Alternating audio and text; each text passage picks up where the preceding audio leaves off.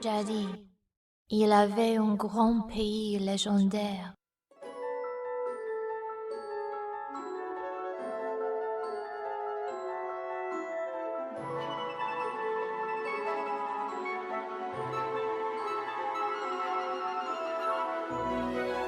Qu'on appelait Is. Sur l'intervention des déesses jumelles et des six saints, les grands pays prospéraient. Les déesses avaient un trésor précieux, la perle noire. Elle avait des sortes de pouvoirs mystérieux. Avec la magie, on pouvait faire des miracles. Avec l'éclairia, on pouvait amplifier ses pouvoirs magiques. Grâce à elle, on croyait que les pouvoirs de Is dureraient une éternité. Mais soudain, un désastre frappa Is. Beaucoup de monstres démoniques sont apparus et ont commencé à envahir Is. Les forces diaboliques ont tout fait de ravager la terre, mais tous les habitants sont sauvés dans le temple de Salomon. On aurait dit la fin du monde. C'est alors la perle noire qui sauva Is de la ruine, car elle souleva les temples dans les airs. Mais, aussitôt après ces soulagements fugitifs, les démons ont construit une autre tour, et une nuée de monstres sont partis en direction du sanctuaire. Is menaçait de tomber. Pire encore, un événement imprévu arriva dans le temple de Salomon. Quelle histoire! Les déesses jumelles, les descendantes de Is, ont toutes disparu.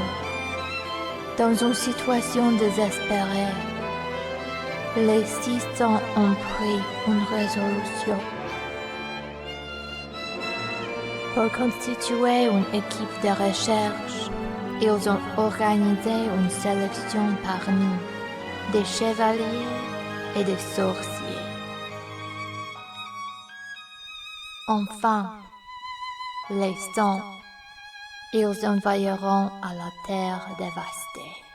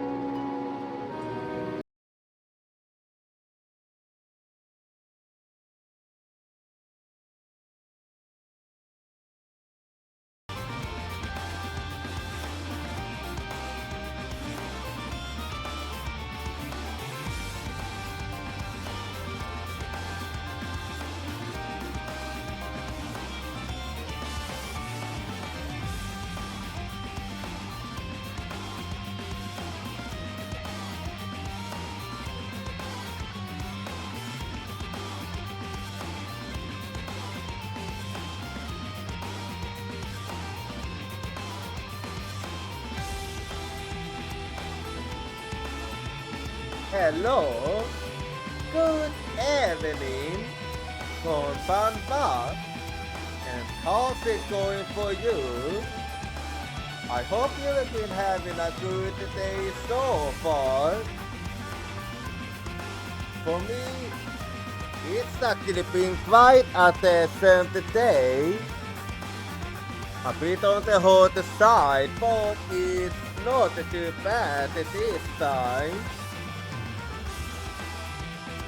Anyway, so today we're gonna be playing some Ace Attorney Investigations Miles Edward.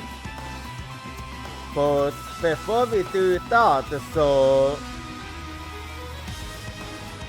today I'm 9% pony and I'm also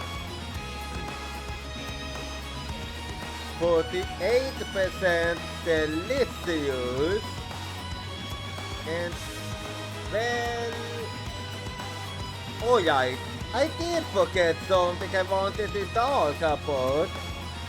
So yesterday, yesterday, for the ones that don't know, Demon Slayer Infinity Castle Part 1 finally became available on console.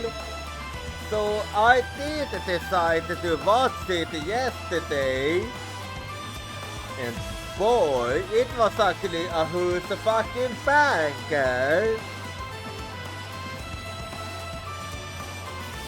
I'm not gonna talk too much about it though, because in case anybody is still planning on watching it, I don't wanna spoil it for them. No, I'm not even gonna leave any hint in at all. I'm just gonna leave it at that. But I do have one thing to say about it. That now I feel like it was actually a good decision of them to make it a movie and split it in the parts. Because, well, I think I can say this because it's basically what Demon Slayer is all about. Because like always, lots of flashbacks. So the fact that they decided to split it actually means they can take their time and doesn't need to use it. So making it a part was actually a good idea. I mean, a good move. Anyway, let's see. Well, I can't really think of anything else to talk about, so just give me a little bit and I'm gonna launch the game. So, last time at Ace Attorney Investigations Miles Edward, so did we manage to finish? Hang on, it's been a bit. Give me a quick second.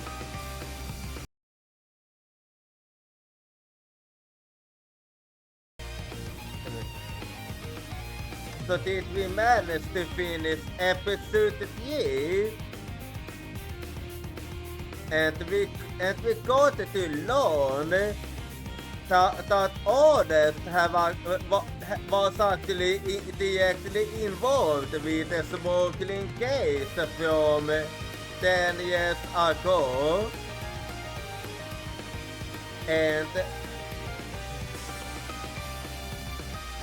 we also learned that the reason Lankavan was involved in this case was because of the wall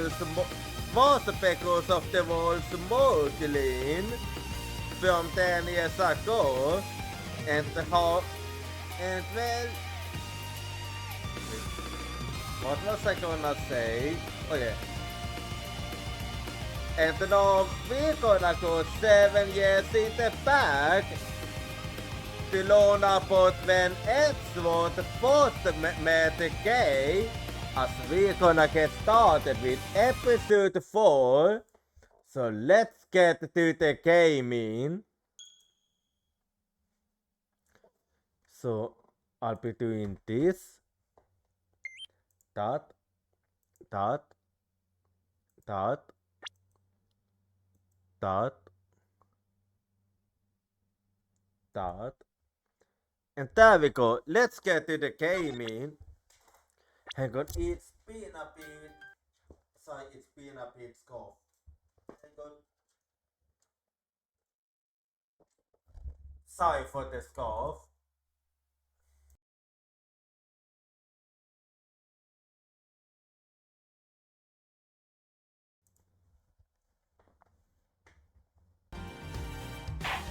So let's get to it then. Let us get started with episode 4. So, hold it!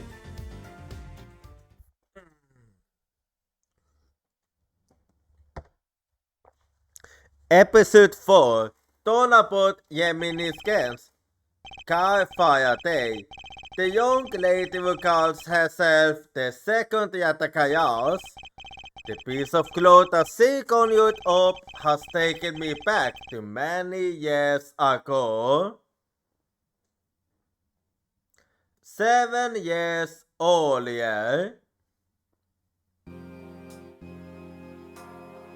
The fact that this is the first time we see the code in this game is kind of crazy. Yeah, that's right, I did it. I killed the guy. But it was the creative Yatakayas that told me to do it. I asked the defendant, it's what exactly are you trying to say? Don't you get it?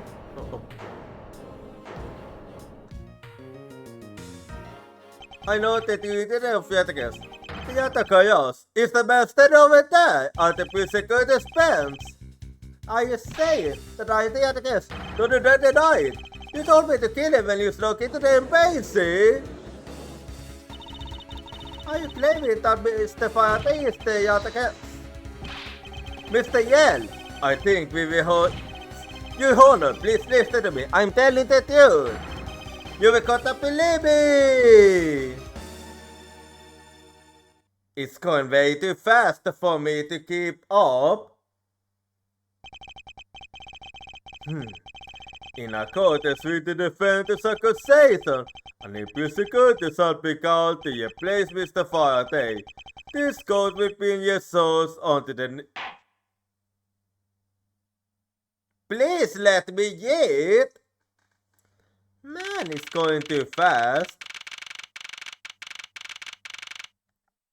Okay, I'm gonna need to eat everything because I did not keep up at all. Let's see.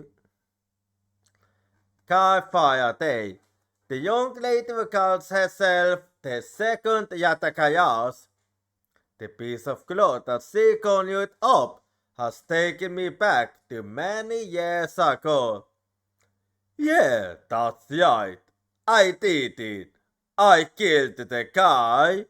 But it was the creative Yatakayas that told me to do it. I asked the defendant, just what exactly are you trying to say? Don't you get it? I know the true identity of the Yatakayas. The Yatakayas is the man standing over there. The Yatakayas is the man standing over there at the physical dispense. Are you saying that I'm the Yatakayas? Don't you dare deny it! You told me to kill him when you snuck into the embassy. Are you claiming that Mr. Faraday is the Yatakayas? That's exactly what I'm saying! Mr. Yale, I think we will hold you stop at end of out of you. You honor, please listen to me. I'm telling the truth. You will gotta believe me. In accordance with the defendant's accusation, A ny pyssekutur salpikalt till a place Mr. Faraday. This coat will be in yes until the new pyssekutur is ready. I see.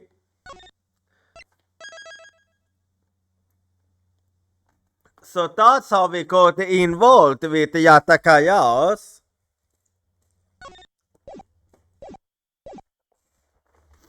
September 10, 3:20 p.m.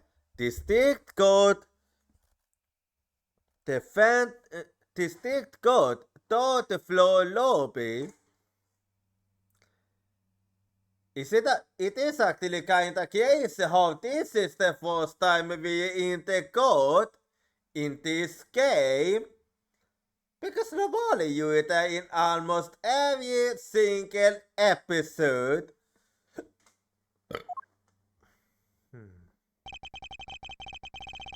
It's almost time for me to enter the courtroom. Okay, that's the only thing I have. And so it is that my first assignment as a prosecutor will be. Oh, I see. So it's Edward's very first case then.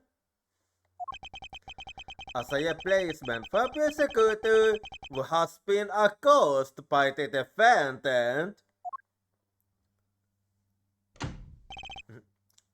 Edward. Oh, okay, that's a man fit från kammar. So,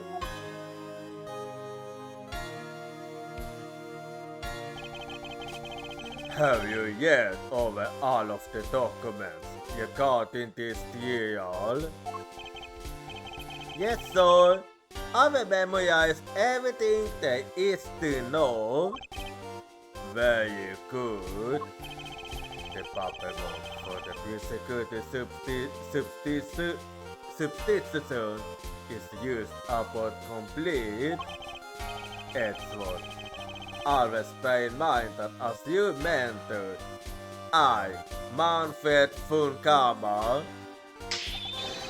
will accept nothing short of perfection.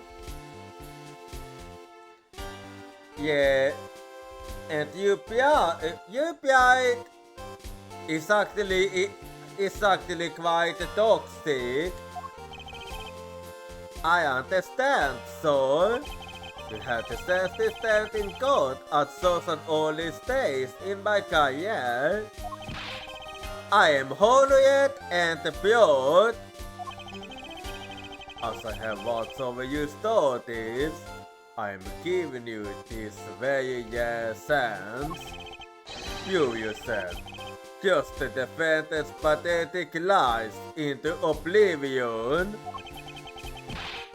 Yes, sir.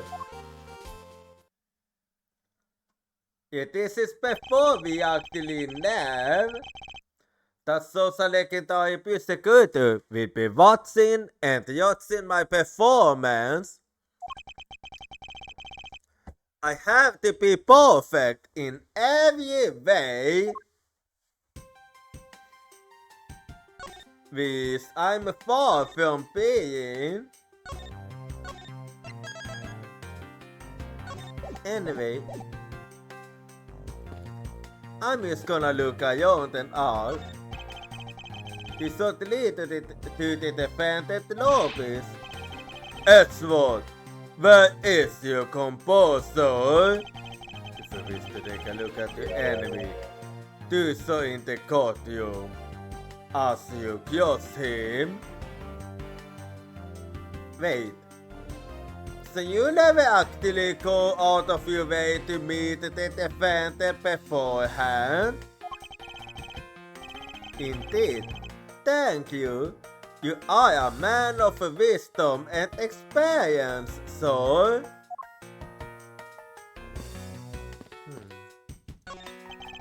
A bulletin board. There are real schedules posted on it. deals scheduled for this week. Oh, there's only 2 days deal listed. This must be a mistake, or this countercyclical system is not working as it should. Honestly, it won't surprise me if it's the later one. This is so good! I can think of all color. Damn! It must be really good then. I've never heard of water that tastes that good. Well, in that case, Edward, maybe you should go to Iceland. Maybe I'll give him a minute.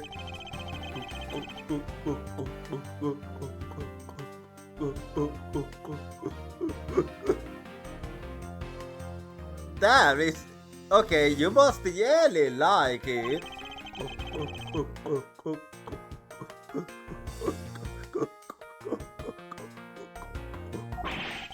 Discipline colpin an entire yes about the eye? Like damn.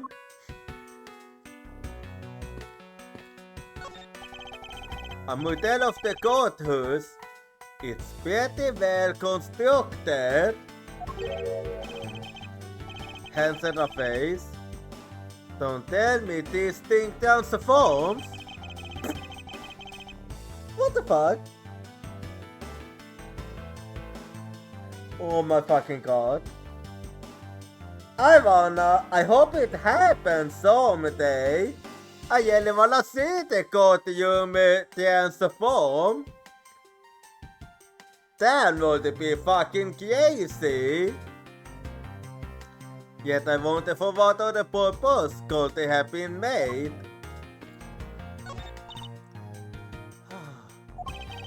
Excuse me, ma'am, but is something the matter? I just thought someone would have built holes at the waist by now. But this is a courthouse. It would be quite atypical to provide holes to us, huh? Are you sure? Someone bought me a fresh cup of coffee last time I was here. Could it have been Kutud? What the heck do you think a courthouse is for?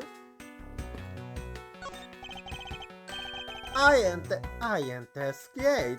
Daddy made all of this. Awesome! But did you get fired right after you made them?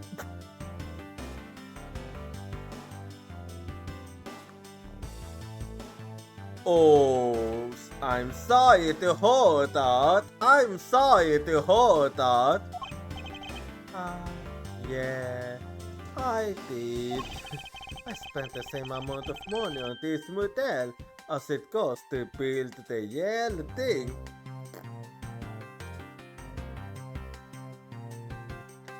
Okay, I think I understand why you got fired then. I think I understand why.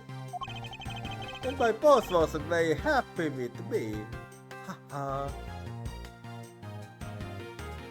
Understandable. Have a good day.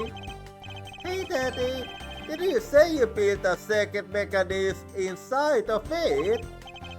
Ha ha ha. I'll tell you about it someday when you're older. A second mechanism? Maybe he installed it as payback for getting fired. It could be the opal. Now I'm curious. Edward. Me too. I'm also curious actually. The deal is about to assume. I should stay on the premises. Mr. Piscicutus, sir. You got a good eye. If you can tell that I'm a persecutor with just one glance, as there are always only persecutors and defense attorneys in this lobby, I usually hit the mark if I goes one or the other, where there is a yes. I see. You will only cousin? Anyway,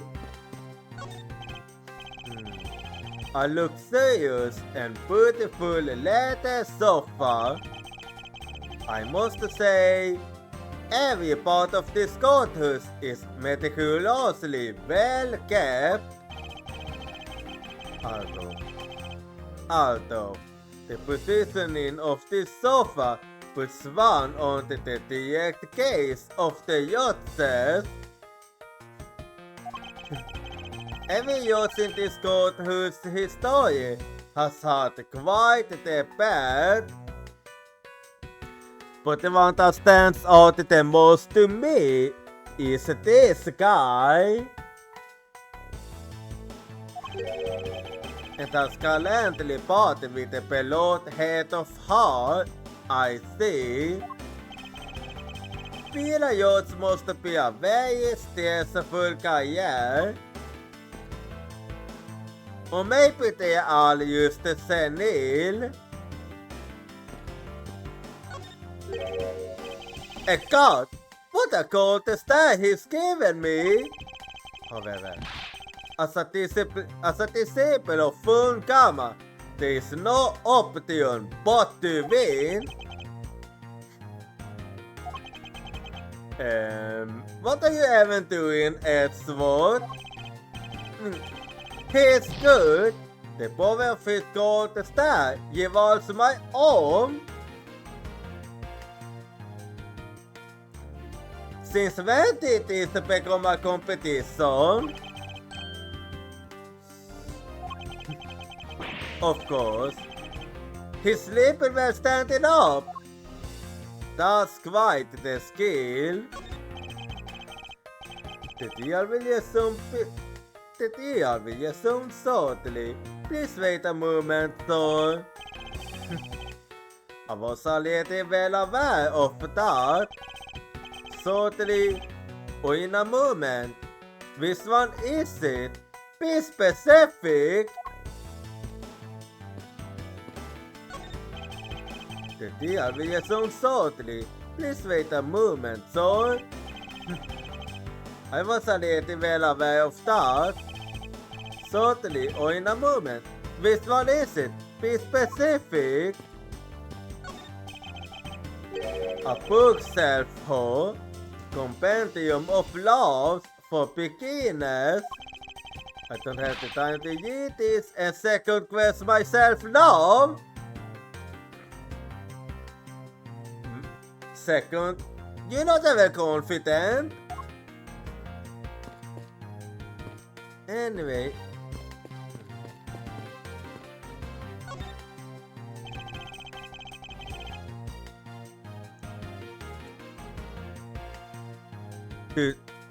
Today's deal should have ended in just 1 minute. Because the defender was picked up by the security camera, correct? Exactly. The killer had the card to say that he only killed because he was instructed to do so. Even more audacious is his claim that the case prosecutor Barney Faraday gave the order. Ha! Faraday is such a fool. He's been cornered by his very own PA. So, are you acquaintances of Mr. Barney Faraday?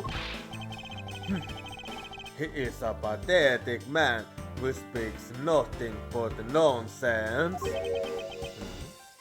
Nonsense? He once tried to explain to me a way of punishing those who cannot be brought to court. Okay, yeah, he is definitely Yatakaya's. Those who cannot be brought to God. That is nonsense, for no man is above the law. Well, there are always a fair expectations and exceptions. However, there is no reason to even deal with those individuals. A persecutor is a guardian of the court, one with no obligation to outside matters. Thus, there is no reason to deal with those individuals. I see. Edward, disgracing yourself as a Faraday disgracing yourself as Faraday has will not be forgiven. Have no fear, I will not let you down, sir. In place of the accursed persecutor Barney Faraday, I'll put the defendant's guilt. Very good. I will decorate an over of VSS for you to prepare to use that. So them all. The power of full karma. That I will. So let's talk about today's trial then.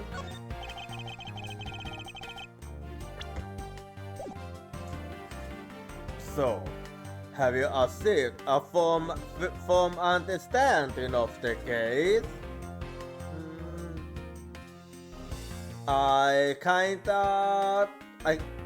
I know a little bit about the case at least. Yes, sir. I have memorized everything that is written down in the case files. Well then, explain the case to me. I want to see if you really know what you are talking about. Understood? Well then, let's hold it.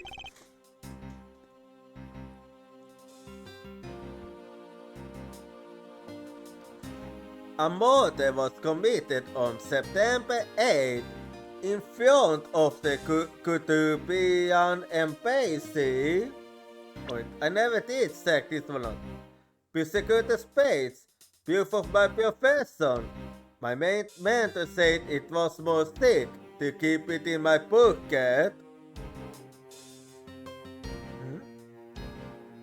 Wait. Manfred talking about fashion? Okay, what is that? Anyway, the space design is said to reflect the relentlessness and discipline of law enforcement. It comes from the authority vested in us as strict persecutors of the law and executors of sentences, most like harsh winter frost and blazing summer days. To wear it is to identify oneself as a persecutor. But my mentor has taught me that it's more fashionable to keep it in my pocket. This actually makes no fucking sense. Actually, why did they even allow that in the first place? Anyway, if the persecutor space is engraved with the number of its owner on the back. Numbers, as if we are not human on the inside like everyone else. Yeah, I still don't get what you have against the numbers. Anyway.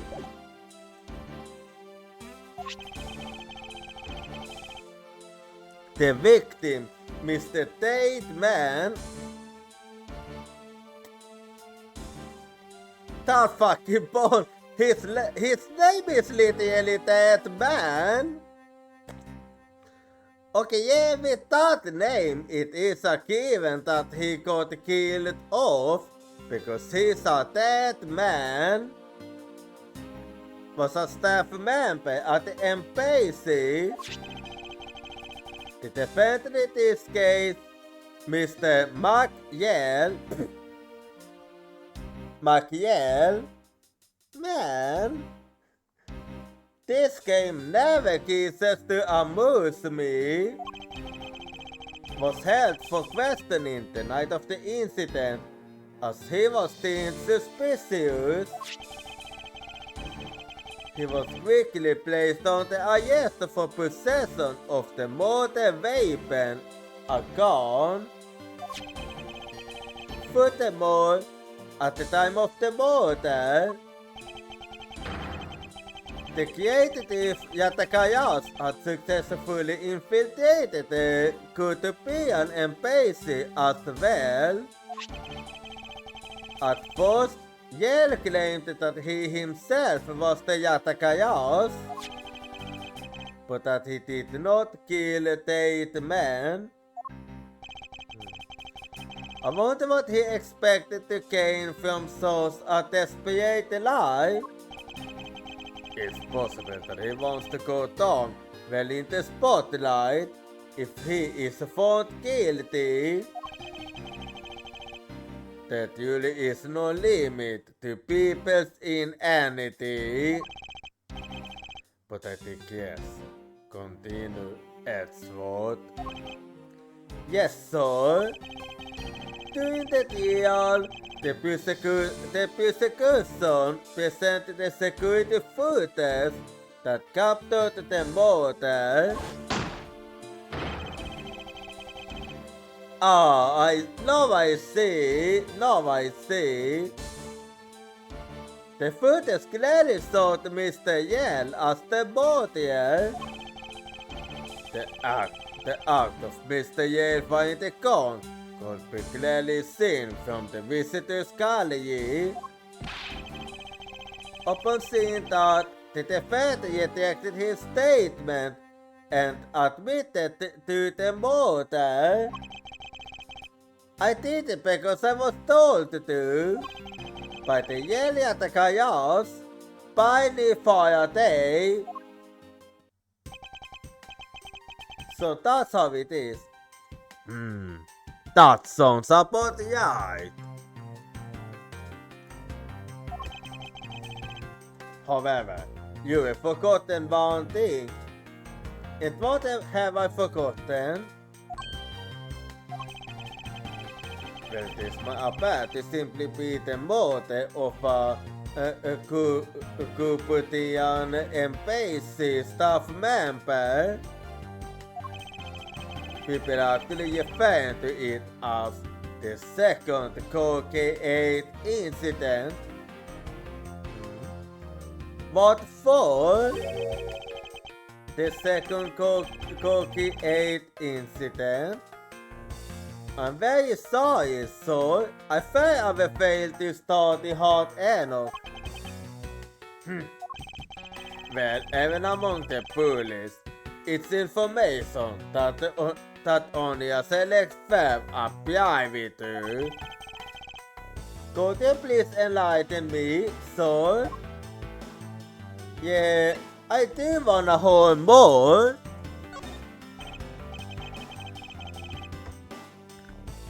So, what do you mean by the second Koki-8 incident?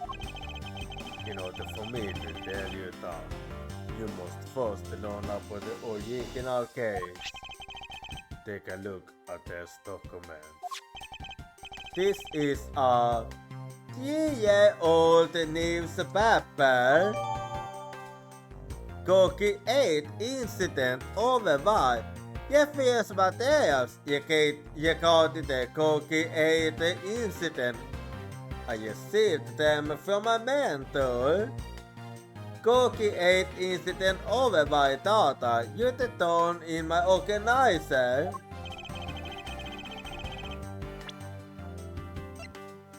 Let's see. Mercurial Nis, Kutupian NPC staff member Manny Kosen found not guilty. The victim, Mr. Cesayev, asserted over the Amano Cube. What's his relation to the smoking yin? Amano Ho? Okay, I see now what Lang was talking about.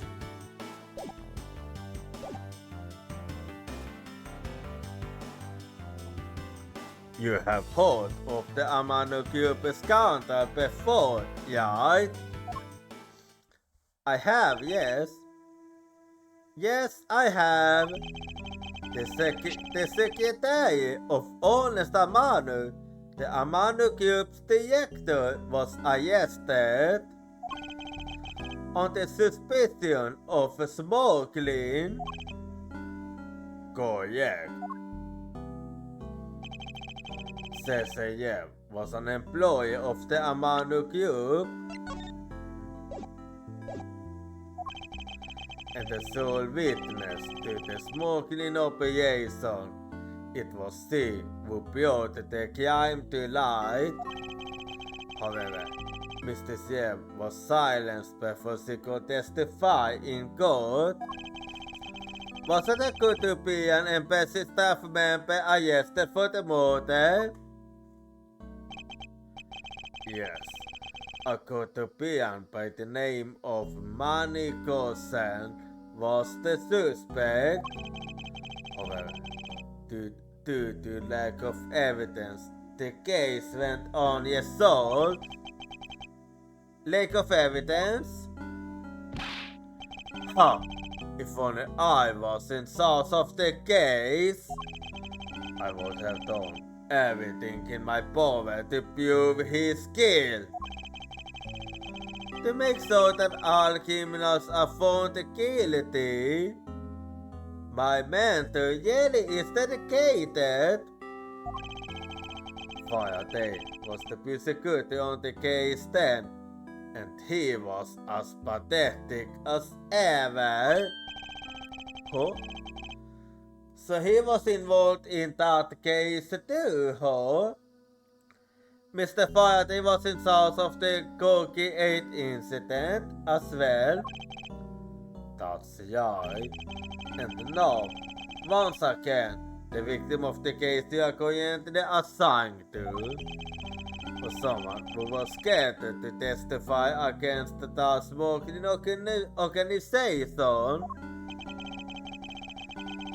And just like last time, the victim was murdered right before he was to testify.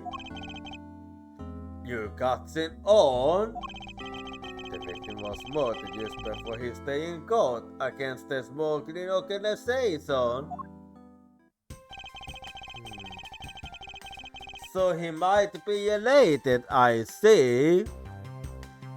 Events are occurring almost exactly the same way as they did in the Corky 8 incident. So that's why it is being called the second Corky 8 incident. Yes. Yet, there is one difference between the two incidents. What would that be? The so-called noble thief that is sent in everyone into an opioid. The creative thief, Yatakayas. I'd better find out more. So please tell me a little more.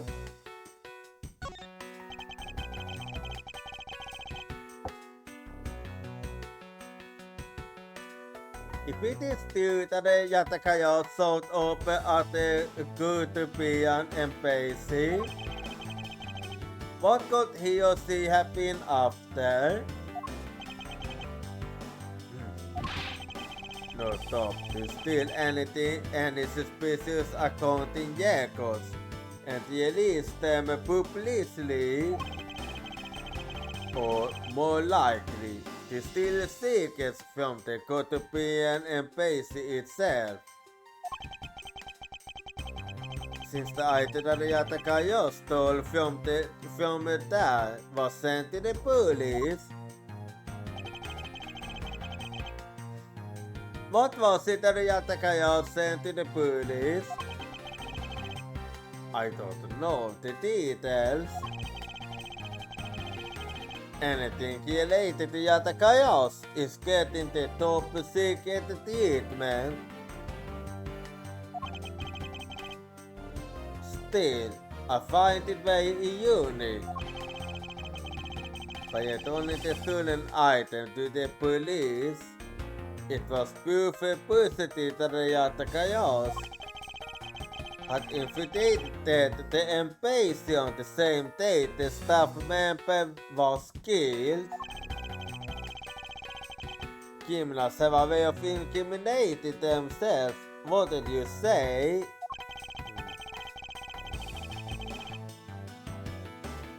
That would have to be the first time the Yatakayos has left evidence behind, correct? Yes, indeed. If you wish to know more about the Yatakayos, then I suggest you ask Faraday. Mr. Faraday. He happens to be the prosecutor in south of the Yatakayos source as well. He's the prosecutor in south of both the Cookie 8 incident and the Yatakayos case. Mr. Faraday really has a lot on his plate.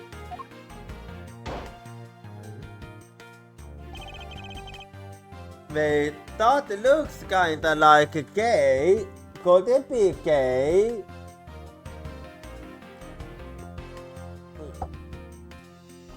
What is it, little girl?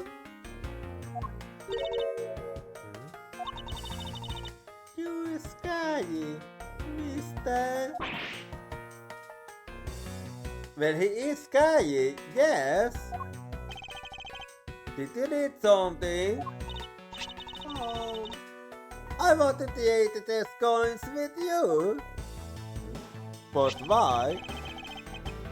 A fist full of teams, quarters, and pennies. But it looks like you were exactly $1. Is this what you want?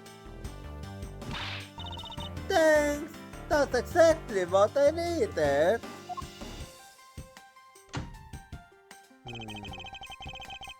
Go that side behind towards the deer.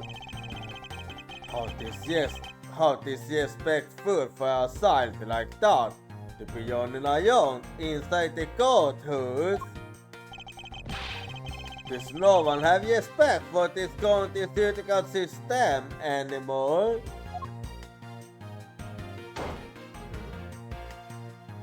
It's time, I take it. The paperwork for the prosecutor's substitution is complete. Substitution is complete. Why you? Do you even know how much time there is left before the trial resumes? I'm so sorry. I can have you open up this courthouse instead of protecting it in an instant. It's no border, sir. Nothing completely prepared computer to be a perfect handicap for me.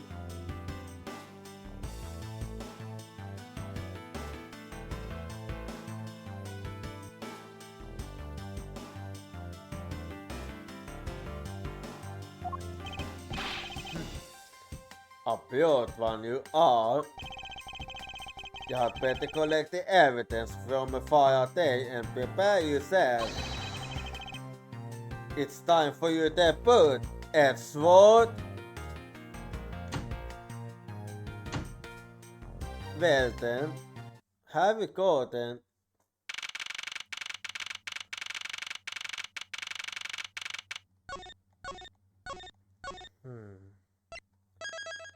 Ain't we in the courtroom? No, no.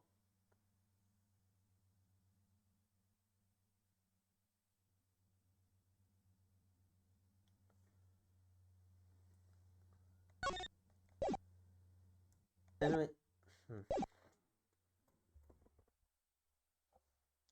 Okay, an art pick is coming up now. So we're gonna copy it back and I see you in 3 minutes.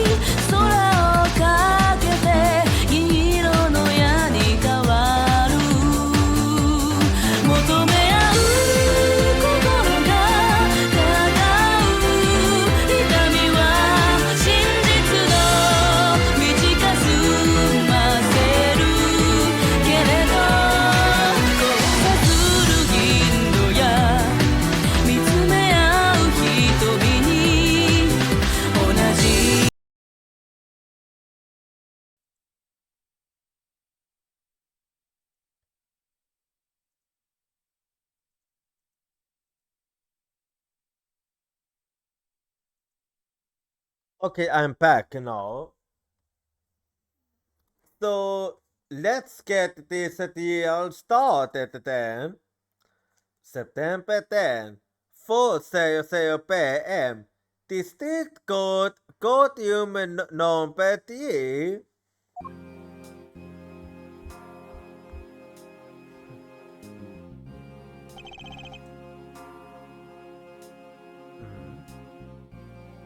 Vested, okay. But where is the defense attorney?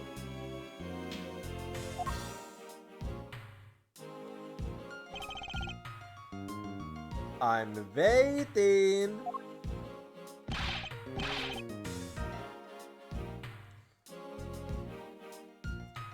Just what is going on? Why isn't the fire day here yet?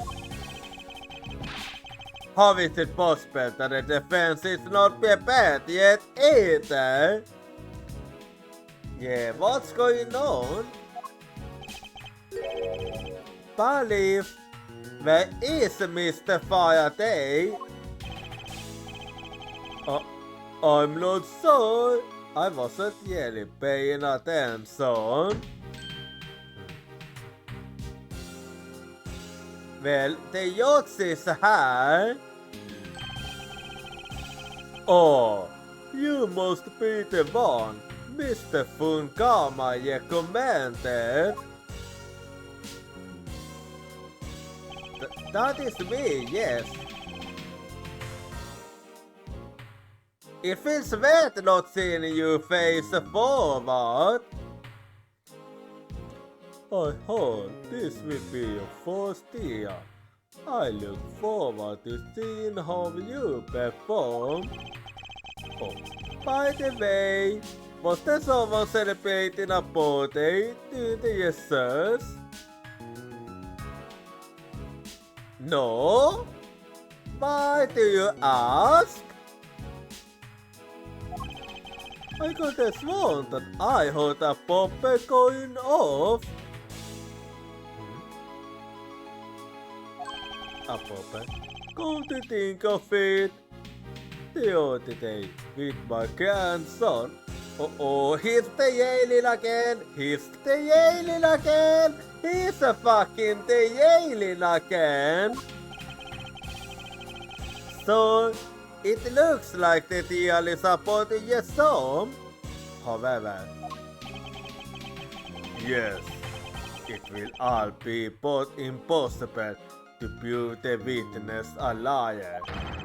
Without the evidence from a fire day, what is that blasted buffon up to? It's an emergency sauce! What is it, Komsu? Silence! There shall be no yelling in this sacred hall of love. Balif, remove that man from this courtroom at once. Typical. Please, wait! You have to listen to me! There's an emergency! Defendant open number 2! Mr. Faraday and the defendant! The two of them, they both... They what? They what? I didn't catch that. The two of them, they both dead, Your Honor. Wait, what? What?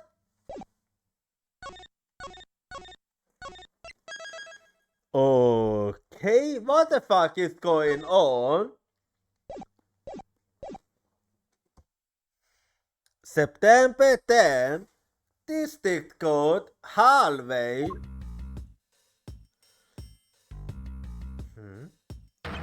And Okay, you must be a detective from the looks of it. Stay back. Um, yeah, he's quite intimidating, right? No one's allowed on the crime scene. But just who does this Oddball think he is? This is becoming quite the hotspot. I mean, yeah, there's been a murder, so of course. Isn't she Mr. Yale's defense attorney? Yeah, I'm pretty sure she is, and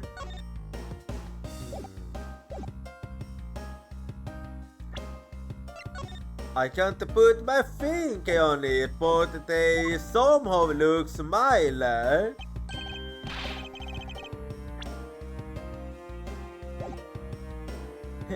Hey you, no you only... Hey you, no you only in the hallway, ball. And who are you to tell me what to do? I'll never find out what's going on like this. It's time for some civil discourse. Well then. Well, I'm gonna need to find a way to get in if I want to investigate what's going on. Anyway, first I need to get a handle on the situation. Perhaps I should talk to some people. A fire extinguisher. If one were to be hit in the head with this, I suppose the victim would lose some memory or two. Just like what happened, right? But it's not as tough I'd ever be so foolish as to be struck by one of theirs. Unlike a certain right.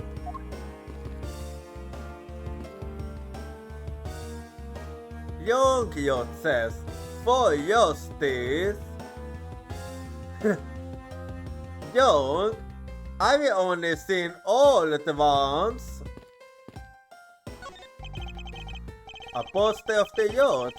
There's a long slogan of some sort on it in tiny letters at the bottom. Every stake of my cover brings the dude closer to me, and my heart farther away. Yeah. Is this a promotional poster for the court? Or a hardcore product? Good question. Defendant lobby number 1 is still fair. The incident took place in lobby number 2 next door. I shouldn't allow myself to be sidetracked like this. I'd better get a move on.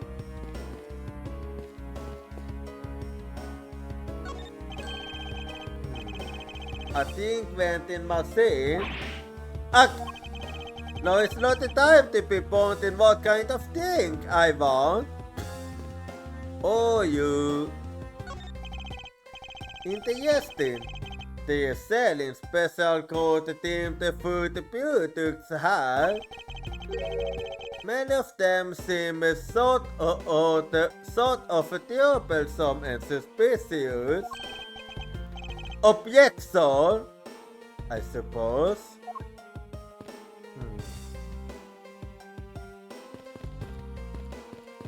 Anyway.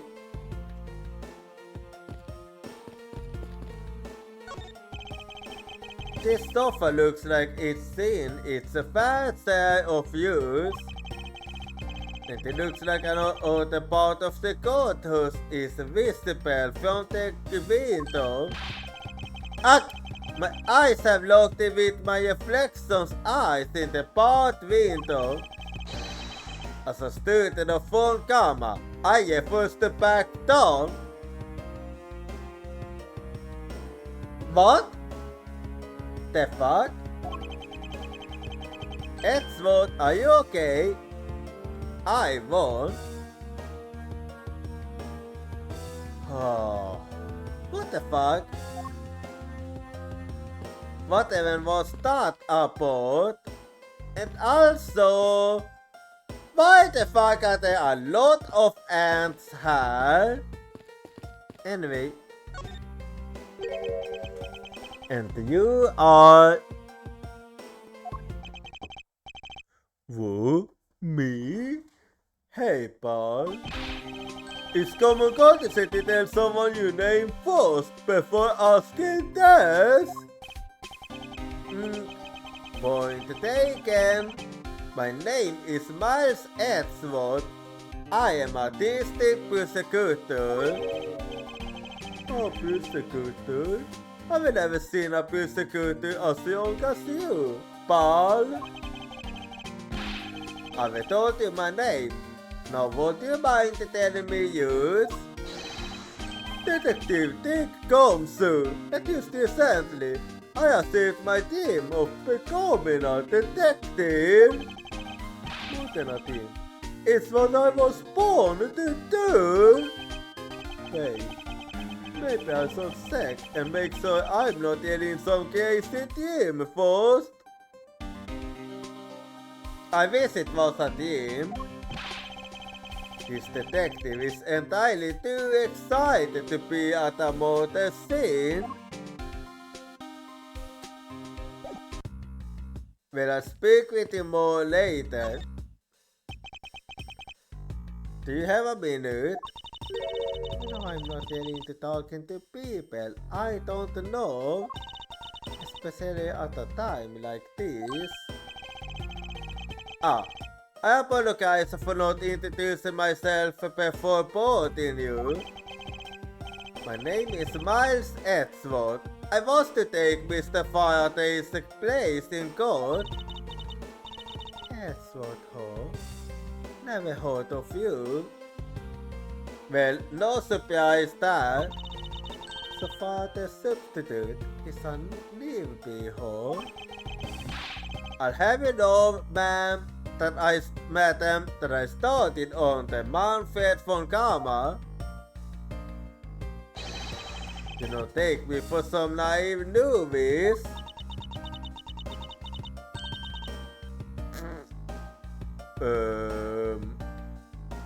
Okay, what's wrong?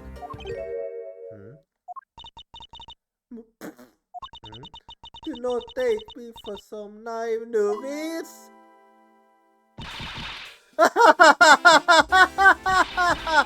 So you just started a fall karma? I saw the... Those clothes I didn't give away. Stop like that! That's not the comments of one who gallantly presents the fact. Oh, thanks for the great laugh. But try not to make me laugh so much, okay? I never tried to. I wasn't trying to do anything of the sort. Just kidding. I was just goofing around. Wait, do you know who I am? My name is Callisto Yam. Oh, that explains it then. That explains why you look smiling. And if you tell it the truth, then we were about to go head to head in court. Yes, we was. But of course, I have heard more about you, Mr. Yam. But of course, I have heard more about you. You are regular Shakespeare. You really love to laugh, huh? Did I say something funny?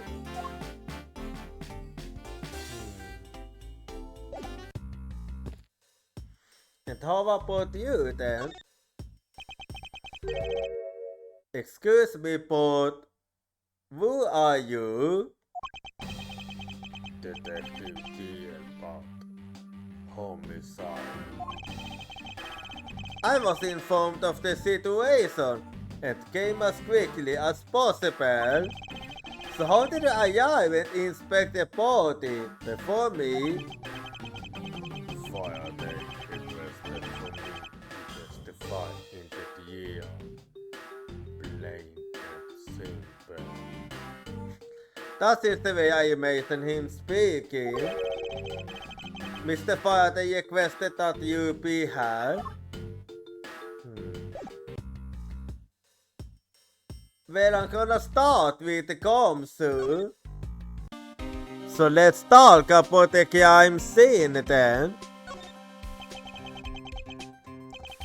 So, Detective Komsu, would you mind telling me what you know about the incident?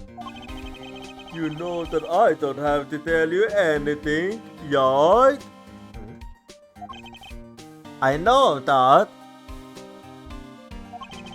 But it would behoove you to fill me in on what you know. Wow, you're a brave one for such a youngster, aren't you? Well, anyway, Detective Bob is the one in charge, so you're just gonna have to ask him for all the details, okay? As for me, I was caught in the door in the defendant lobby number 2. But if you was, then how did the murder occur? So you may all call the detail. Did you notice anything strange when you were on duty? Well, I think out when I heard a concert, and then I kind of fused. Okay, tell me again how. Actually, never mind. You're a detective, and a mystery concert scared you that much. Then again, I can hardly claim to not know what it's like to hold one at close range. Then Detective Bat came yawning to the scene. We went into lobby number 2 together, and both men were lying there, dead. Is that everything? Yeah, that's it. I was in the hallway the whole time, but I didn't hold a single peep of a struggle. Interesting. So there was no struggle before they died then. Interesting. Other than the concert, he didn't hold a single sound of commotion. Detective Kumsu's testimony wasn't how long ago the authority. Other than the concert, didn't hold a sign of a struggle. Detective Combs' testimony used down in my organizer.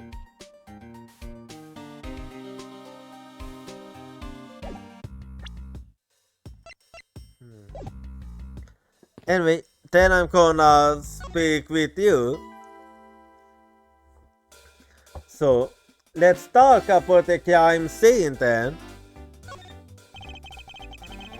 I'd like you to update me on the situation.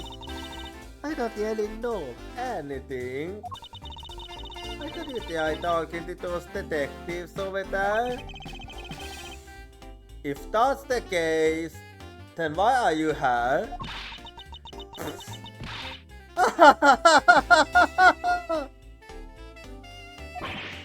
Ugh, what's so funny? You actually are worse case than me. I mean, I laugh all the time, but not like that. It's just that the way you speak is so tactless. Actually, that's you.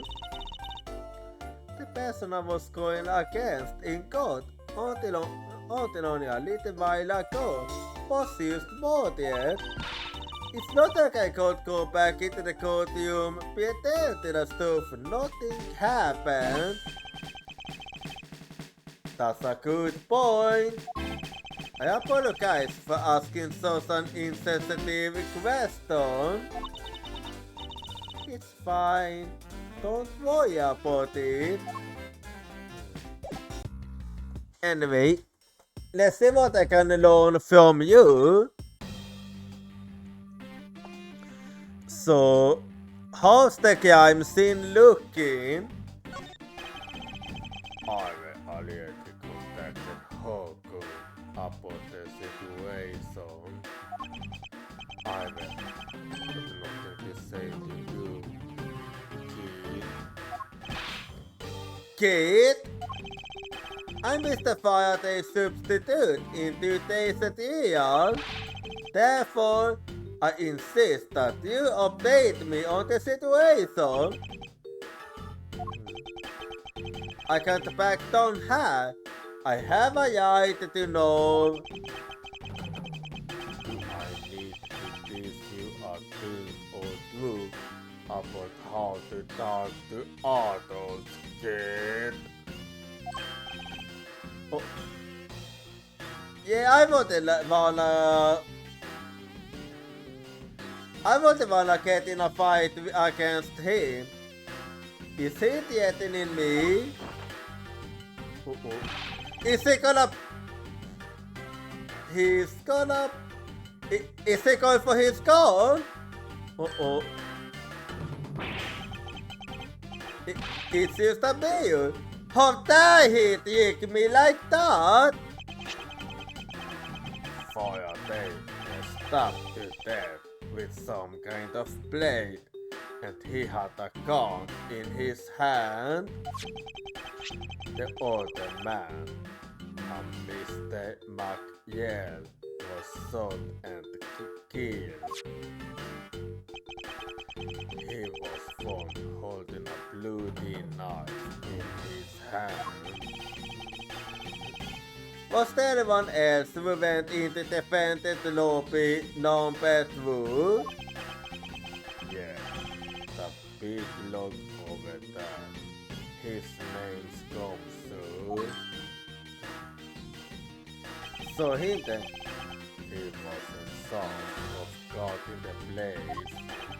His name to no one else until they do. If that's the case, then they must have killed his daughter, correct? Well, the thing is, apparently there was no struggle, so I don't think so. Maybe. Such impotence.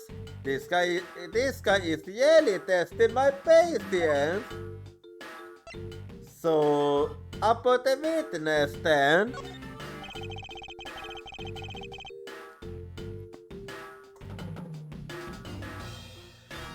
Why was I not informed that you were going to testify in court? Officer, I'm an only kid. The Atakaya's case is also one of my assignments. So you were called upon to comment on the Yatakaya's characteristics in order to assess if Mr. Faraday really was the Yatakayas or not. Well, looks like you just might have a brain after all in that head of yours, son. Son, I'm not your son, Pops. Mr. Mr. Siev? There's someone who wishes to see you. Who is it? I got to be an embassy staff member by the name of Manny Gosen. Wait, did you say Manny Gosen? What's going on? Detective Bart and Mr. C.F. Smooth used to say all of a sudden. Wait a second. Was it Manny Gosen? I'll be right there. So, it's nice to see you again. Hang on. Yeah. It's nice to see you again, Mr. CF. Why you had? I have not decided to ever see you again. I had a feeling. No. Actually, would you mind stepping outside for a brief chat? Fine, let's go.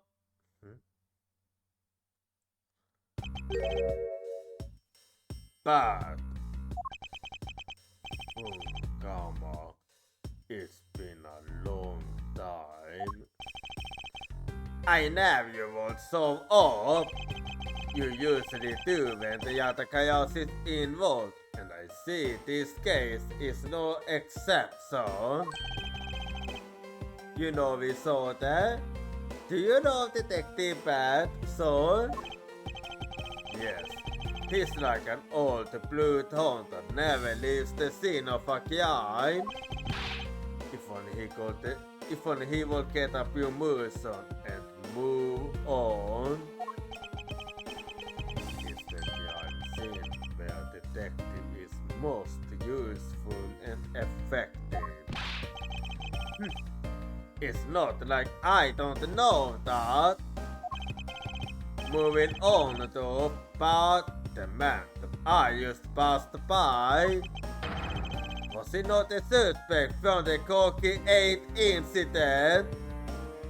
He was, yes. So I was the guy. Just what is that man doing? What is that man doing? Wanting I don't have. That fire day. I can't believe he let Susan easy cats get away. Imbecile. I want to build his skill in 3 minutes. Full gamma. I think you will say Anno for now. It's a bold taste to speak like that about the department. Very well. Back on topic. I'm blazing earthward in source of the investigation had. Wait, what? Oh.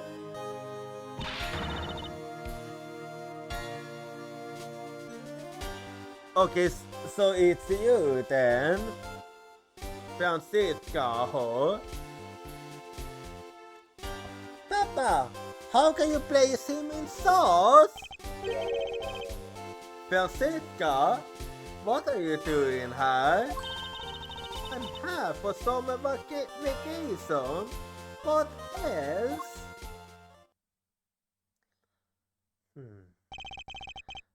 Yeah, at this age, she should used to be a student. Francisca Fungama.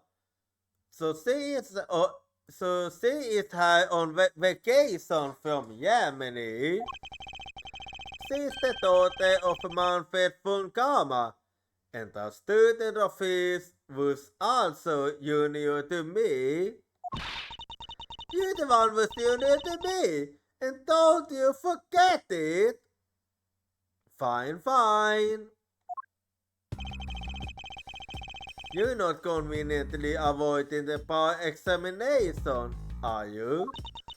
Huh. If you're able to pass, then I'll have absolutely no trouble at all. I'll never allow myself to lose to you. Never! Why does he always have to be this competitive? Well, she have always been the competitive type. Anyway, Papa, are you really assigning Miles Edgeworth to cover the case? Yes, I am. Why do you ask?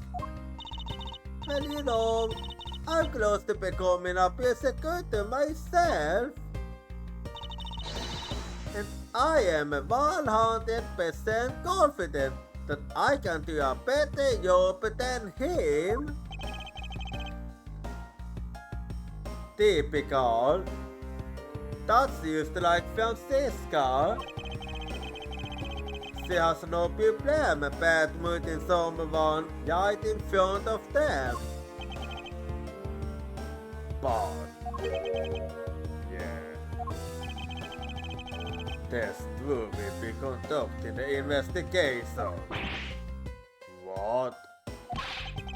You want me to let both of their kids loose on the crime scene? Ha! This is a perfect opportunity for them to work on their prosecutorial skills. Our crime scene is not a place for children to be messing around in. I'm the one with the authority over this crime scene, Pat. And I will not tolerate complaining. Edgeworth, Francesca, I leave this case to the two of you. Understood, sir? Yes, Papa.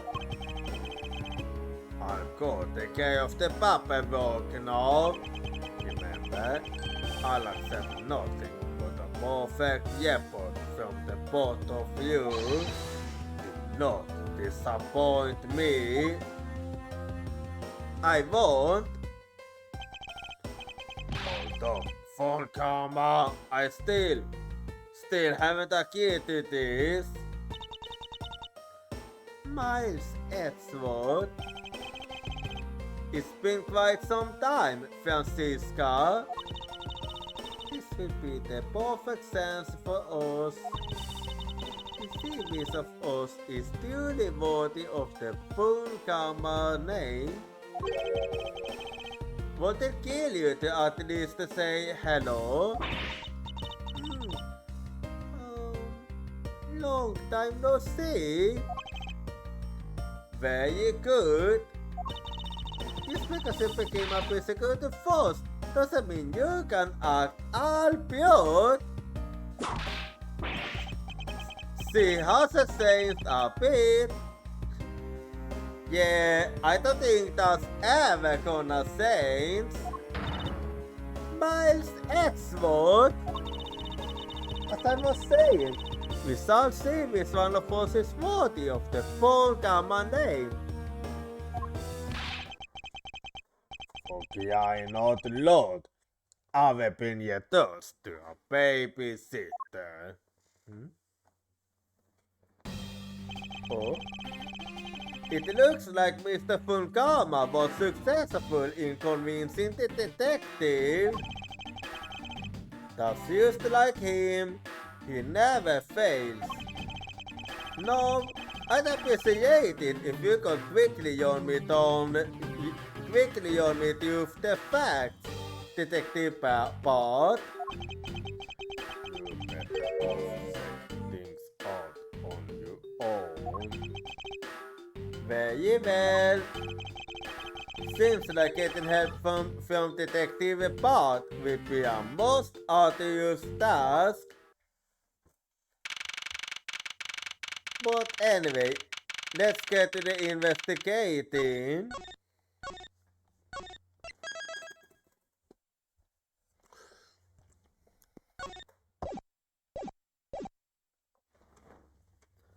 September 10, 4:15 p.m.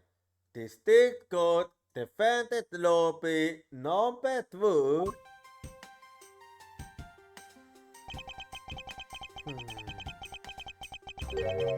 Yeah, it looks like they killed its author. It's the only real explanation that they killed its author simultaneously. Miles Edgeworth, you thought listed as someone until they are finished talking. What are you talking about? I'll only say it one more time. This is a competition to see who is truly worthy of the full common name.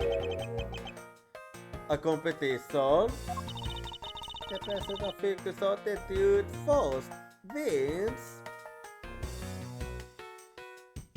This is no time for competitions. So the person who doesn't discover the truth is a dishonor to the name? Exactly! I don't care that you became a persecutor before me. I should be the first to hear any more foolish things coming from you foolish mood. Fine. Whatever makes you happy. And I take that as you accepting my silence. Once again, whatever makes you happy. Well then, let's begin the investigation, shall we? I'm going to find the perfect evidence and Betty Lily presented like the professional I am. Competing to discover the truth behind a crime. How delightfully childish. Yeah, very childish indeed.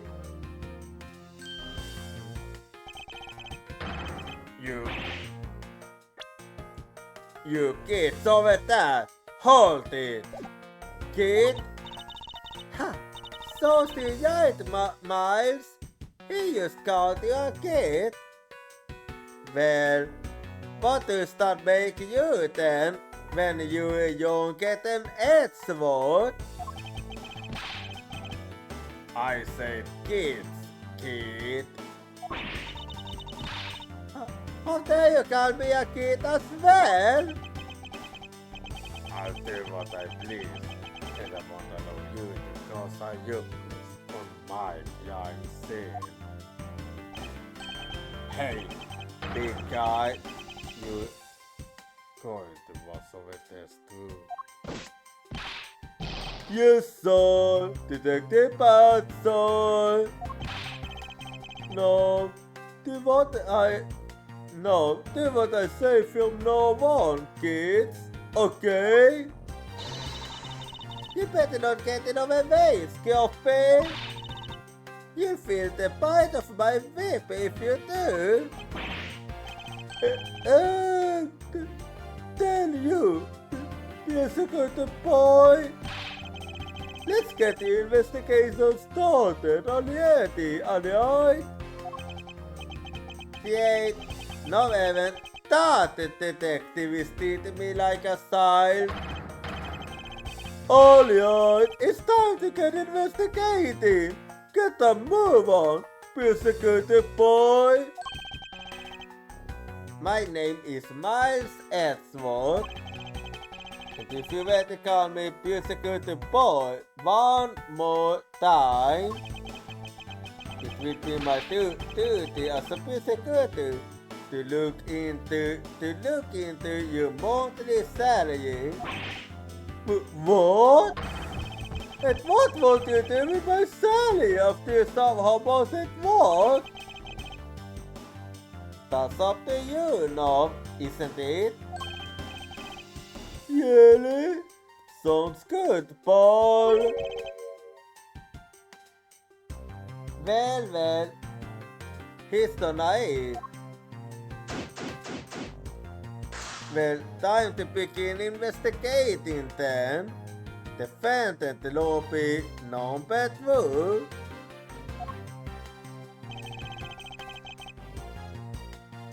Detective Pat, may I have a vote with you? Hang on, there we go.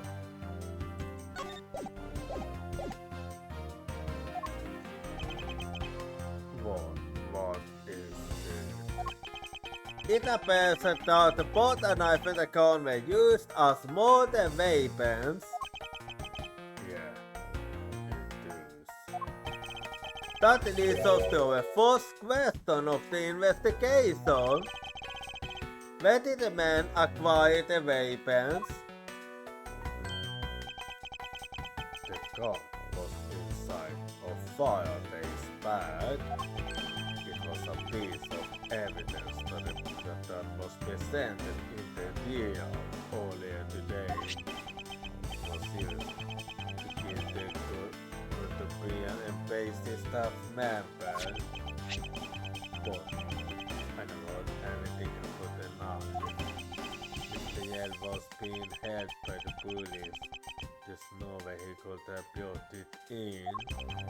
This means he's supposed to party had the knife on him from the start.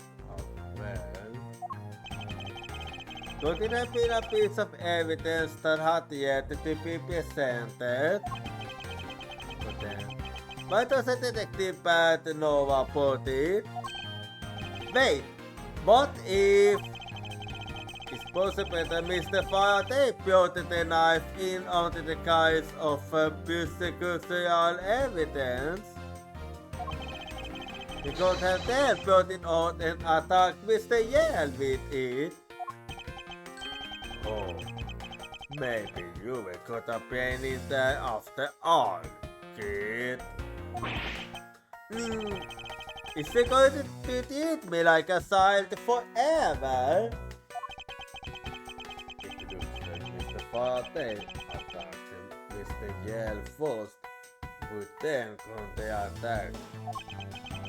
That's the only logical conclusion from a scene like this. Not yet. I feel that it was the only to be drawing conclusions already. I must first find conclusive evidence so as to protect the honor of the full common name. Well, let's get to it then.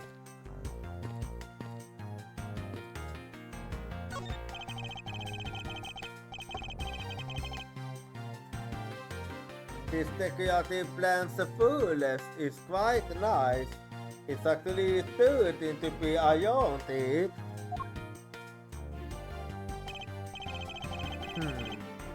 Perhaps I shall purchase one for my room. Yeah, Paul. Well, about the investigation then. Oh, I'm so excited, Paul. This is my first real crime scene. Let's get investigating. Detective Gomsu. I thought investigations were supposed to be conducted in a calm, collected manner. What do you know about running an investigation, little boy prosecutor? I know that at the very least, I have a created cast than you of what happened here. Boy, you don't know any more than me, Paul. Look, you stay behind me, boy, and out of the way. Unique coming from the guy that's been a step behind me the entire case. And wait, did you notice anything?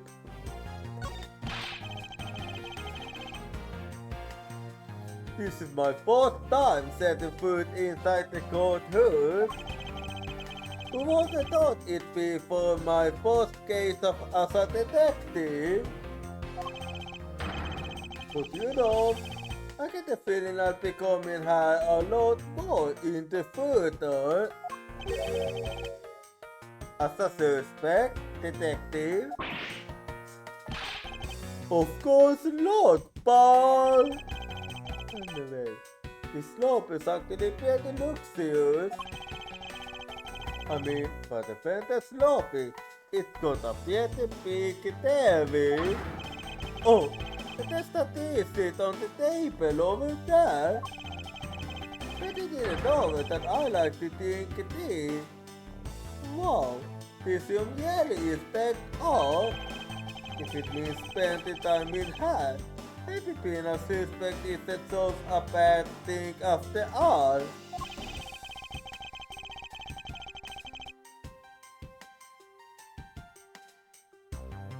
I'm beginning to suspect the leaving this detective in sort of anything might be bad. But he's right. This room is not well furnished. And somewhere in this room, the dude is slumbering. It's time to find it and give it a wake-up call. Now let's get to talking about the murder then, shall we?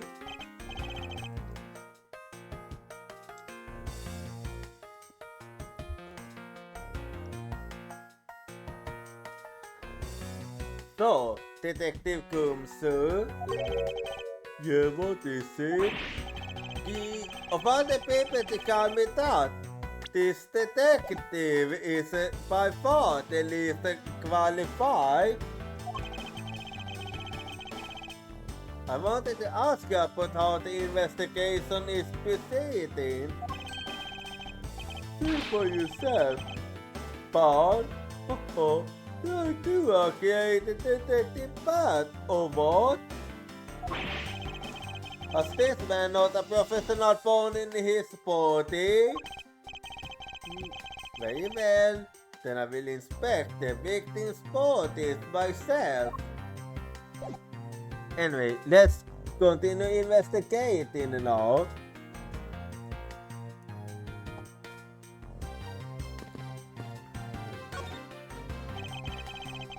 There are some plastic bags stacked up on the table. There's a tea set too, but there doesn't seem to be any sign of a disturbance. Yeah, the tables are neat and tidy. Neat and tidy table. The tea set and plastic bags on top of the table are completely undisturbed.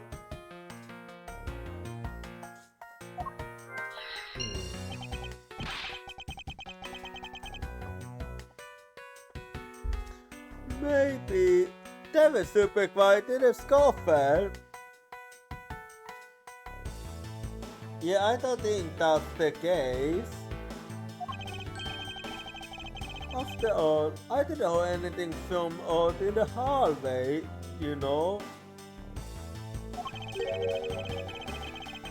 Maybe the plastic bags scattered on the floor are throwing us off.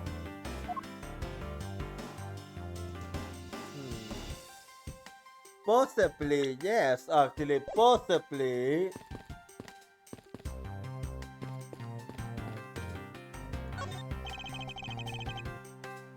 There's some stuff in the back, Paul. I suppose this was Mr. Faraday's bag. It's probably the real evidence I was supposed to collect from him. This is the evidence.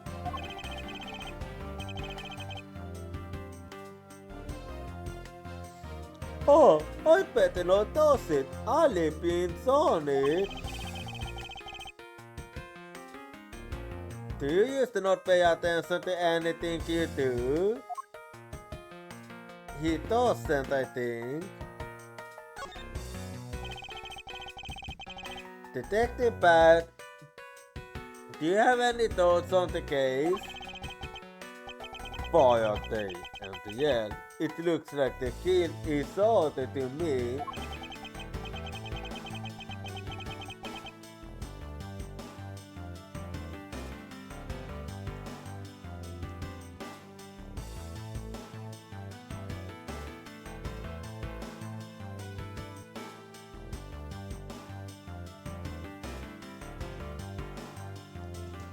Sorry, I'm assessing my tongue. And what will they be?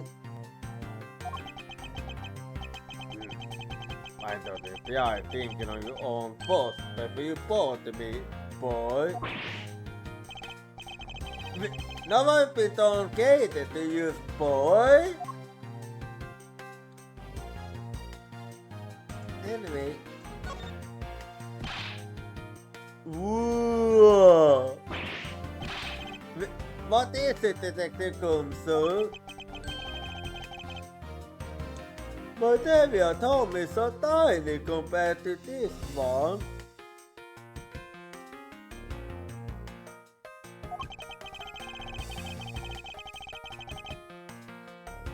Then perhaps he's supposed to say some more normal sized television like this one. Oh, let me see it. Wow, this thing is hers.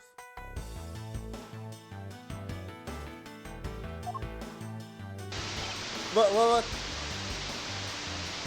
Whoa! It's way too noisy. You're the noisy one, Scorpion. Don't toss it. You get your fingerprints all over it.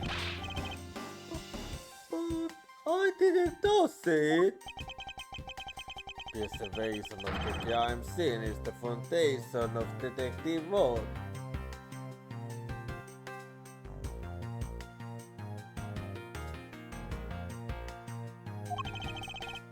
The foundation, huh? Sounds like something that the yogi hand needs to sew upon. Well, yet another earthquake is coming up now, so be right back and see you in 3 minutes.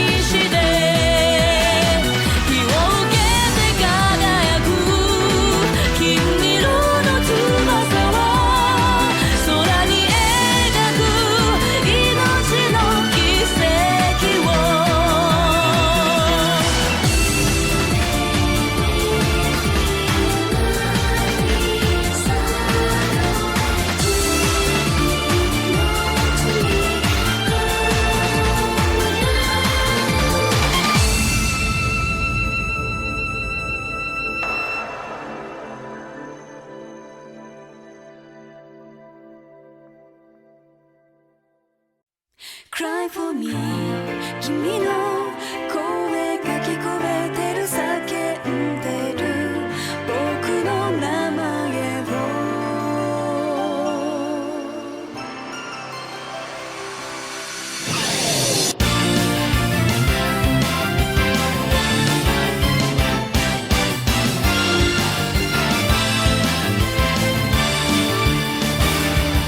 強がってた夢は見ないと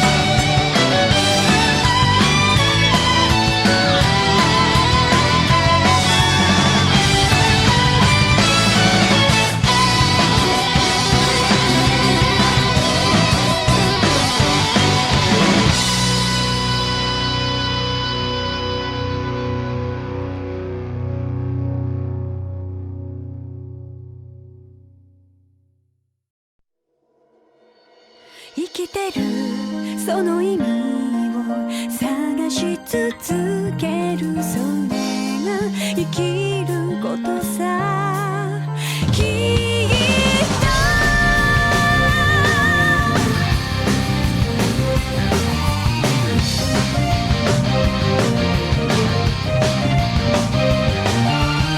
不尽で矛盾だらけの世の中へこんだりくじけたりもするさだけどただ不満数えていたって思うように変わることはないさ泣きたくなった夜は涙がれるまで泣こう壁にぶち当たる時は別な道行けばいいからいつかは尽きる命だから今を諦めずにあがけ生きてるその意味を探し続けるそれが生きることさきっと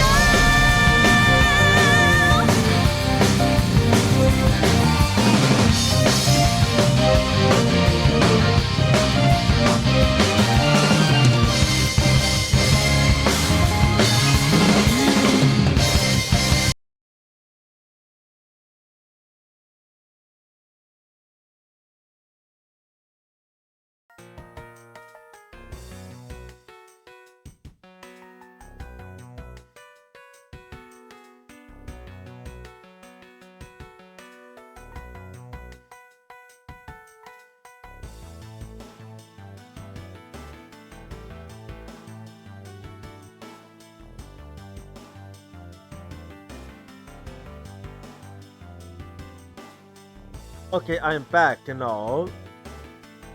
So where was I?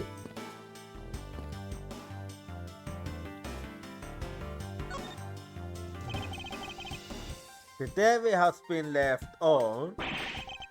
Why are you looking at me like that? It wasn't me! I didn't do anything!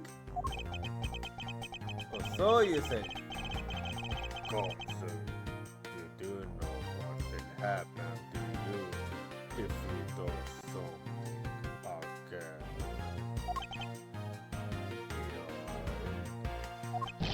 I won't do anything! I won't even go anywhere near the David soon! And you! Get back to the investigation! All yours! Okay, what the fuck are you to post me iron? I was planning to do so anyway.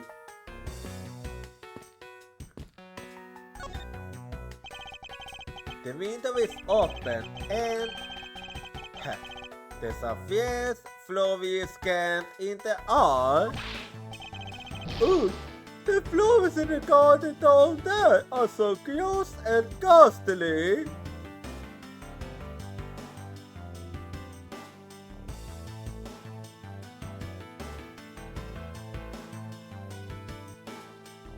Don't talk about flowers like that. Do you think maybe you got the idea of being something useful for a change? Well, at least there's no way someone escaped the wind. Through this window, pal. You want to wake up and smell the flowers of their farm from the third floor. Are you willfully ignoring the fact that there are also iron bars on the windows? Loping open through window. No human can climb through the support windows. The scent of flowers is in the air.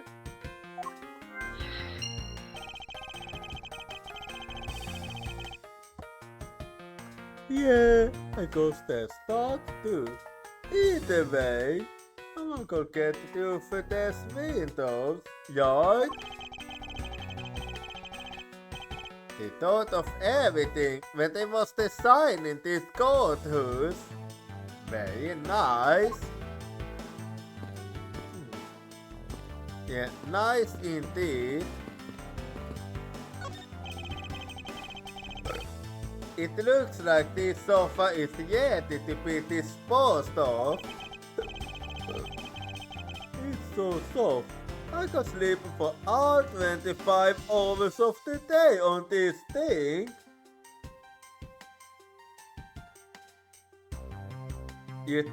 Okay, where did that extra over come from? If only I could dispose of him. Wow! Wow! Man! Anyway. Ah, I see. Did you figure something out? This is a competition, Miles. And of course, I'd appreciate it if you didn't talk to me. As you wish.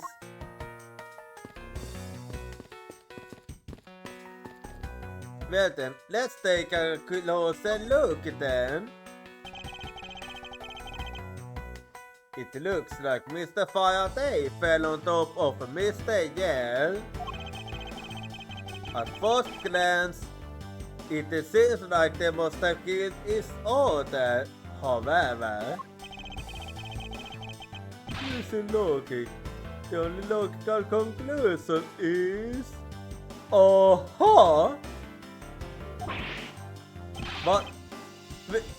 was that odd poster for? But the next instinct just hit me. Yell hard! It was Mr. Yell that fell first, see? You don't need a detective's instinct for that. It's common sense. But I suppose we won't know much more than that until after I examine the bodies.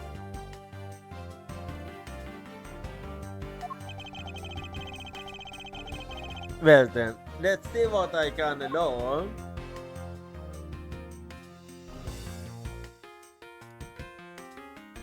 Let's see. First they killed our Cotopian and basic staff member. Then he was murdered himself. This guy wasn't exactly an uncle, you know? Oh. What makes you say that? Well, he's been hauled into the precinct several times for theft and assault, Paul. Ah, so it's not his first time then? So yeah, he's definitely the type to have committed a murder or two.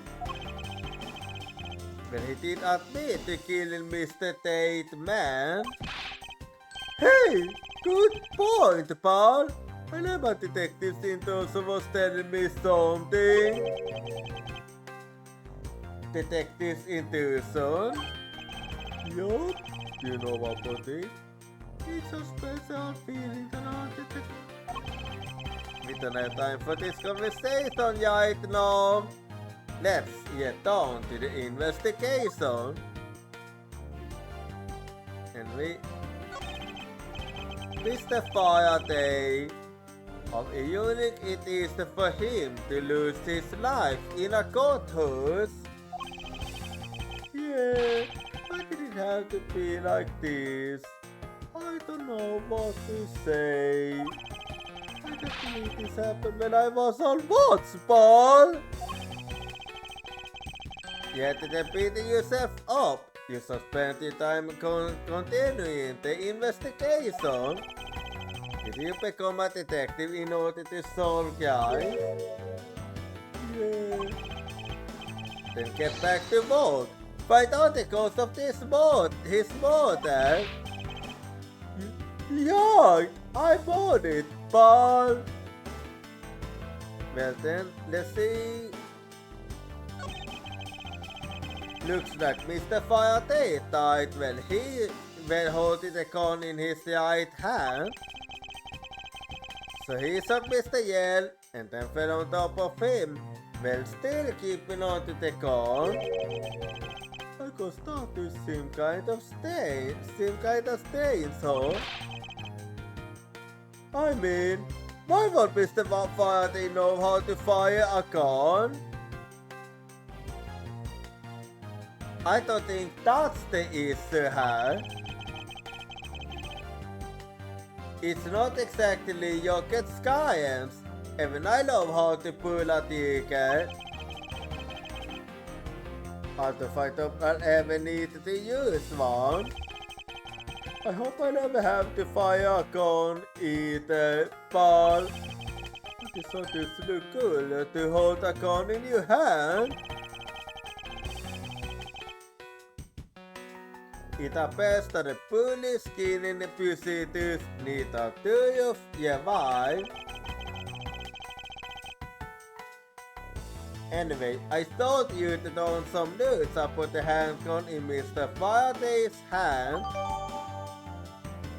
Handgun was Faraday's evidence from M-Base's staff killing case. It was found in his hand. Handgun thought I used it on in my organizer. So let's see. Anyway.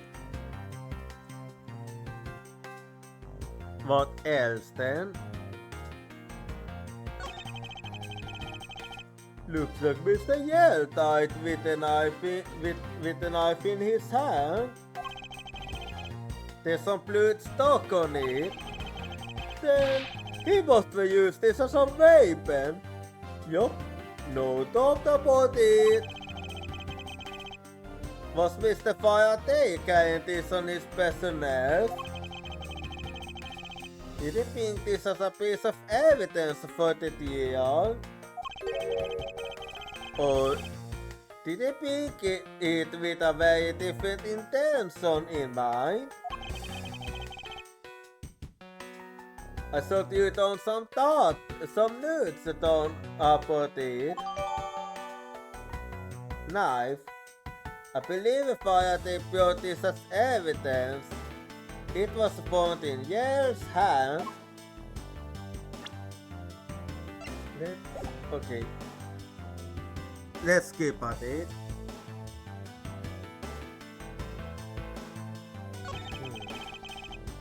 He sent his all blanket on the house, see? I wonder what it could be. If you look closely, this plots and pattern resembles an ink stain. Ink stain. Mr. Faraday has ink on his left hand. Why is the ink on such a place anyway?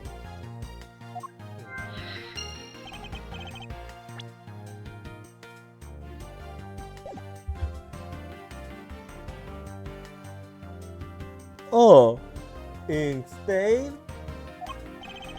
Yes, I usually get ink on my own hands when I use my feather pen. A feather pen? I've never seen one before. So you aren't just making it up, Paul? Well, that should be it then. Mr. Yell's cause of death was from being shot, correct? That's what we think. But it's hard to tell with him lying face down.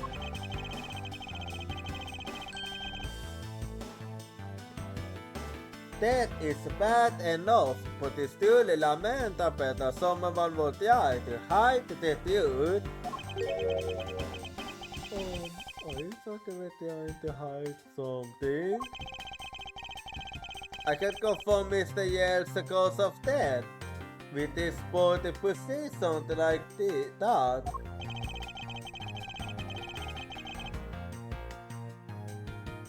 Detective Part, I'd like the excitement report is in further detail, if possible.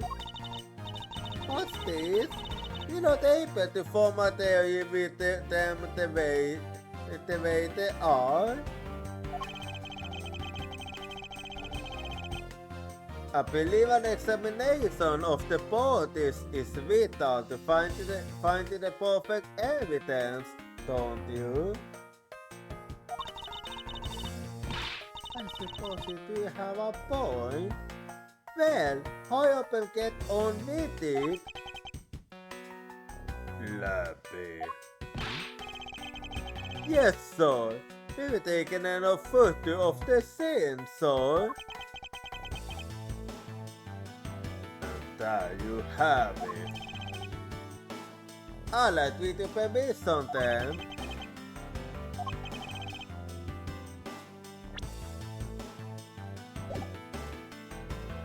Do you not approve? Of course not.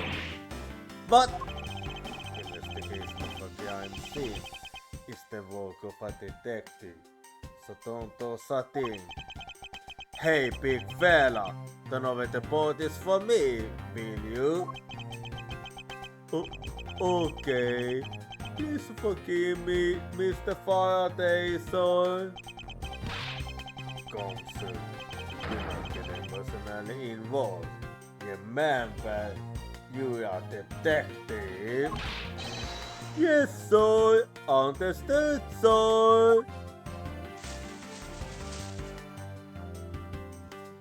Alright then. Well, let's see what I can find out now.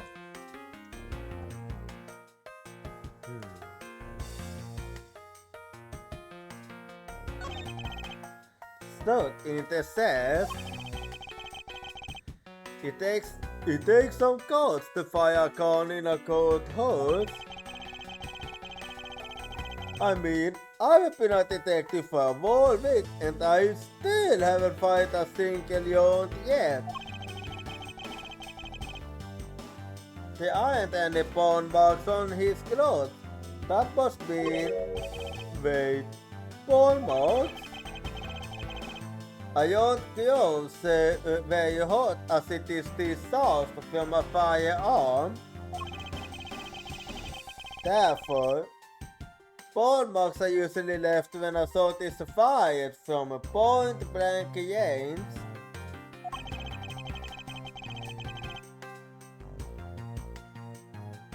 Echo, Mr. Yale must have been shot from at least a yard or two away.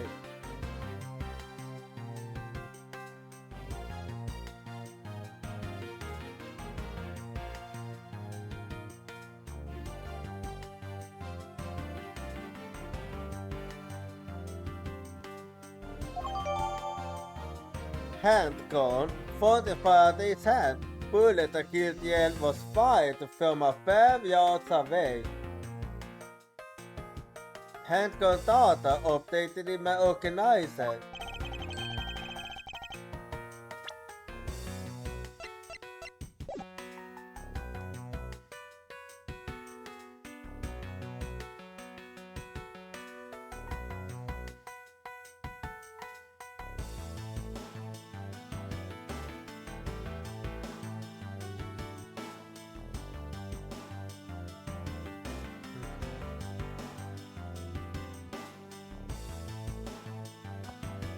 You thought you know what Bonsa needs stuff for your ace, pal.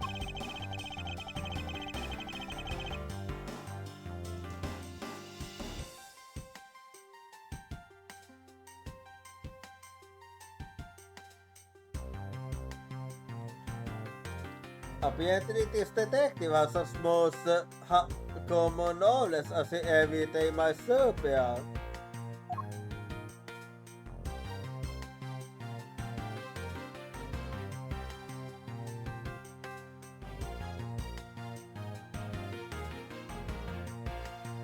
Anyway, let's see what else then.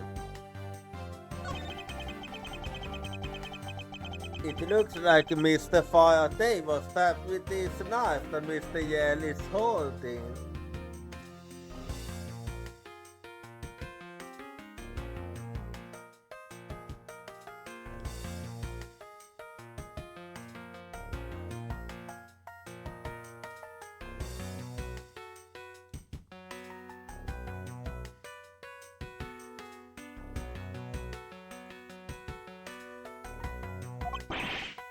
You! What's wrong, detective? My stomach started to hurt from you thinking about being stabbed. You skip your mind on the case, AAI.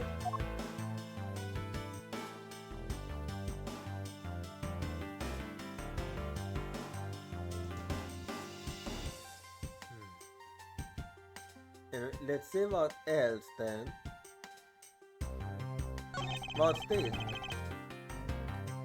There's something in his vest pocket.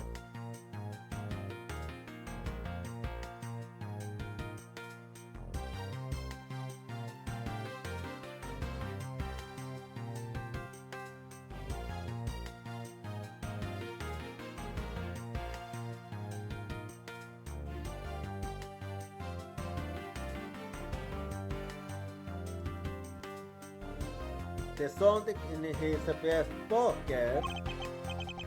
It's a fountain pen. Fountain pen in pocket. The fountain pen in Mr. Faraday's pocket has an especially nice nib.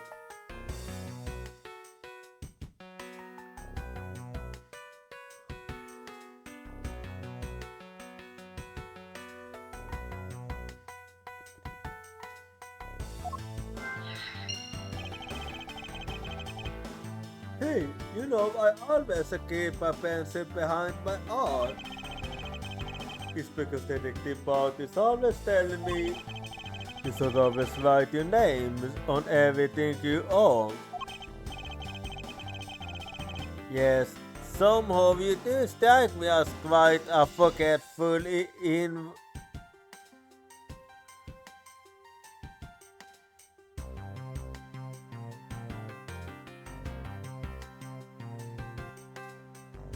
individual. Yeah, you do. Because see, Mr. Faraday is holding a gun in his right hand. That's the one Mr. Yell got blown away by, right? Larry, you answer. Yes, sir. He found the ballistic bag. Mark is still master gone. Oh, ballistic bag is so,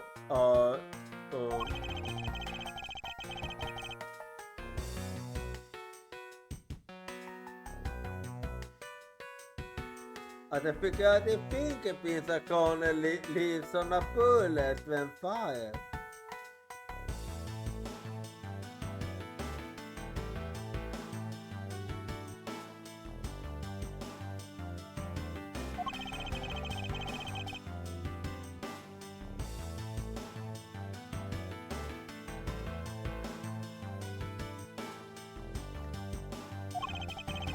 Therefore, by looking at the markings on a bullet, you can tell which gun it came from.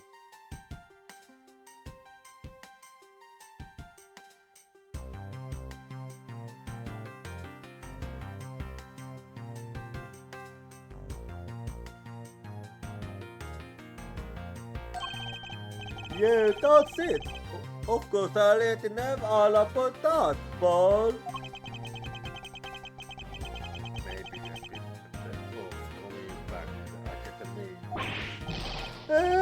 Come on, sir. Cut me some slack, will ya?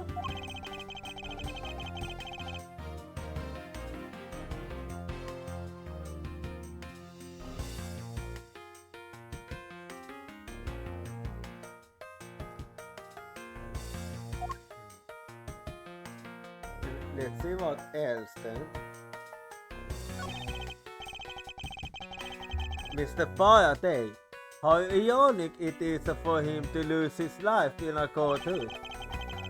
Yeah, why did it have to be like this? I don't know what to say. I can't believe this happened when I was on watch, Paul. Jättetön beating yourself up. You should spend your time continuing the investigation.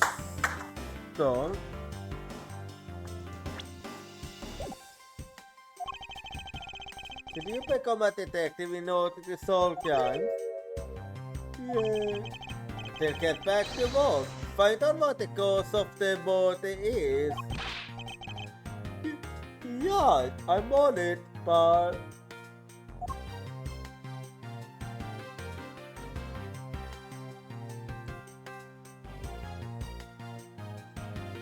And then let's see what... Okay, let's see...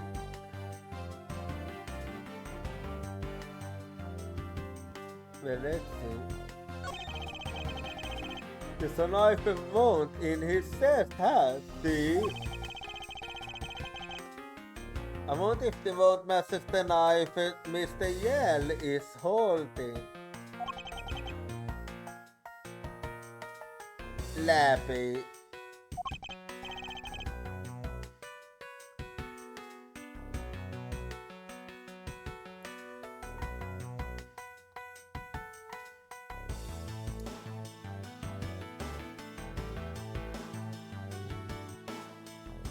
Yes, sir. Very fine now, sir.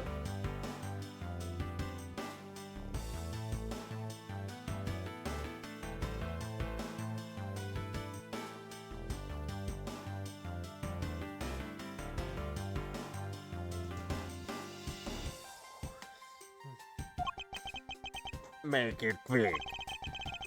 From the look of things, valkotytyttären knife Mr. Yell is holding is what killed Mr. Faraday.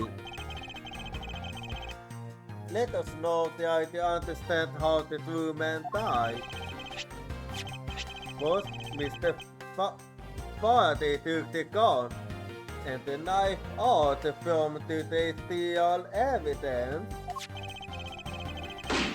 Then he aimed the gun at Mr. Yell and fired. However, Mr. Yell managed to get the knife and contain Mr. Faraday when being shot. Then the two men fell together where they stood. That is my theory in any case. What a crazy way to go. Still, something can put up explanations just doesn't seem right. Crime scene loots. Loots pretending to Barney Faraday and Mark Yell. Crime scene loots used on in my organizer. Well, let's see here. Victim Barney Faraday, age 40. Mark Yell, age 32. Time of death September 10. Approximately 4 p.m.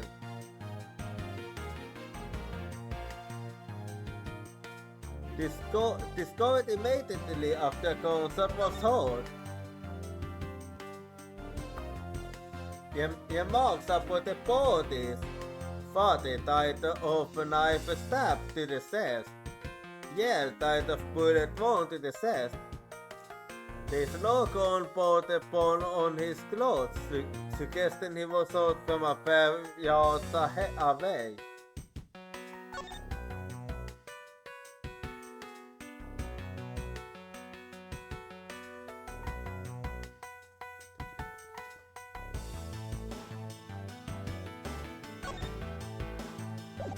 I like it. Let's see that. I believe I know where a former guest of what happened had.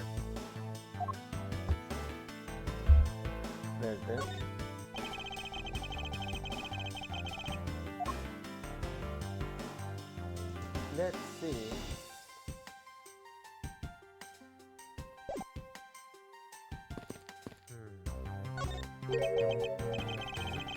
Why the plastic bags getting all iron? I was wondering. Those bags are for keeping everything safe, Paul. I know that much, detective. You're so good at this stuff, aren't you, Paul? Normally, I'd be happy when someone compliments me. But when it's this guy...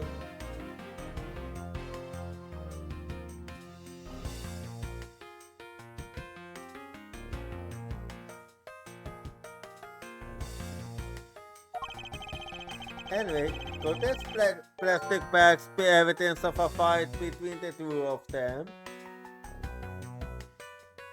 Plastic bags tear apart. Plastic bags used to store evidence of stone all around the floor.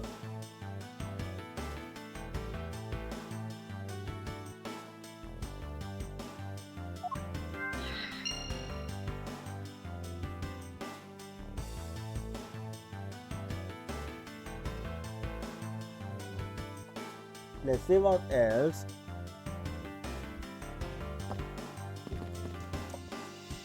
My bad. Anyway, let's see.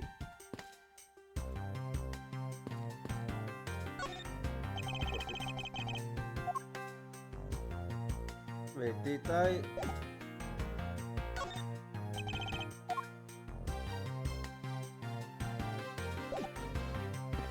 Well, anyway.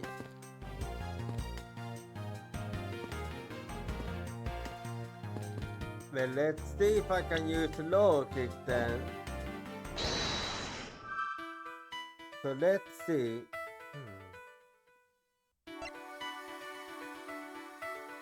Let me think.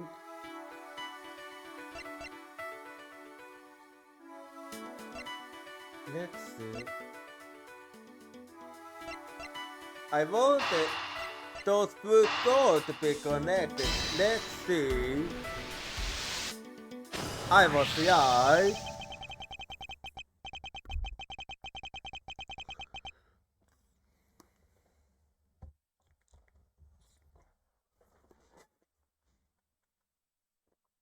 That blood on Mr. Faraday's hand. I wonder if it might be the ink from his fountain pen. Oh, let's ask the lab guy. Detective Gomsu. I confirmed that the substance on Mr. Faraday's hand is the ink from his fountain pen.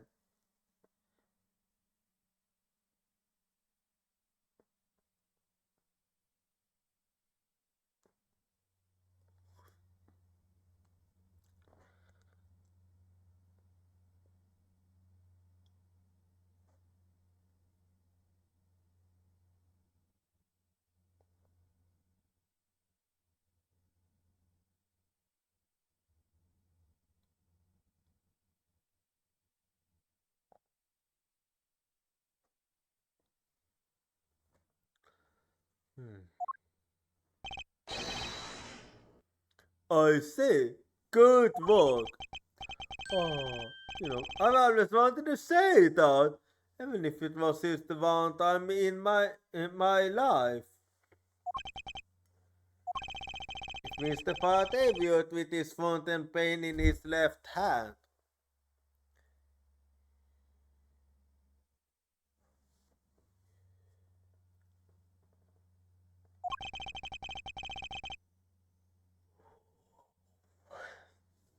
I think it's fair to assume that he was left-handed. It appears that Mr. Faraday's pen is very important to our case as well.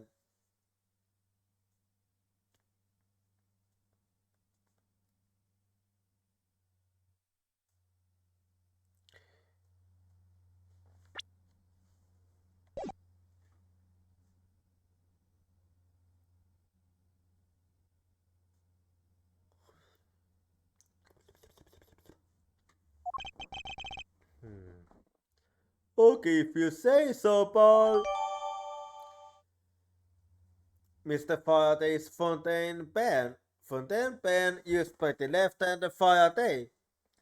Looks like it has a quality nib.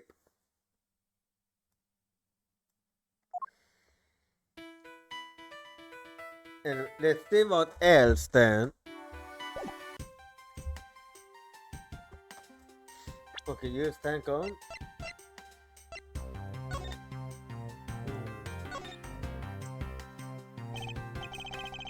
Okay.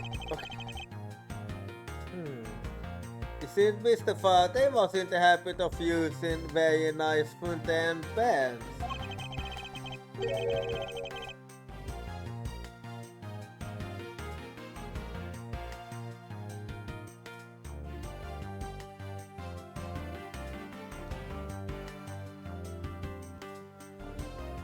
That's the total opposite of me. I don't get those things at all.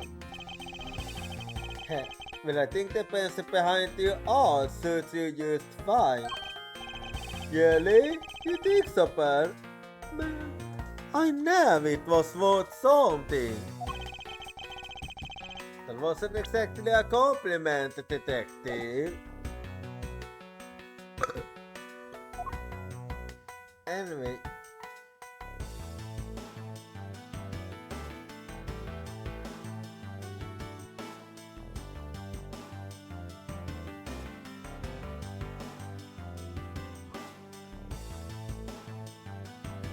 Anyway, let's see.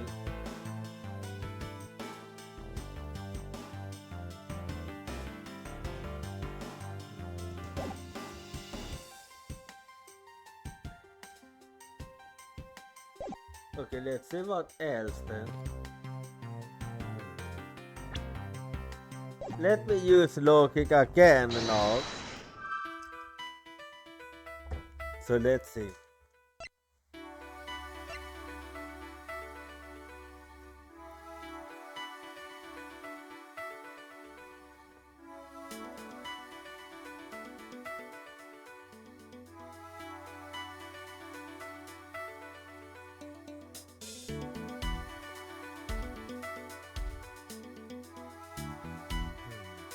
Let's see.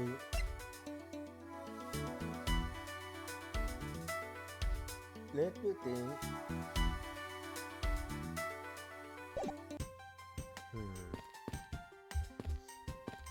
Well, let's see.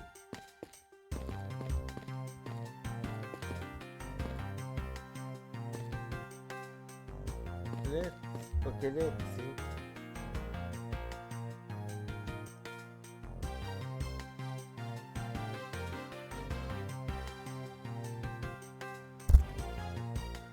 I'm thinking hard.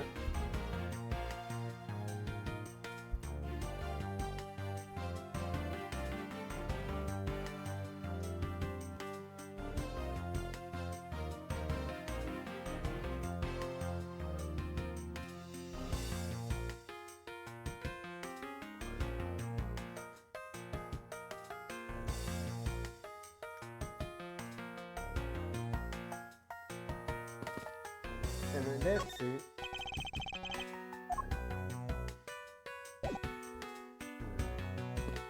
Let's see.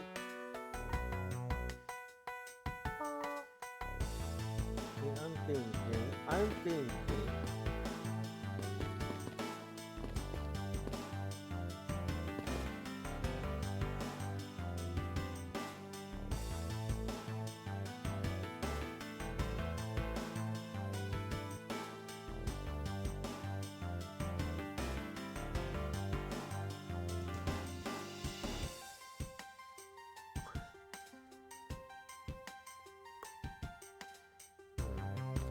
Let me think.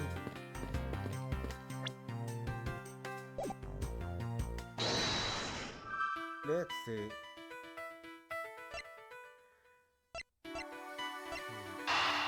Well, maybe. Let's see. Oh, they did connect. I was kinda on set, but they did connect. I see. There is a very tiny pile of plastic bags on the floor table, and yet a portion of them wound up scattered on the floor as well.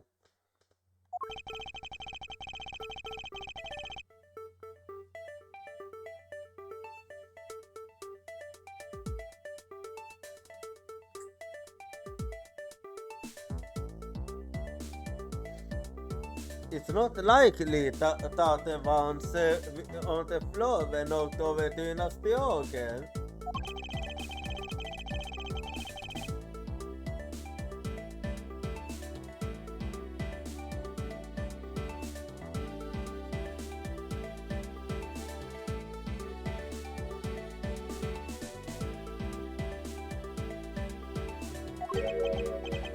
Oh, another reason. Oh, another reason. I believe it's possible that the flute on the outside of the bag is related somehow. Please get the flute away from me, so bad. Detective Gonsu, whose flute is it on the other side? Hold on, let me ask the lab guy. Alright, please hurry. Well, let's see then.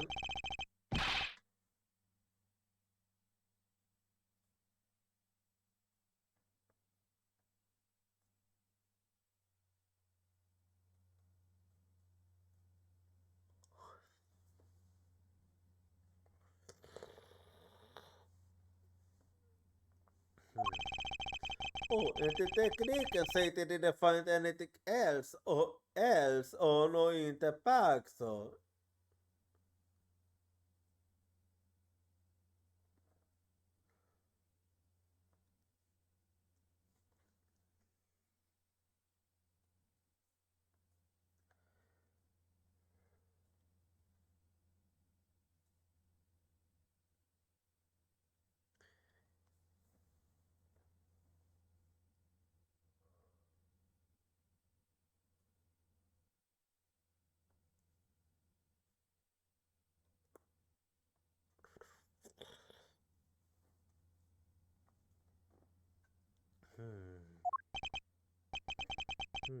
It was better this bag is a very important piece of of evidence. Okay, if you say so. I leave it in your hands, sir.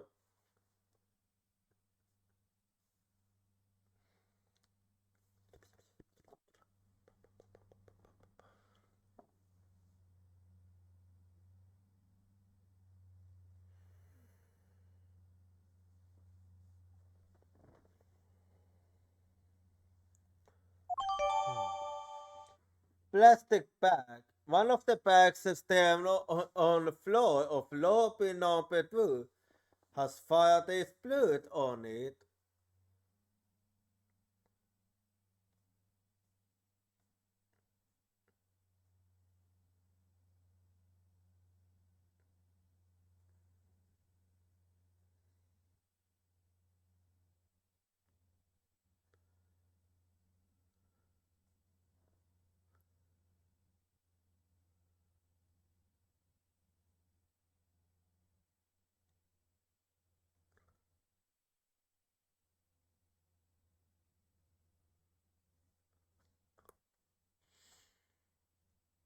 Plastic bag data used it on in my organizer.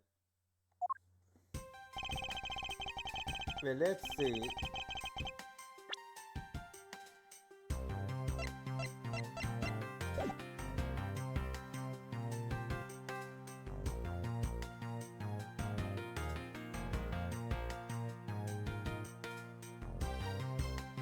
Well, let's see.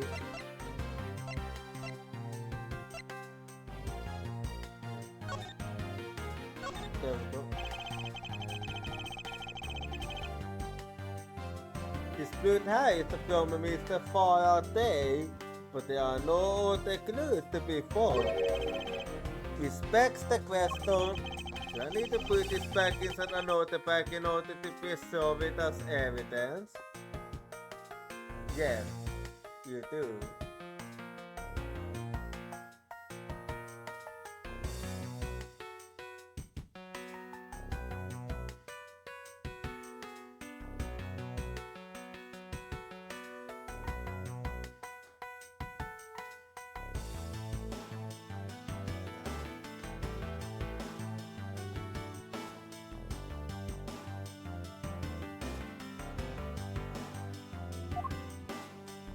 Let's see what else.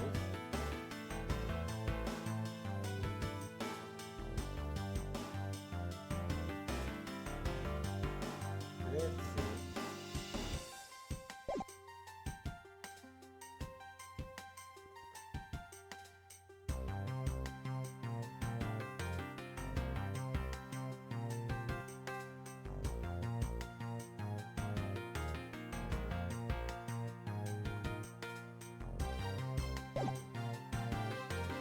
Let's see.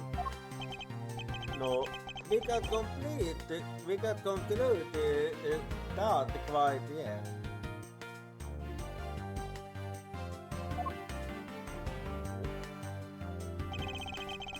There's still something I find very particular and peculiar here.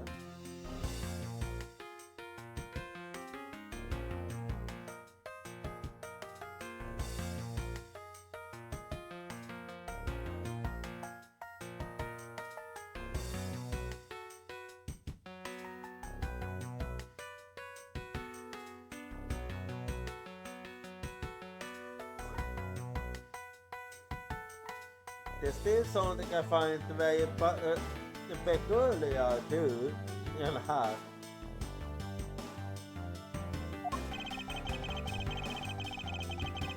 The theory that they simply killed one another is too simplistic in this case. In fact, this actually contradicts that so there's another possibility. No way, Paul! Really?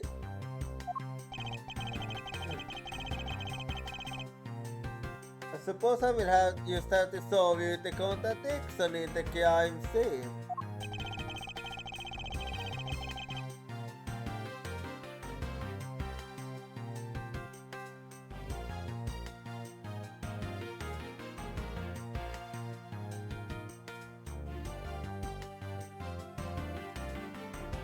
Well, let's see.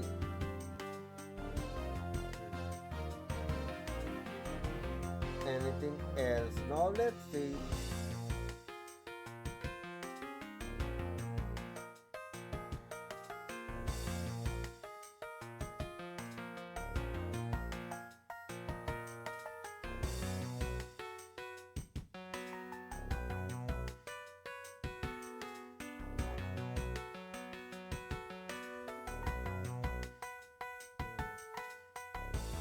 Let's see what else then. Okay, let's see.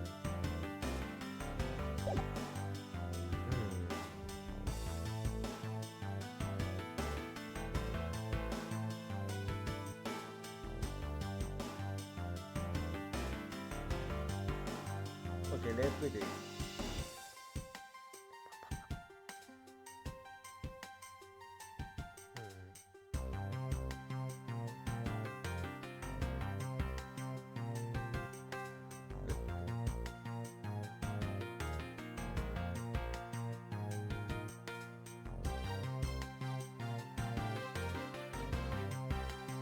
Okay, let me think, huh?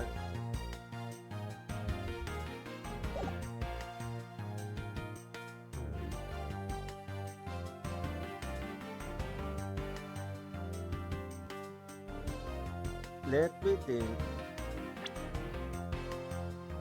What's the contradiction in this?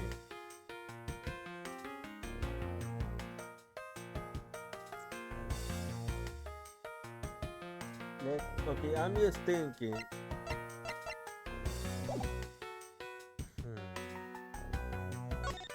Well, I wanna. We'll see what happens if I do this.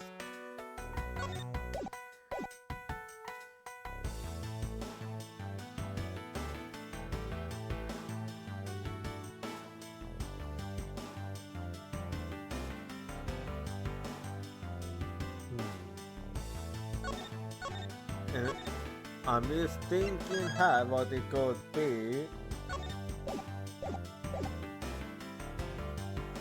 Well, we'll see if I'm right or not.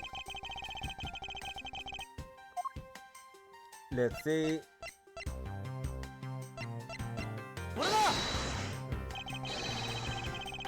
Okay, that's not it, so never mind.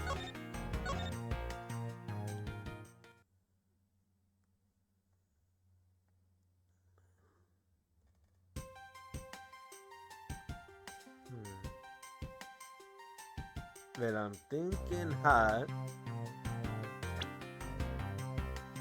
I wonder if.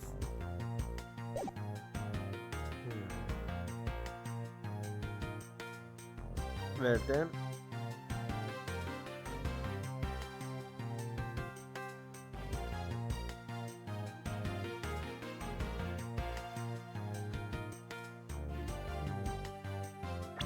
I wonder if that's it. Let's see.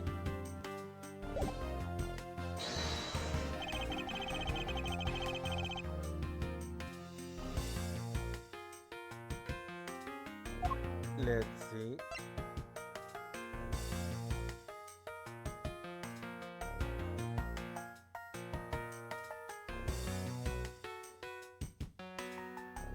Let's see.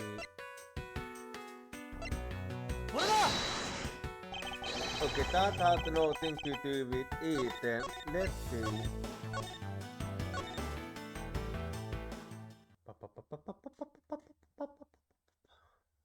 I'm thinking hard.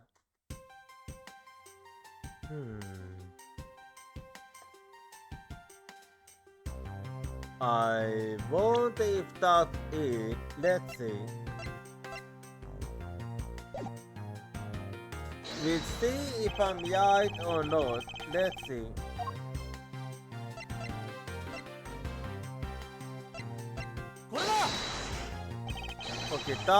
Okay, that wasn't it.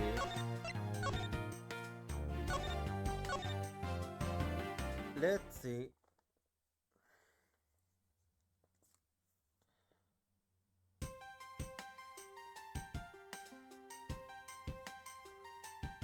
Let's see.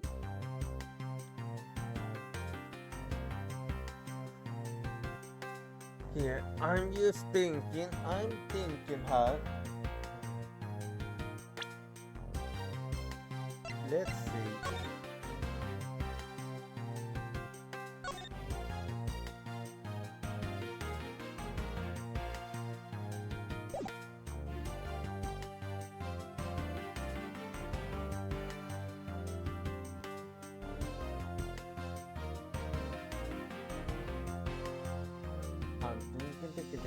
I'm thinking.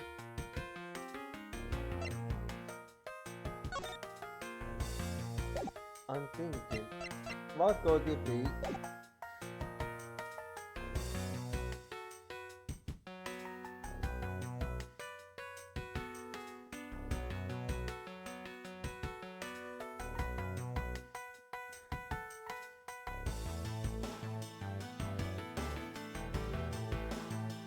I'm thinking. Nothing comes to mind. Wait, I think. Let's see.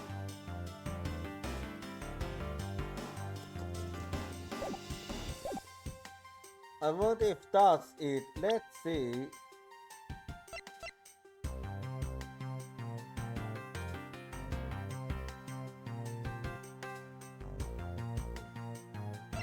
I wonder. Let's see. We'll see.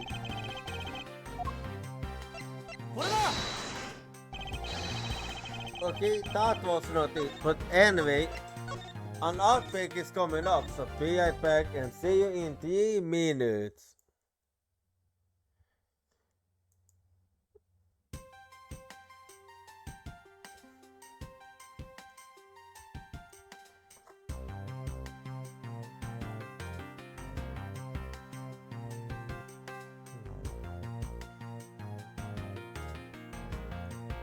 Let's see how.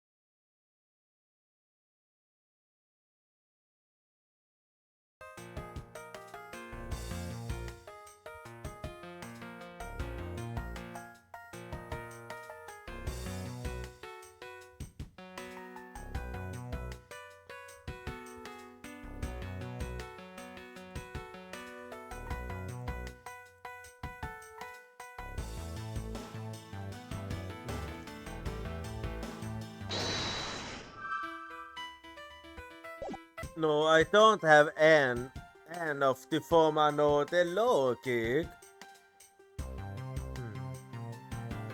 But I'm trying to think there must be something I'm missing.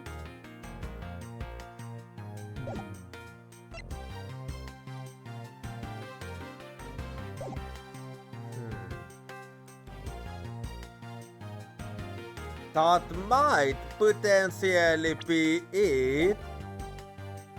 That might potentially be it. Most likely it is Konsu's testimony, so Ayuka!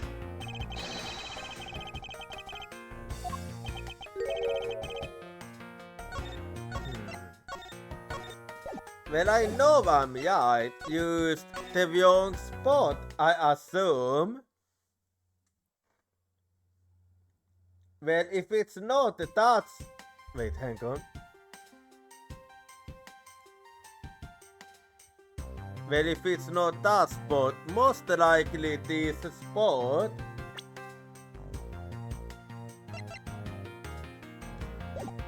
Let's see if I'm right about this.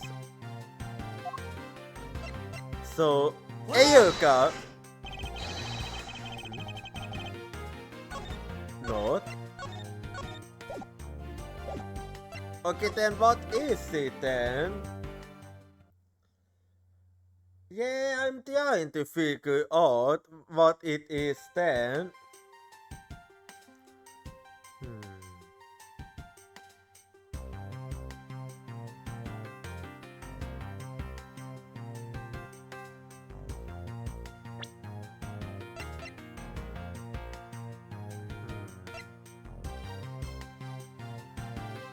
Well, if that's...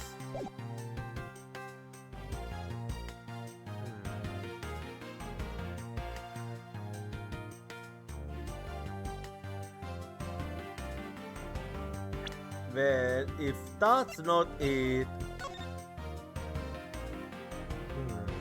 What is it then?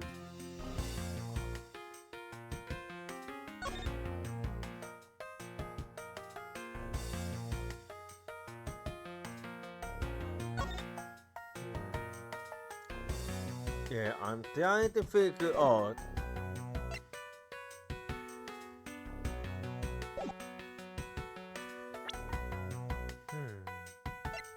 What is the issue then?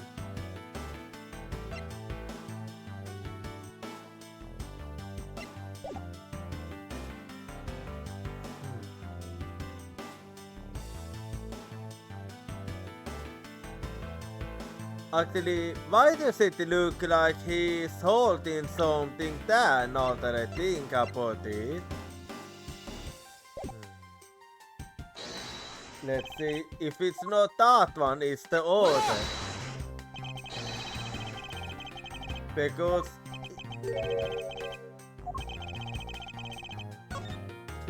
it looks to me like he's holding something.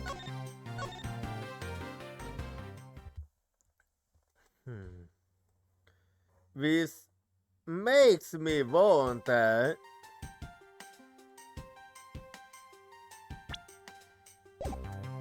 Actually, and now I can think of another thing actually.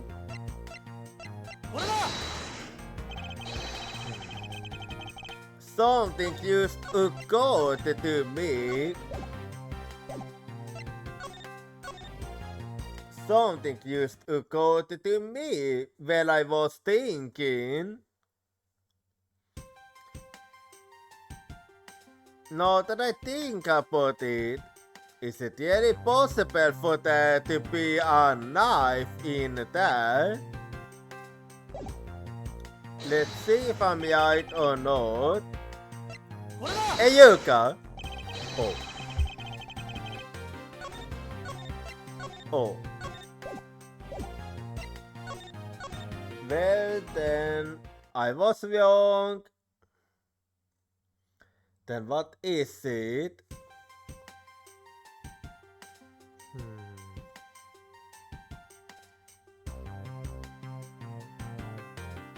Well then I'm trying to figure out.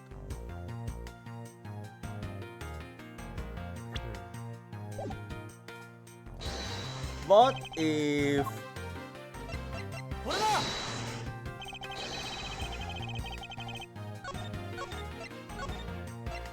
I'm trying to think.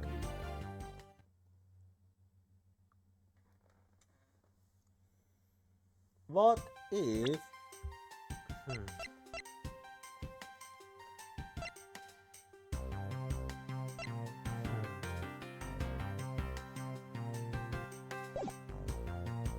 Wait. I wonder if that's it.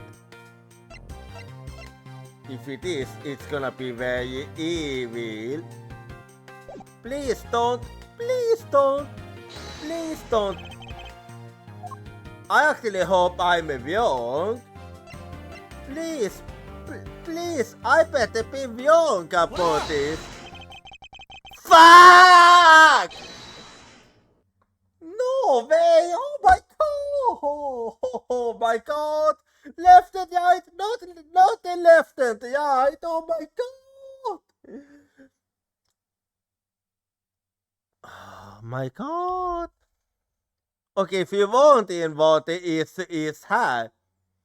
I've always been bad at left and right. Especially if it is. Oh my god. Oh my god. Oh my god. I didn't even know if it was his left or his right. Man. My god. Of course it decided to focus on that one thing I'm bad at. Oh my fucking god. I was hoping I was wrong about this. Man. Anyway. Now we come face to face with the contradiction I spoke of. And it is this. Mr. Faraday used his left hand to write with his fountain pen. Echo. He is left-handed. And yet, the hand gun is in his right hand. Can we find it out that the left-handed Mr. Faraday would hold the gun in his right hand? That, lady and gentlemen, is the great contradiction haunting this crime scene. Hey, you're right, pal. That does seem kinda strange. How could something like that happen? Now that's the big question. The facts add up to one conclusion, and one alone. Someone else put the gun in Mr. Faraday's hand after he died. Someone else? Apparently. Plastic bags scattered on the floor and a gun in the wrong hand. I sense the presence of a shadowy figure behind this case. A person of violent that was serious about keeping the truth from us. And we're done with the investigation.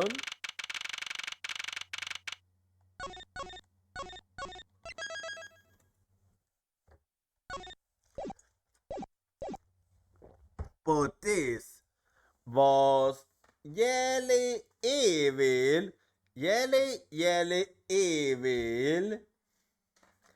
September 10, District Court Defendant Lobby, number 2.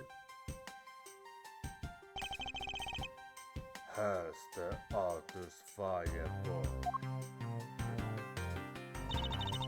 It is probable that Mr. Yale survived for a short time after he was shot. Or is that so? However, Mr. Faraday died instantaneously from his stabbing. Interesting. Crime scene notes pertaining to Brian Faraday and Mark Yale. Crime scene notes added in my organizer. So that's how it is then.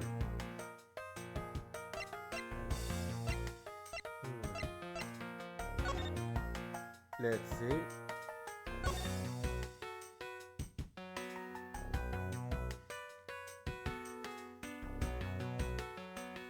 Okay. I see.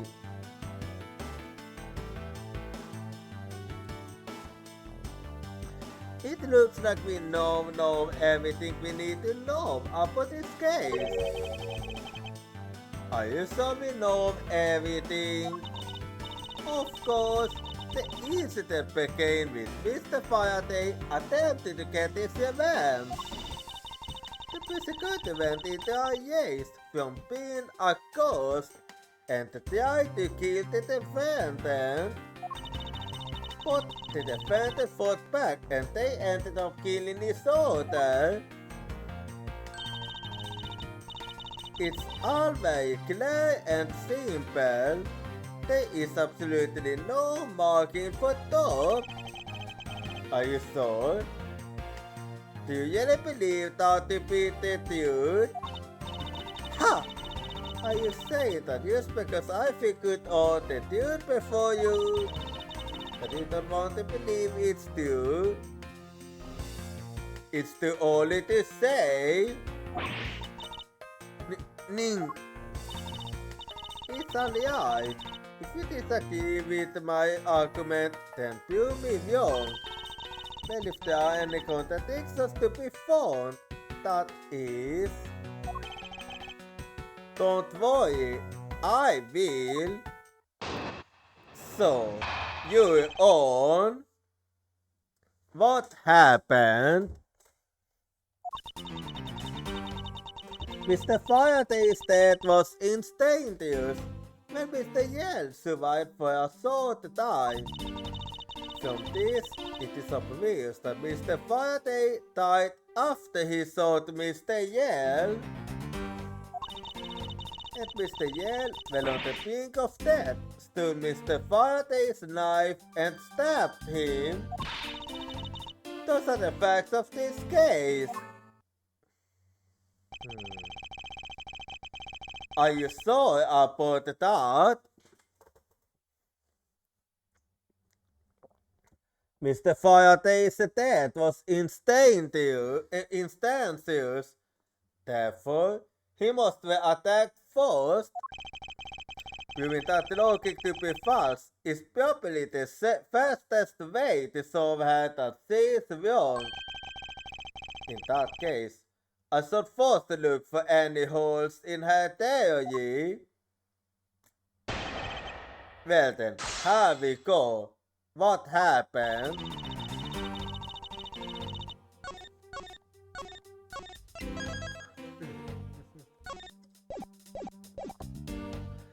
Mr. Faraday's death was instantaneous when Mr. Yell survived for a short time.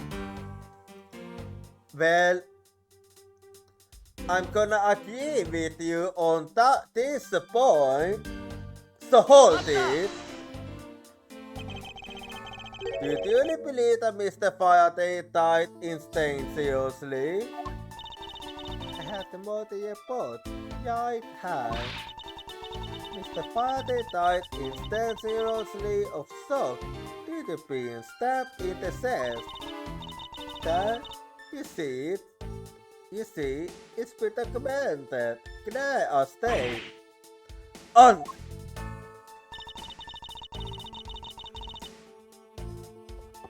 From this, it is obvious that Mr. Faraday died after he shot Mr. Yell. I don't know if it's obvious, so hold it. Mr. Faraday shot Mr. Yell before he died. Do you have any basis for that statement? Your foolishness has no end, does it? No, I hate to repeat myself. However, Mr. Faraday died instantaneously. That's all the basis I need. Alright, so if Mr. Faraday died instantaneously, then he must have attacked Mr. Yell before being stabbed. You're finally beginning to catch on, I see. Well, but I'm still not sure.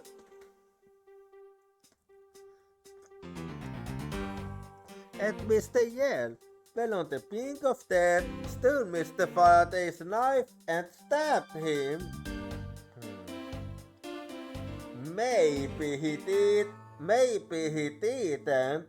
Hold it. Simply at the time Mr. Yell stole the knife from Mr. Faraday. Mr. Yell became desperate as he did not want to die. Human beings can do amazing things when they are put to the test. So the true man struggled, and in the end, Mr. Yen was able to grab the knife and stab Mr. Faraday. The messy condition of this room is a testament to the struggle. Yes, my logic is perfectly sound. Yelly, are you sure? Can you really say that it's perfect? What are you insinuating? Nothing. However, I can't let what you say slide by with a photo inquiry. One must be clear and precise. So if you could append a statement of your testimony, fine. Okay. They struggled, and Mr. Yell used the last of his strength to counter-attack Mr. Faraday. If that's what you believe, hold it! Upon this statement, Mr. Yell used all of his strength to take the knife and defend himself. I can easily see that they had a violent struggle. Yeah, that's what I want to report. Of course, it's not compared to what my writing cube can do. How does one compare to them as a cube can do with the state of this room? Good question, actually. Furthermore, are the plastic bags on the floor in this room? Let's cut it out into the pie. Is there anything else that I can explain for you? No, that will be fine. For now. Those are the facts of this case. Or are they really now? Hold it! Claiming speculation as fact alienating. Do you feel that the evidence is a bit lacking? You find out the evidence you need just by looking around this room. Mr. Faraday collapsed on top of Mr. Yen. In attitude, Mr. Faraday died instantaneously, making a counter-attack impossible. Furthermore, the room is a total mess from the fight. And they said that there's more evidence had than you could whip with. It looks like she's becoming more and more confident. And looking at this place, she might have a right to be. After all, everything here seems to support her theory. It looks like you started to see my point. I'm as good as one of a little competition. There's something strange about Francisca's theory. I should compare her claim with the data I've collected thus far. I used to notice a contradiction somewhere. Well, I already know the contradiction, so let me point it out for you then. So there we go. Exactly. It's this very phrasing. Because according to Detective Komsu, there was no struggle at all. So I'm gonna raise an objection!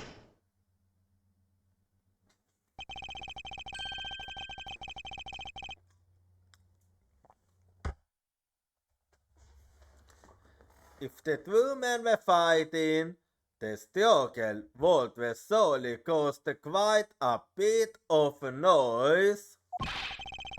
However, Detective Combs to testify that he heard absolutely nothing. You place too much faith in that detective's testimony, you know. For the sake of argument, let's say there wasn't a fight. Oh, then, did Mr. Yell get his hands on the knife? Mr. Father's back was sitting right there in the lobby number 2. It is not hard to imagine that perhaps Mr. Yell saw a sense and took it out at some point. So, what are you saying is this? Mr. Yell took a sense when he saw the opportunity and took the knife from the bag. And then Mr. Faraday shot Mr. Yell after being stabbed. That doesn't sound likely. Isn't there something strange in Francisca's statement just now? There is, yes. Wait, something doesn't add up. Oh, really? It's simply not possible for Mr. Faraday to have shot Mr. Yell after being stabbed.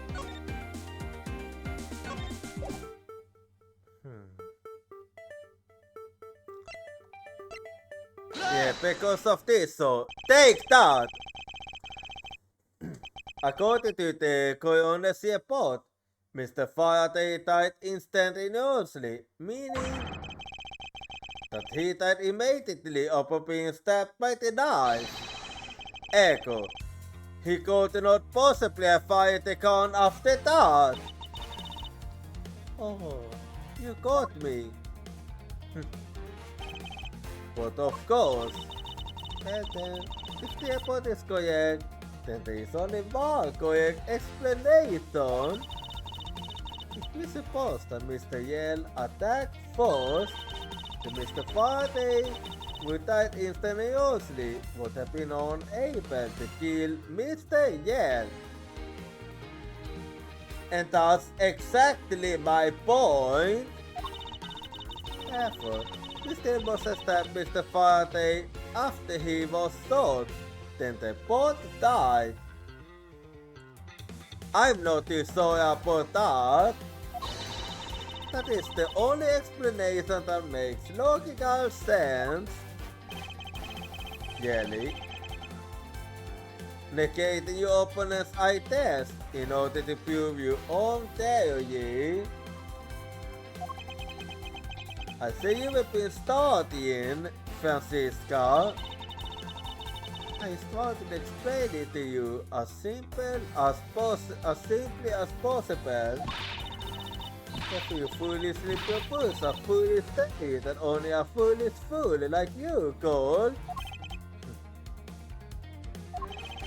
How naive of you to believe that only your opinions are valid and still expect to discover the truth that a crime scene offers you. Francisca, you still got a ways to go. What are you talking about? Are you saying there's a flaw in my logic? Actually, yes. Mr. Faraday died instantly. And the fact that he did is what gives rise to the contradiction in this scene. The contradiction in this crime scene is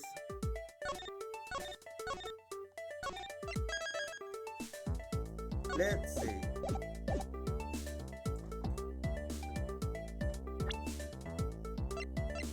Let's see.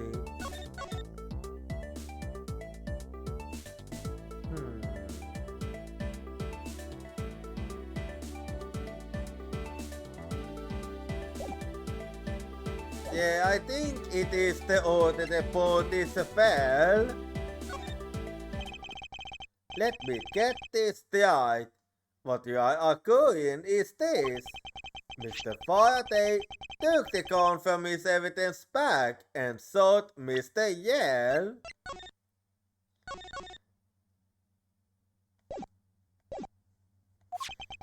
Then they want Mr. Yell found Mr. Yell found an opportunity to take the knife and strike back. Upon being stabbed, Mr. Faraday died on the spot and Mr. Yell thereafter. But that is impossible! If that's the case, then how do you explain this? Take a good look at the order in which the bodies are piled. No! Exactly! The order would have been the order way around. Mr. Father's body is lying on top of Mr. Yale's. Therefore, Mr. Yale must have died before Mr. Faraday. Impossible! Yes, I agree that it seems strange no matter what angle you approach it from. This means that the Yale mistake behind this crime scene we must solve is...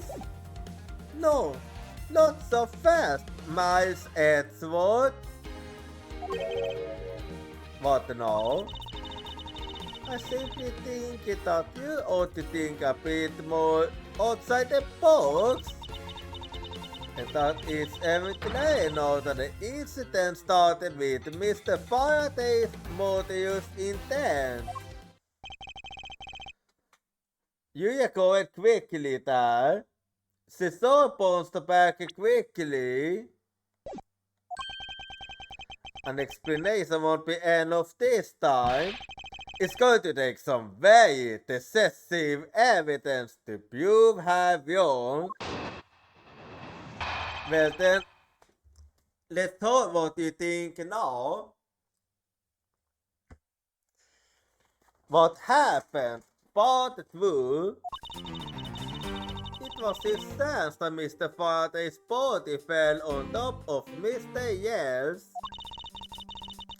The two bodies fell into a pile. This indicates that the attack is ordered at the same time. It really doesn't matter in the slightest that they fell in the opposite order.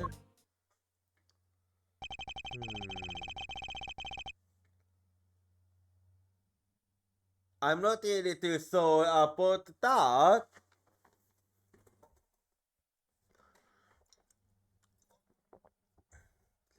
I used to know that Francisca's explanation isn't absolutely correct. All I have to do is find a hole in her logic. Once I do, I can then present her with the evidence that proves the contradiction. So there we go. What happened? Part 2.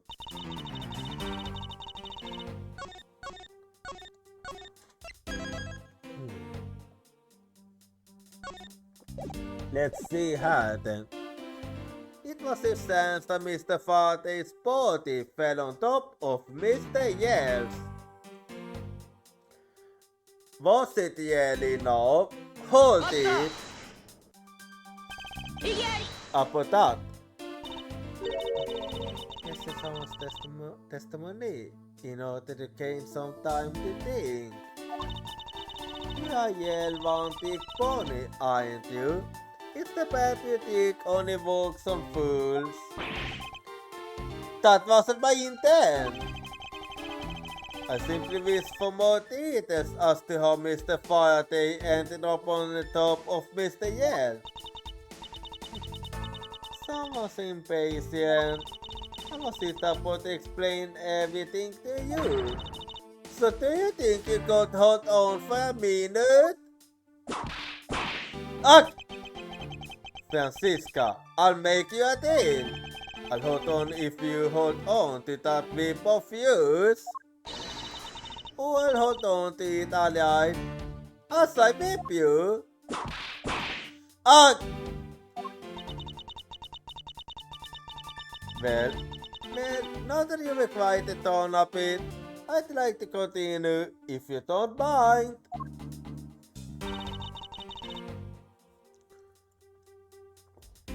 These two bodies fell into a pile. Yet they did hold it. The two fell on top of each other. Don't you find that to be used a bit strange? Not at all. Ah! I can see it in her eyes. She's dead set against me from the bottom of her heart. Nice Edgeworth. Once I'm taller, you see that there's nothing strange at all. Nothing. The two men fell into a pile.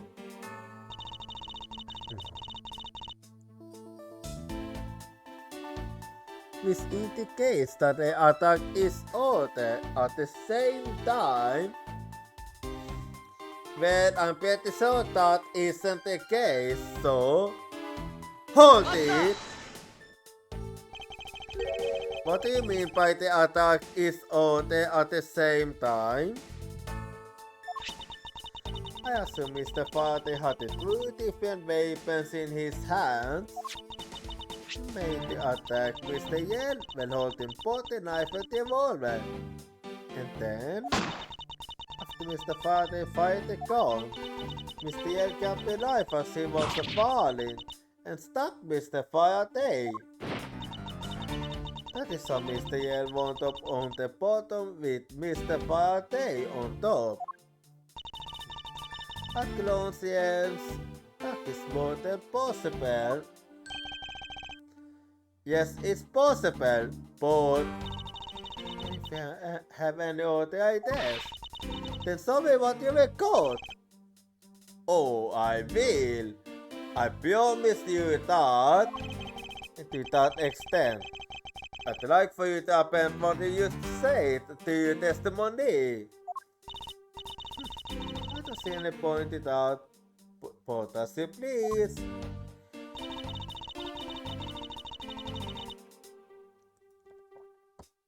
The fact indicates that the attack is ordered at the same time from close yells. You know what? I see an opening there, so hold it. You say that the attack is ordered at the same time from close yells? Exactly. Mr. Faraday pointed the gun at Mr. Yell's chest and pulled the trigger. Mr. Yell then took the knife from Mr. Faraday and stabbed him before he fell unconscious. Then Mr. Faraday instead fell on top of Mr. Yell from the stabbing, piling Mr. Yell onto him, where he died shortly thereafter. And that's how they ended up on top of his order, with no contradictions to be seen.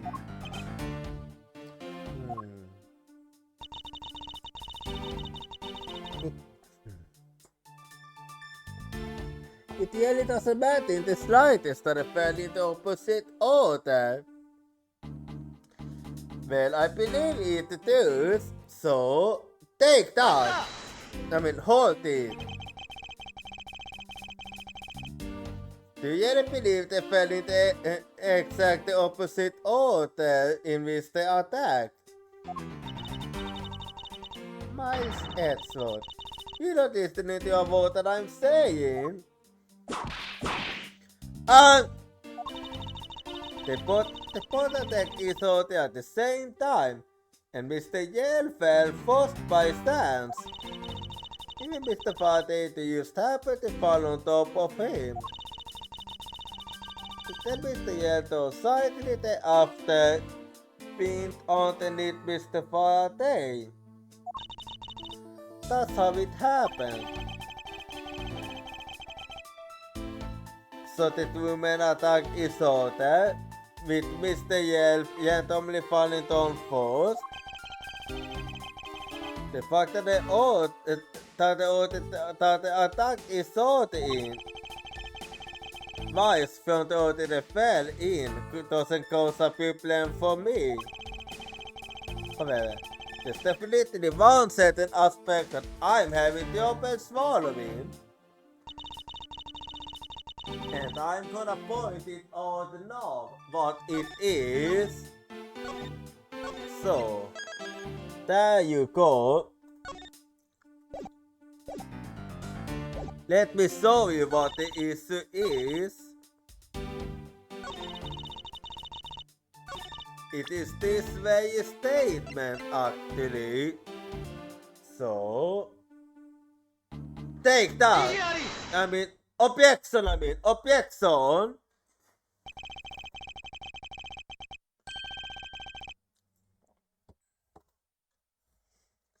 So you believe the guilty is sorted at the Colossians? Sorry, but that's impossible. You saw cities writing in the crime scene notes. The fine of the handgun did not leave a compounded bone on Mr. Yale's clothes.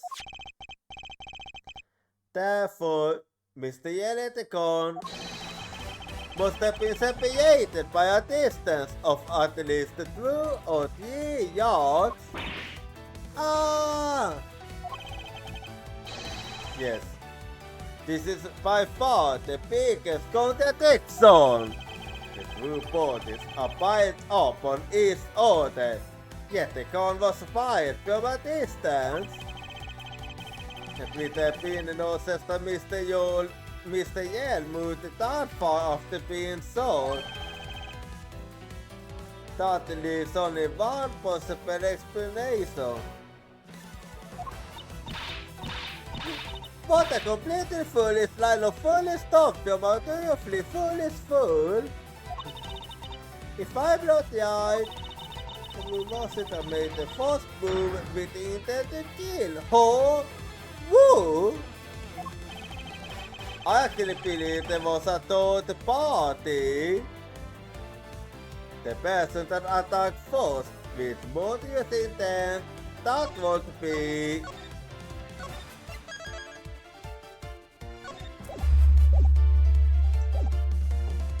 I'm pretty sure it was neither. I assume. Contradictions appear. No matter which man we claim attacked first.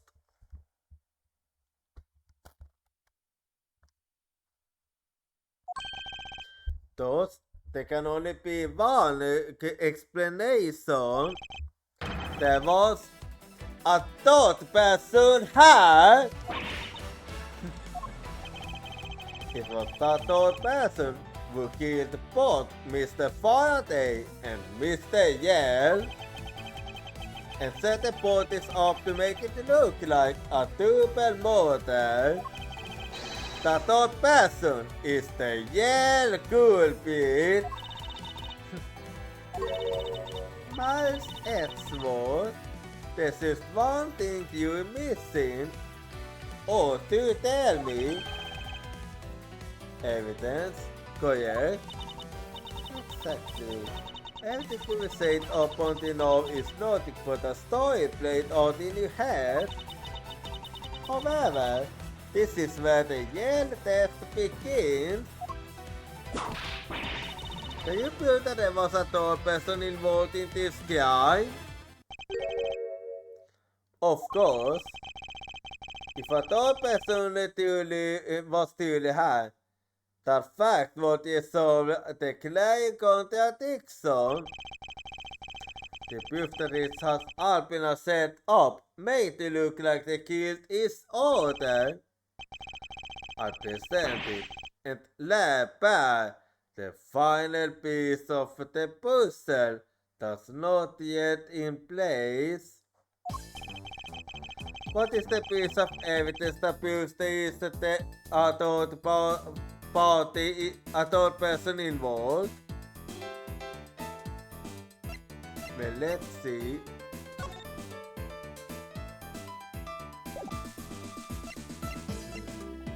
What is it now? Let's see.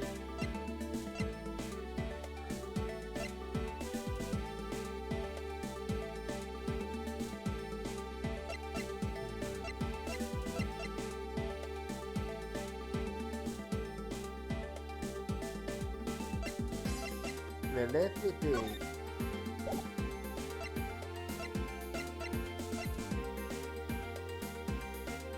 Well, the only thing I can think of is this plastic bag, so take that!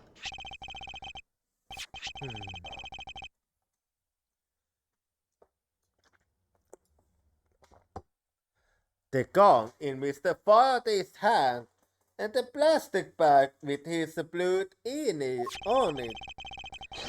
These two items point to the presence of a third person. How so?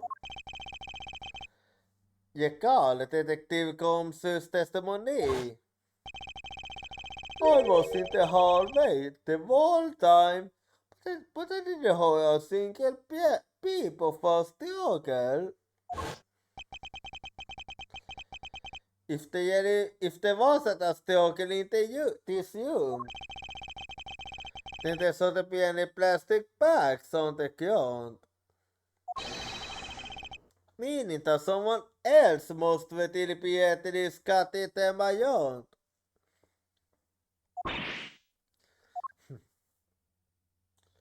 But there you have it. Do you not see the possibility in this?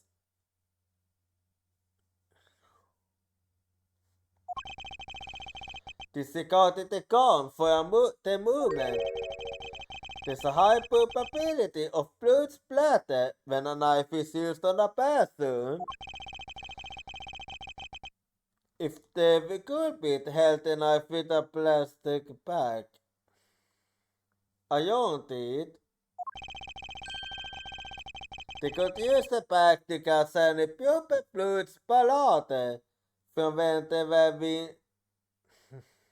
with the knife.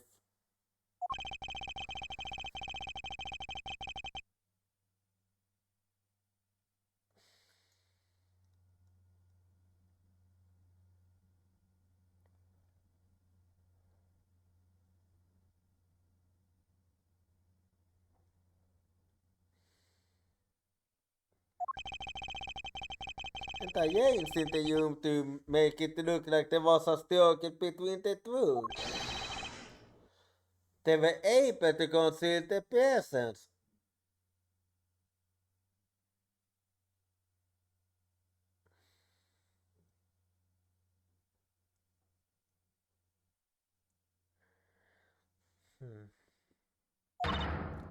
Ah! Well, there you have it.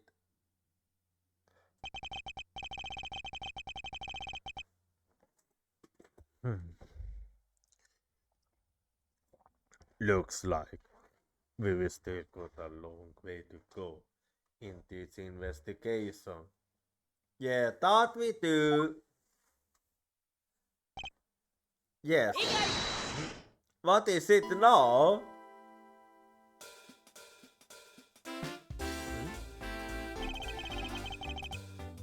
What the heck's up with you, Paul?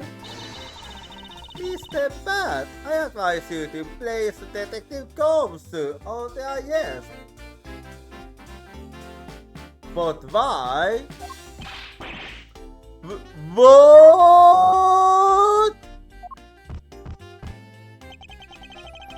What's the meaning of this? Ha!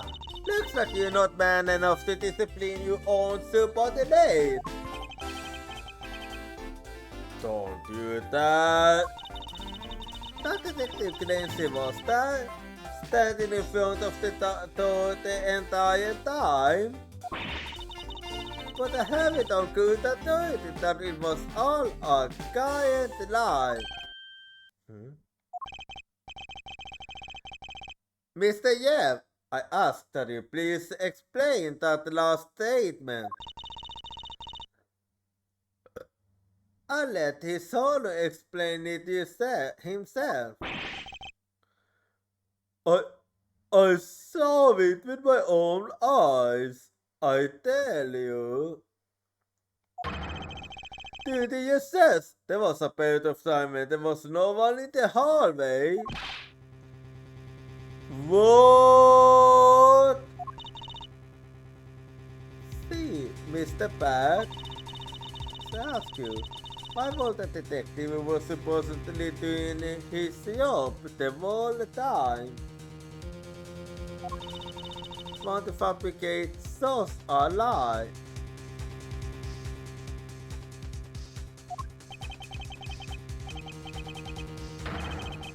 Come, did you kill Faraday? No! Of course not, son! It was a bet that the one who set this whole crime scene up is that detective. It's basically enters his testimony a complete lie and wholly invalid. It looks like your perfect logic has just gone tumbling down, Miles.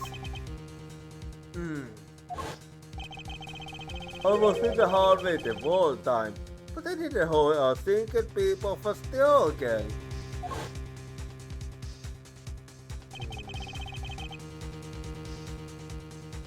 Was that statement really a lie? Detective Thompson, innocent suspect in the murder of true man. No split attitude.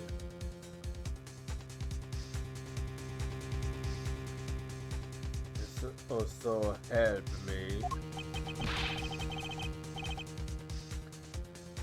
I haven't lied to anyone, so honest. I really was nearly there. I was in the hallway the whole time.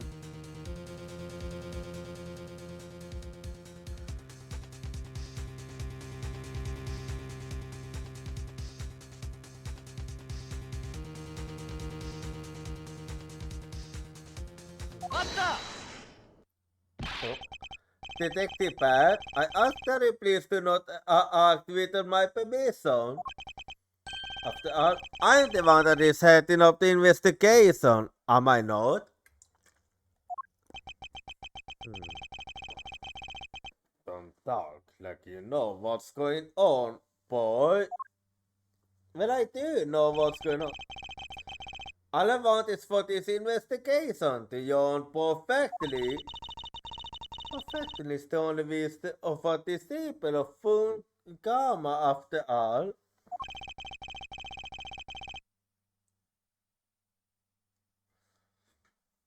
Therefore, before you take Detective comes into custody,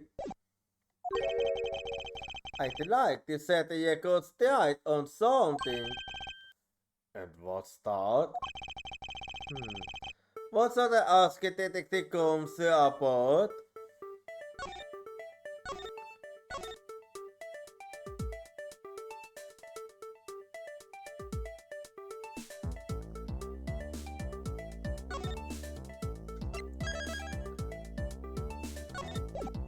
There we go.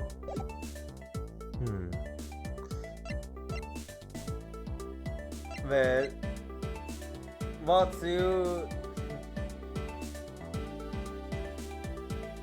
Well, what's your motive then?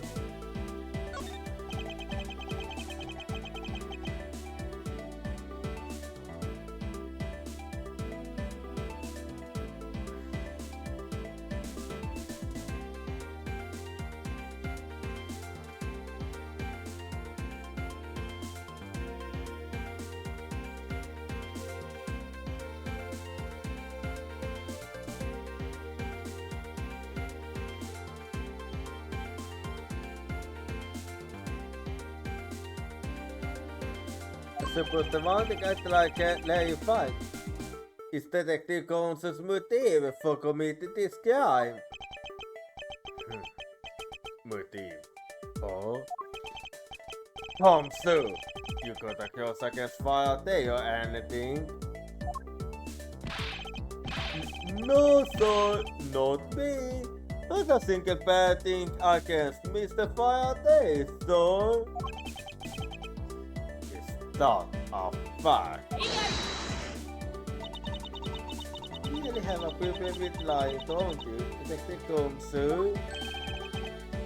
I'm telling you, I am not lying. The more natural you act, the more suspicious you become, you know. If you want a motive, Edward, I have one for you. Yeah, I have.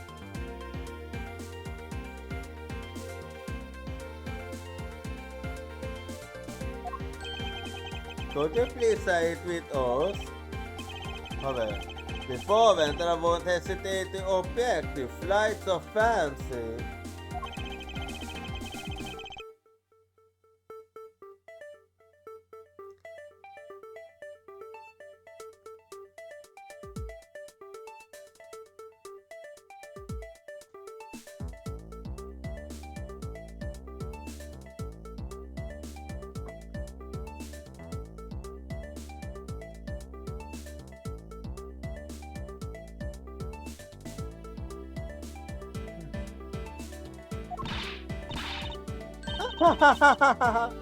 You serious, aren't you? I am with Mr. Alhumio with a little costume practice. Well, you on? Combs' motive. It was about a week ago. The detective gets set out by a lively Faraday in front of the precinct. He stood there super proud as Mr. Faraday yelled, "That's a silly card for you, you nitwit."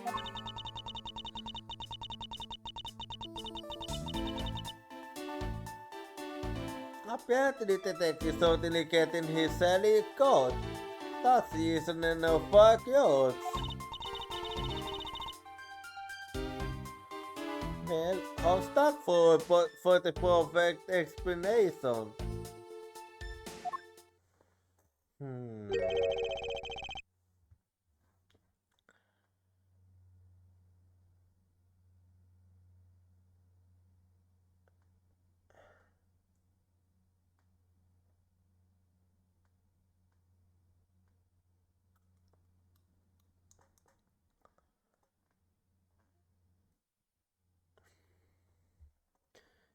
You totally misunderstood me, Paul. No matter how mad I get, I could never hold a grudge. Quiet. We can't trust anything you say. So... There's nothing wrong with the motives you proposed per se. But there are some gaps in the logic that need to be filled in. Mr. Sierra's perfect explanation might not be so perfect at all.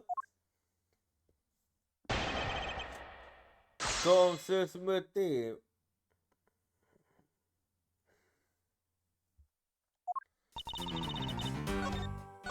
Well, an outbreak is coming up now, so be right back and see you in 3 minutes.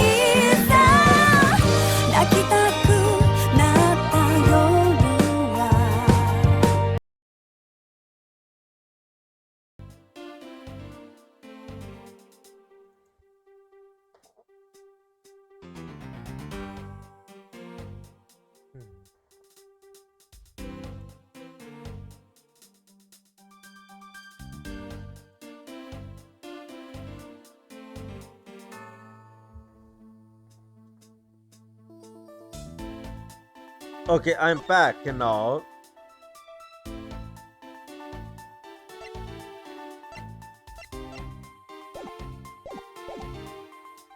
It was about a week ago. Hmm. It was. Hold it. A week ago. The new detective comes to our acquaintances. No way! I only met him in person today. Then how did you know about Detective Komsu? Oh, I've seen him my own before.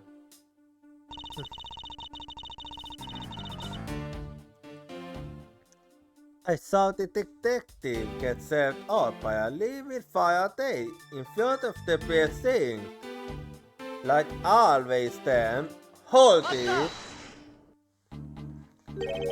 Mr. Faraday was upset. Yeah, you know what else? Mr. Faraday isn't exactly known to get angry often. But there he was, totally beat yet in the face. Ahem. And the offended detective used to do that, bail as a ghost, like he was the about to die. Used to like the face he's making now, right?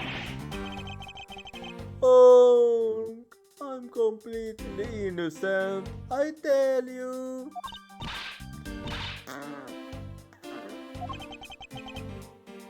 The poor man. Ahem. It was quite a scene with the detective.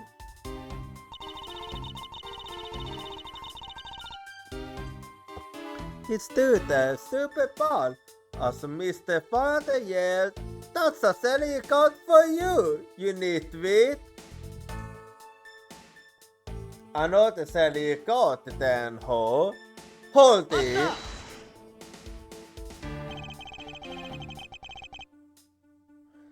You stood there. Wasn't his own fault in front of you? Yeah, I have to say it was really enjoyable too. But that's why when I saw Detective Combs earlier, I had to stay clear of him. No way. I thought it was because I had something stuck on my face. What you do? Huh? But where I got stuck on my face? Let's start with your eyes, nose, mouth. Oh, and those ridiculous eyebrows. Oh. Oh man, that's a bit head issues too most fun. Mr. Chef, if you don't mind, I'd like to get on to your testimony. So, my lord, I swear, apparently detective certainly getting his salary cut. That's the reason and no for clothes. Is it now? So, hold it.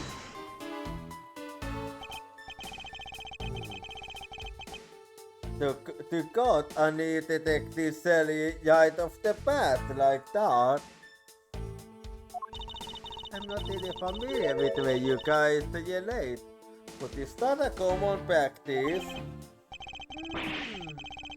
Speaking of cutting my salary, didn't you do that to me earlier too? To me too. I suppose I did. It's a lot difficult about this detective salary to the actual world. My father can even fire anyone, never old, with a snap of his fingers.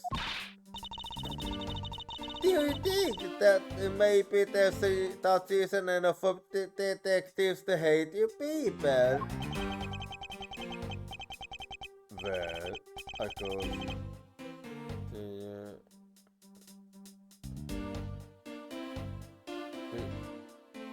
Well, I guess so the good people pay. Detective Pat, don't tell me Mr. Phone Kamakot is selling you all, yeah? Yeah, I'm getting a feeling actually. Well, how's that for the perfect explanation? It's not perfect, so hold it. You call your explanation perfect? Aha! Is it not you liking?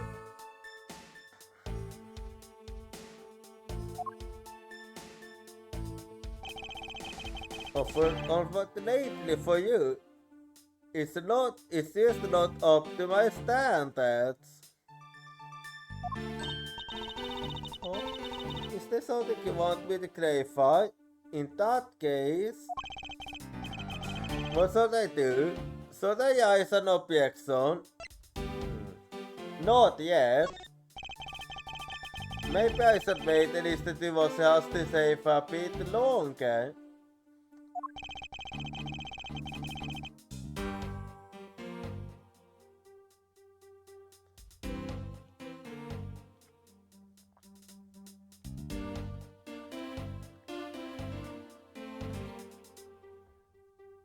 Detective Combs certainly had a motive to kill Mr. Faraday.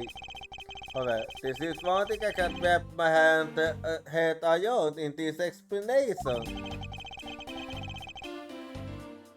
I'll just have to force Mrs. Yev to explain herself fully. So there we go then.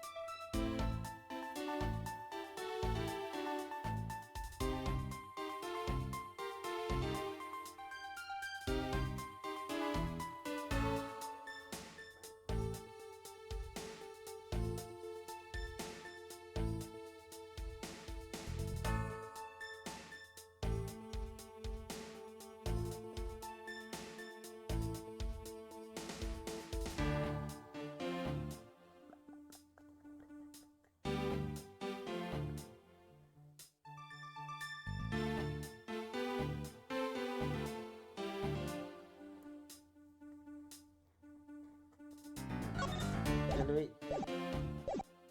Well, I want you to keep going with this statement in particular, so hang on.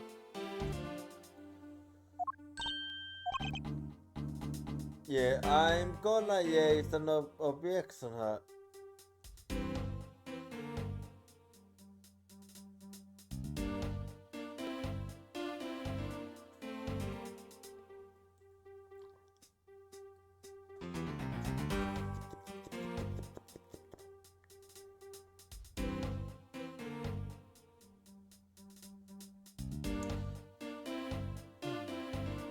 Yeah, let's raise an objection, alright? Alright, if you could clear this one thing up for me.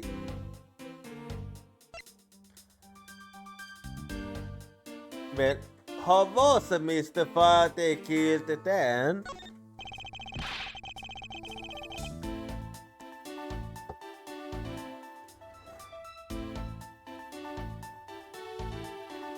You still haven't explicitly established how Mr. Faraday was killed.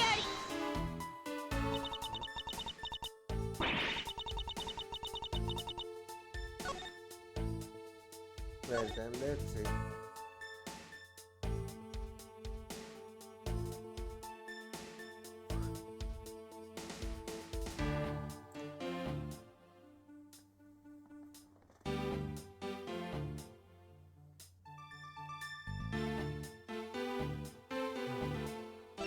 so let's see now.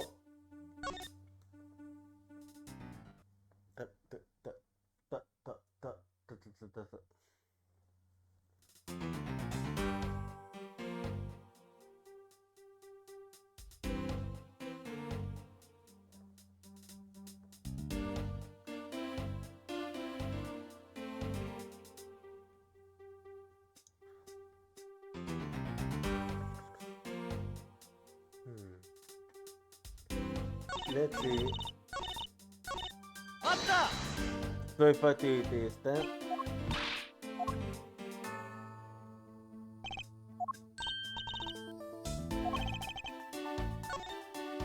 There you go.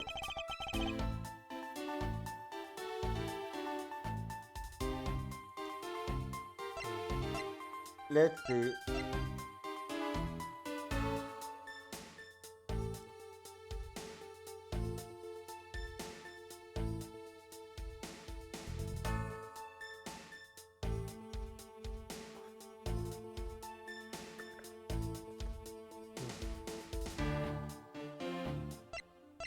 Well, how about the AAI something?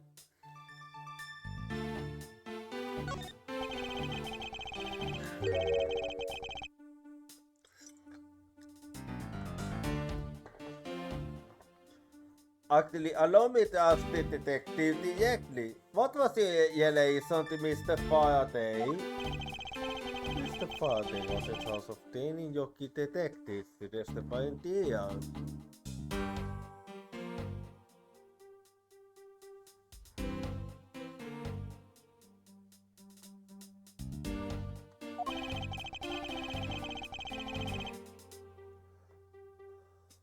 Oh.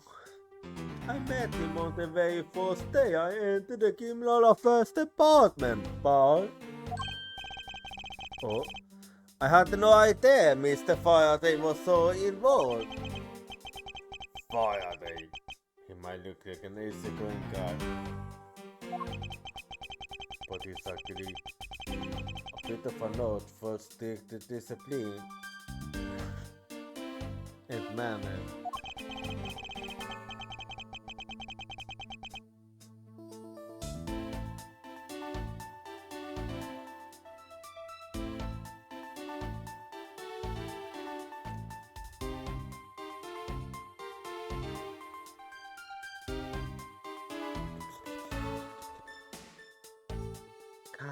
Guys like Gomsu tended to job in the wrong way.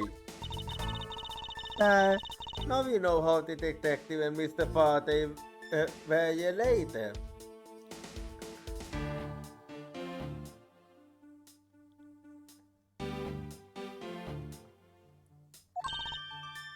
Happy now? No, wait. I don't have one thing to ask, right? Please allow me to ask about one more thing.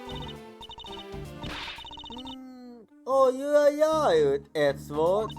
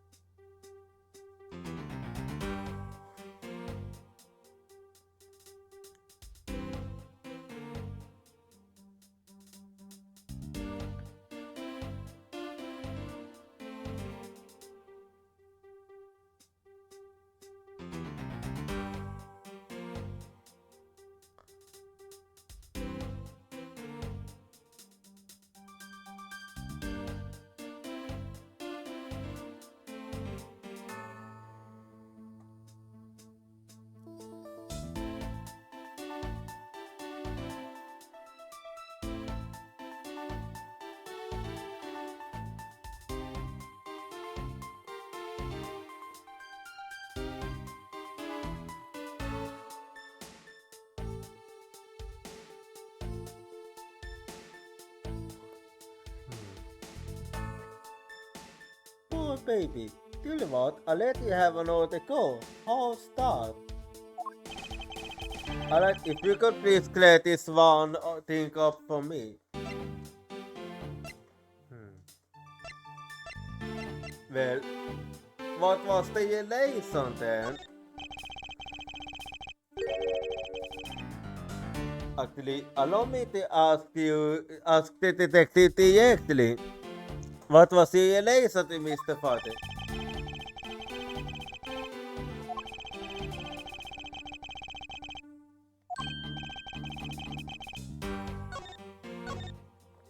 Wait, I accidentally went back to this.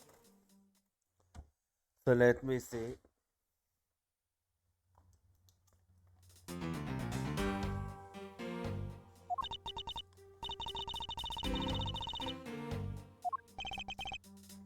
Let's see. Well, what's the motive? I mean, how was he killed then?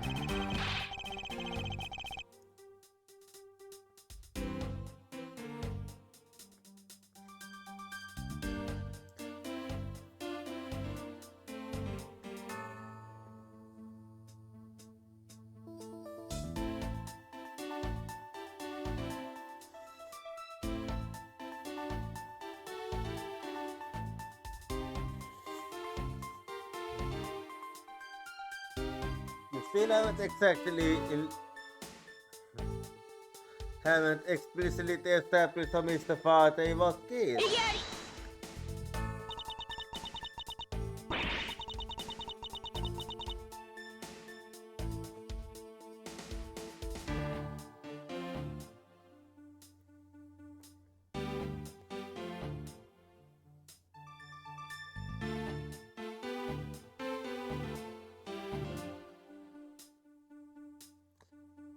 Coincidentally, Miles, Mr. Fatty was stabbed to death with a knife. No, not that. What I meant to ask was, how were the two men killed when they were in a crowded room? We're going to find out very soon from Gonzo at his interrogation, boy.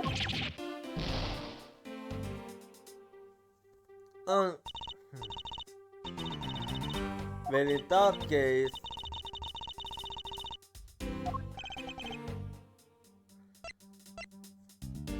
well, the relation then is the only thing left.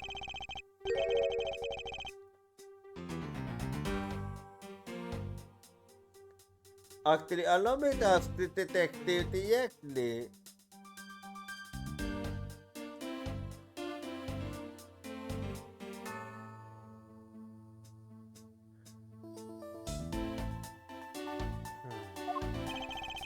Mr. Faraday was in charge of training Yogi detectives to justify ideas. I met him on the very first day I entered the Criminal Affairs Department, Paul. Oh? I had no idea Mr. Faraday was so involved. Faraday. He might look like an easygoing guy, but he is actually a bit of a note for strict discipline and manners. Now you know how the detective and Mr. Faraday were related. Happy now? No, wait.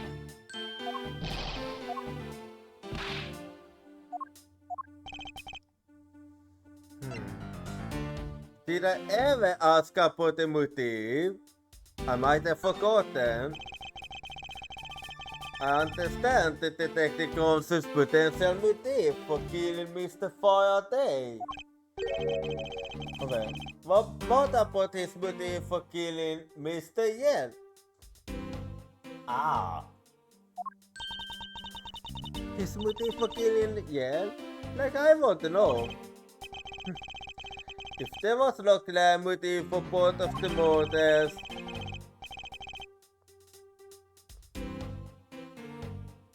then I thought this incident were occurred. What do you agree?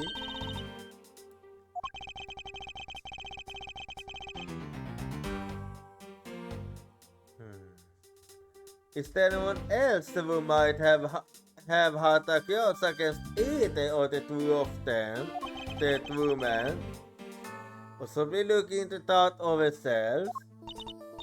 Oh, in that case, I have absolutely no idea. What? But that's impossible. She must know something. Wait! If you should glare at me like that, it makes me laugh. I didn't even do anything at you already laughing anyway. Away. Well, anyway. The way I see it, as long as you have the motive to kill one of the two.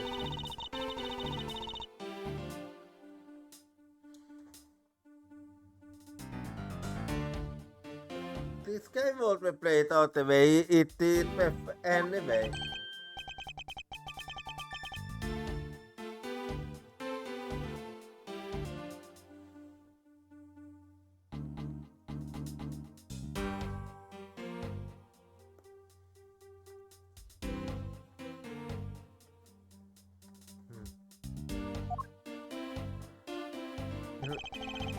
And this time, please try to provide a truly perfect explanation.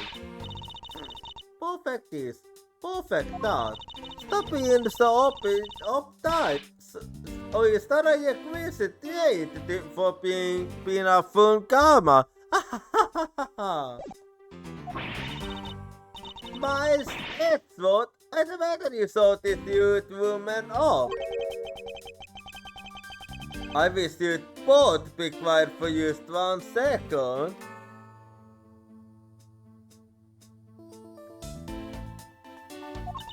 Ahem. Oh well. I guess I'll just have to explain it to you kids. Okay, let's hold it then.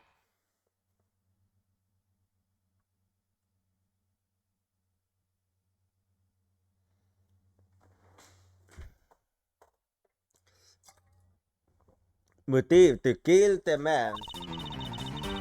There's no one out with a motive to kill both Mr. Faraday and Mr. Yell. All you really have to establish is that someone had a case against one of the two men. Mr. Yell, who happened to be there, became a witness to Mr. Faraday's murder. Therefore, he was killed out of necessity and set up to look like they had killed his daughter. I wonder if that's really true. Is there no one out there with a case against both men? I should take a note of how to look at the evidence for this morning's case. The second Corky 8 incident, as people are calling it, involving an embassy staff member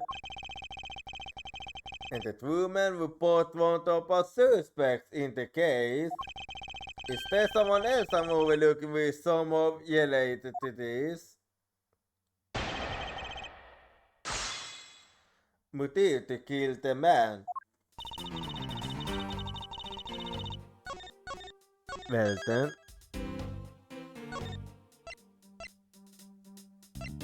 Okay, how did I end up that?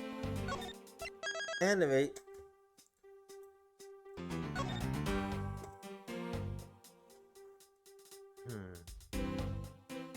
Let's see. There's no one out there with a motive to kill both Mr. Faraday and Mr. Yell. I won't hear for that, so hold it. So there is no one else who might have who might have a case against both Mr. Faraday and Mr. Yell. I suppose no one. It's a bit of a stretch, but I'm pretty sure no one like that was high in this courthouse today. She's lying to you, Petit. We just saw someone like that high earlier. Besides, you don't need to prove that the killer had a case against both men.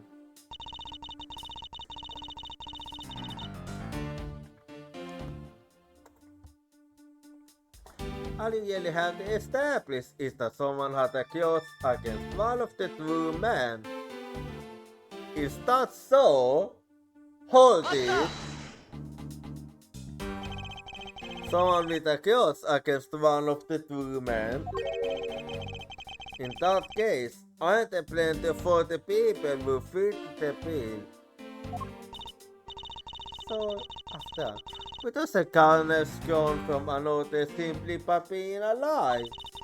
But the only one who held the case and acted upon it by killing was Detective Gomsu. Furthermore,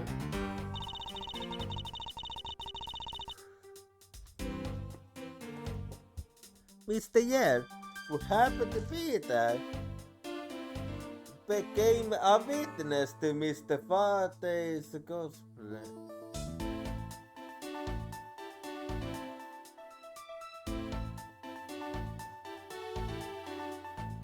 He did, oh I see.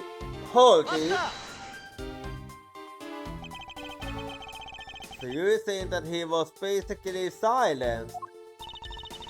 I'm glad you managed to avoid the same fate, Your Highness, Your Honor. Why, if you had been the one to witness the blood-covered detective,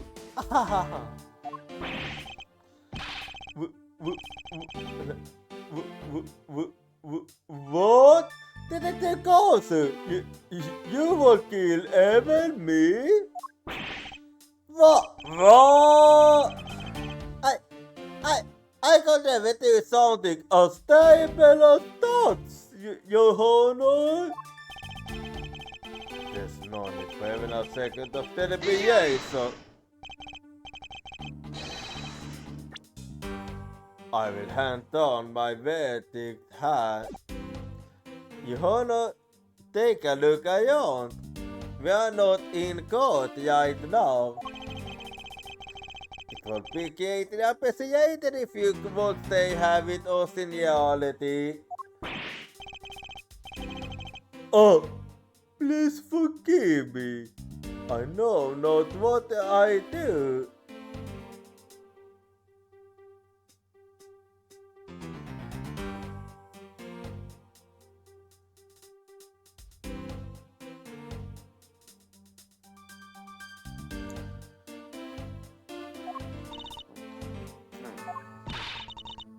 You that, Mr. Chef, I open continue with the testimony.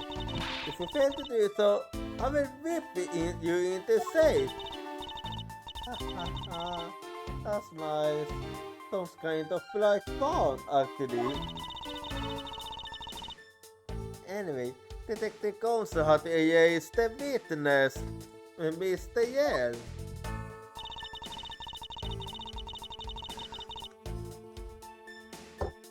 Therefore, you must get out of necessity and set up to look like they had killed his daughter.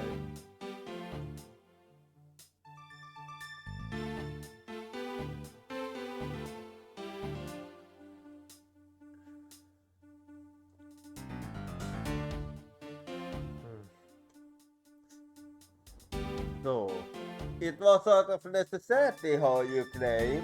Hold it!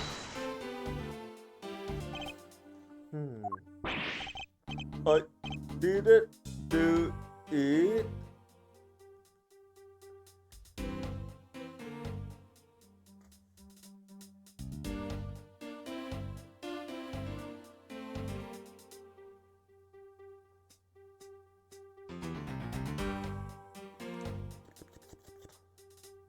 Didn't do it, Paul. No hard feelings, but I don't think we can take the word of a criminal seriously.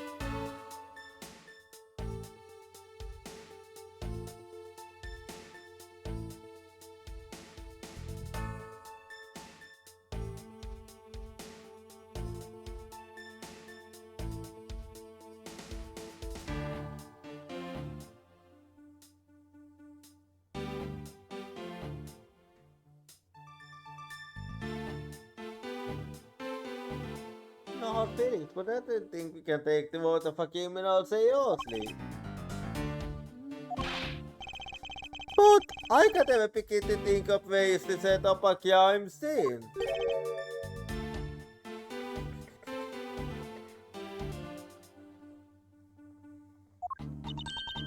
I suppose you do lack the necessary tactical mind required to do such a thing. Why do you have to kick a man when he's stoned, pal? You saw that put yourself down, detective. You are big boy. I bet you thought it all up on yourself, by yourself, right?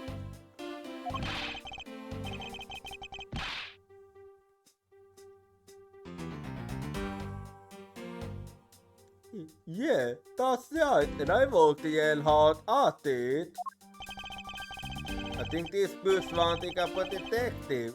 He has the mental acuity as the man.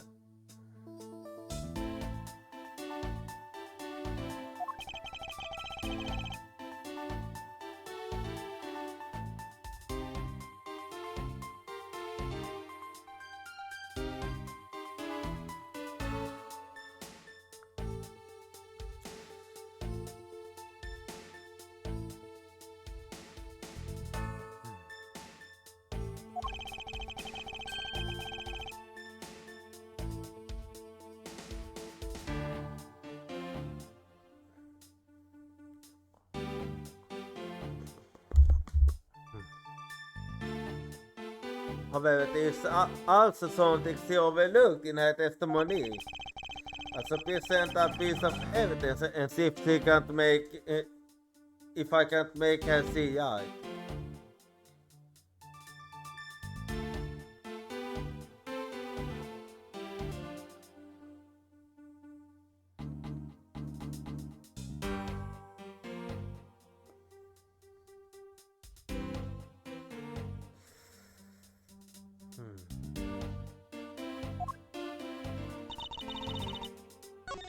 Anyway, so let's save her then.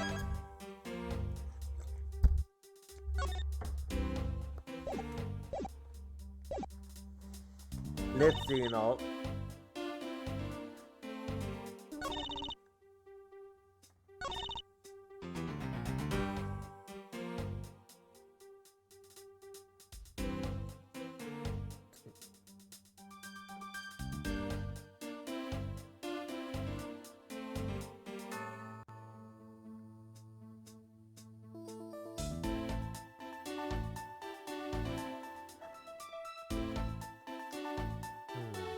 Let's see.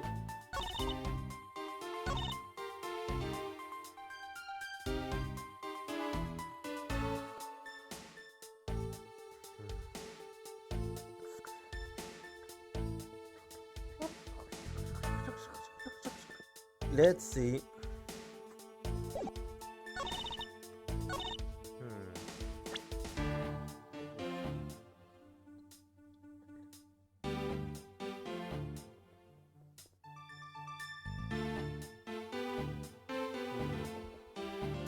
Let me think.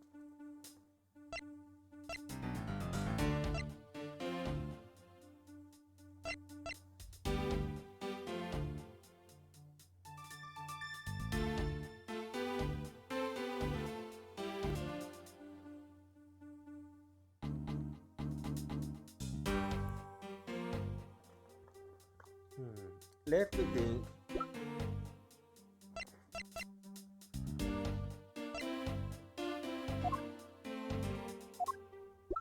Let's see.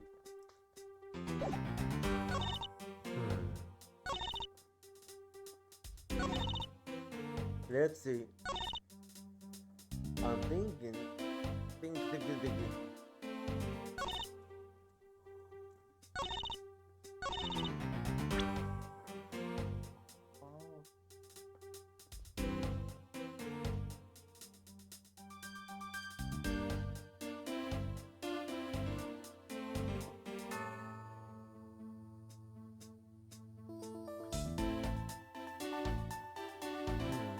Let me think.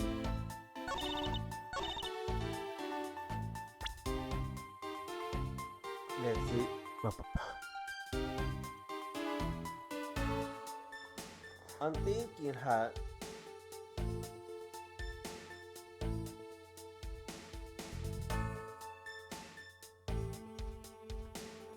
So what is it?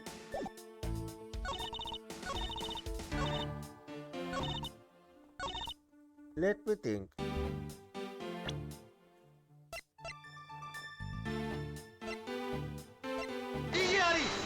Let's see. I misclicked actually. I'm trying to actually figure it out.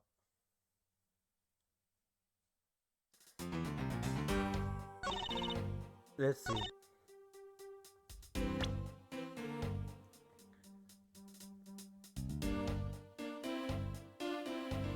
Let's see. I'm thinking.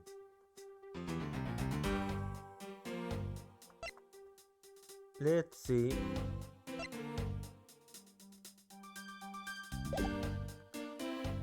Let's see.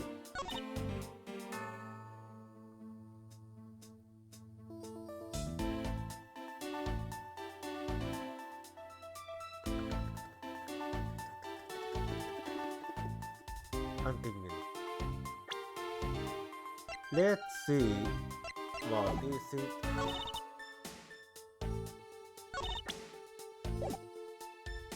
Let's see.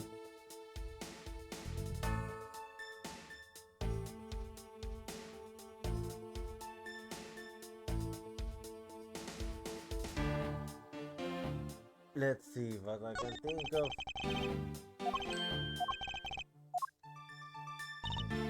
Let's see.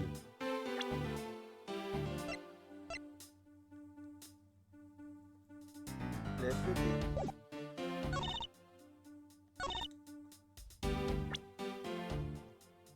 Let's see.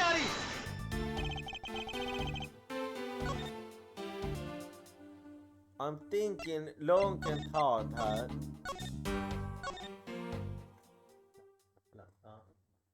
Okay, what is it? What is it? What is it? I'm trying to think. From the heat.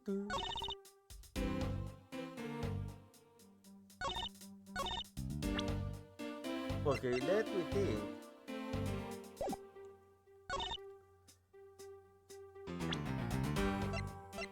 Is that so?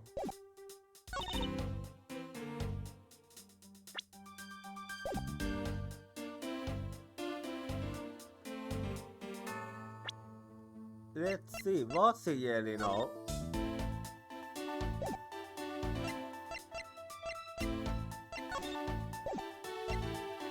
I'm thinking.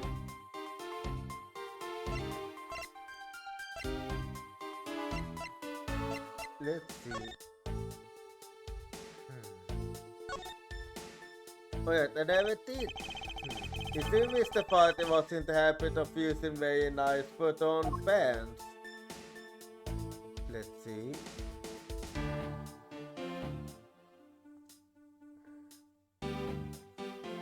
Let's see. This looks like a quality dip, but a pretty slow match for my beloved Peter Pan.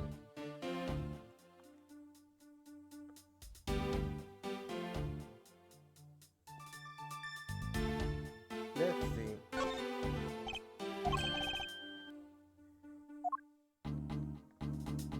Let's see.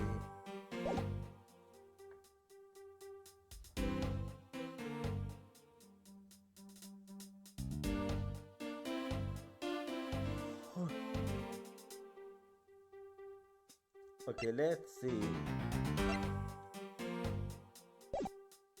Let me think, huh?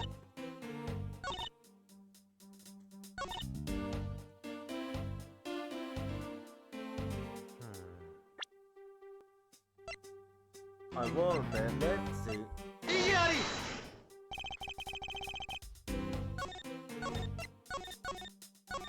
Let's see.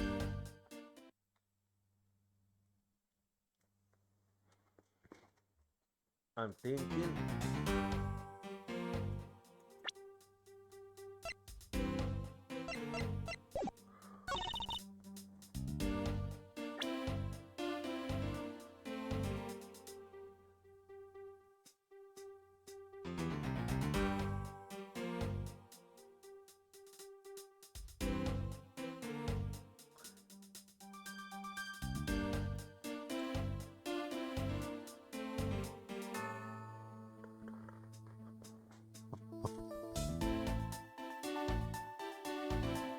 I'm thinking hard.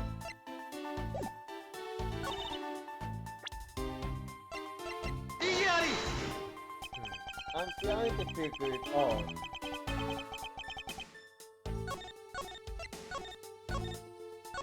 What could it be then?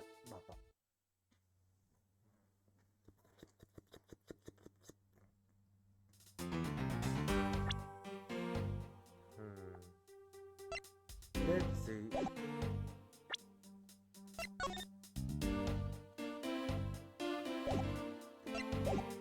Let me think. Let's see.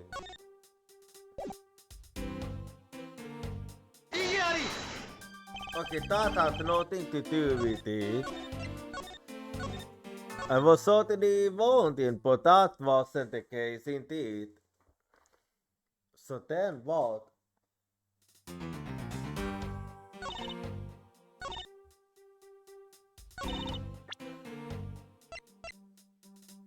But then I need to think.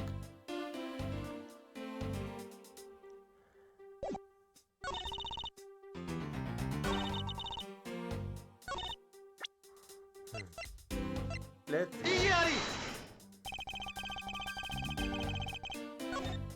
Yeah, I'm thinking.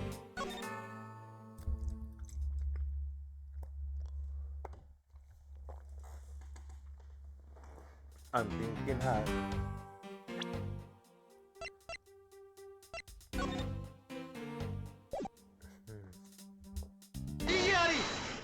Wait, I thought I did, but I apparently I didn't. Or maybe I did, but on the wrong statement. So, objection! Mr. Siev, I believe there is someone you overlooked in making your statement. Ojate, is it because you are not being this person up? What do you mean? We are looking for someone with a reason to kill both Mr. Faraday and Mr. Yen. I can think of at least one person that fits the bill. He was the suspect in the original Kiko 8 incident and a member of the Kutubian embassy staff, Mr. Manny Gosel. You should know that name very well. That's right. The very man who came to visit you earlier out in the hallway. The man who killed a member of the Kutubian embassy staff, Mr. Yes. And the man who was the lead prosecutor of the Koki 8 incident, Mr. Faraday. It was his way of getting revenge. Are you telling me that Mr. Coulson has no reason at all to kill both of this man? Well, I suppose he might have a reason or two. You going for me, pal? Maybe you're not such a bad guy after all. Don't get ahead of yourself. You're still a suspect. Make no mistake about that. The perfect evidence. The perfect testimony. These are the only things I wish to hold.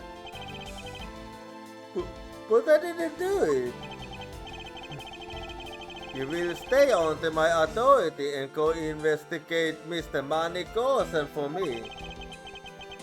Remember, I will not be very forgiven, so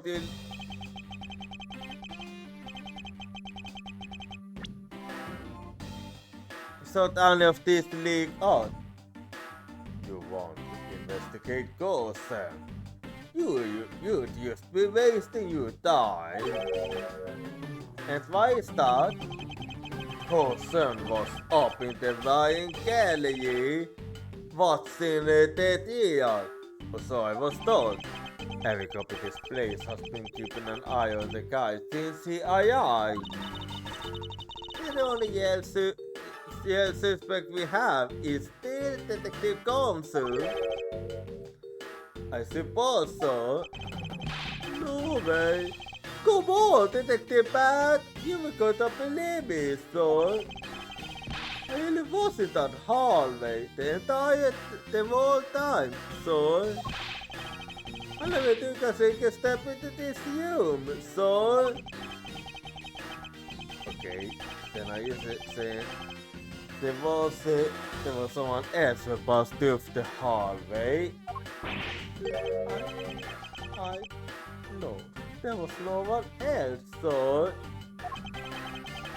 then why should I believe you didn't do it? That is one incredibly foolish detective. Studied in front of a crime scene all by himself. It's as good as a confession of guilt. I have to admit, it's a bit strange. Most criminals will fabricate some sort of lie to escape their crimes. And if that detective really wanted to prove that he is innocent.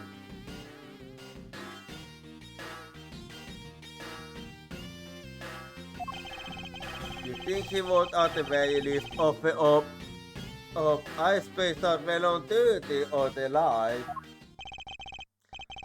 Come on, Gomsu. Time for your interrogation.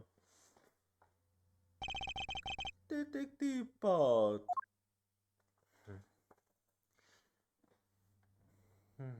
I'm sorry. Miles Edward, are we going ahead to report this to Papa? And that, as to say, is that. Right, everyone? Ho, ho, ho. Well, I suppose we should both be getting back to our Yale jobs now, huh? Before we do, Mr. Chef, there's something I'd like to speak with you about. What is it? I think is it about money?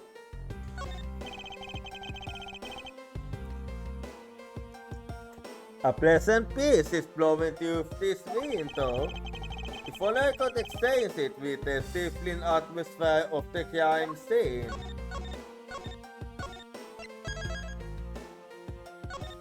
Anyway.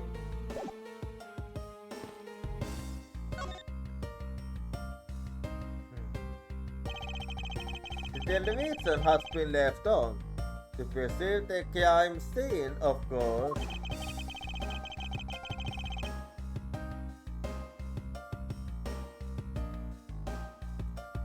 Until we stay on after until the police are finished with the investigation. Do they think nothing of saving electricity? How about the song? Yeah, think about the environment. Is Mr. Faraday back? The evidence for the trial of the embassy staff's murder is in hand. And if things are going smoothly, they would not be mine. Including the two papers in this double murder. The knife and gun, I suppose. Yeah, most likely.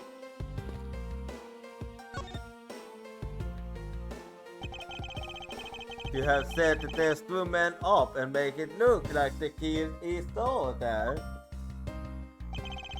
If there's one thing I cannot forgive, it's the desperation of the dead.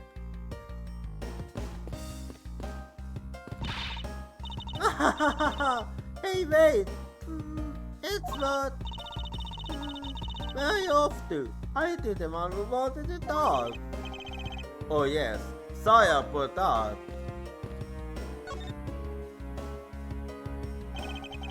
Everything is neat and tidy on top of the table, with not a single disturbance inside.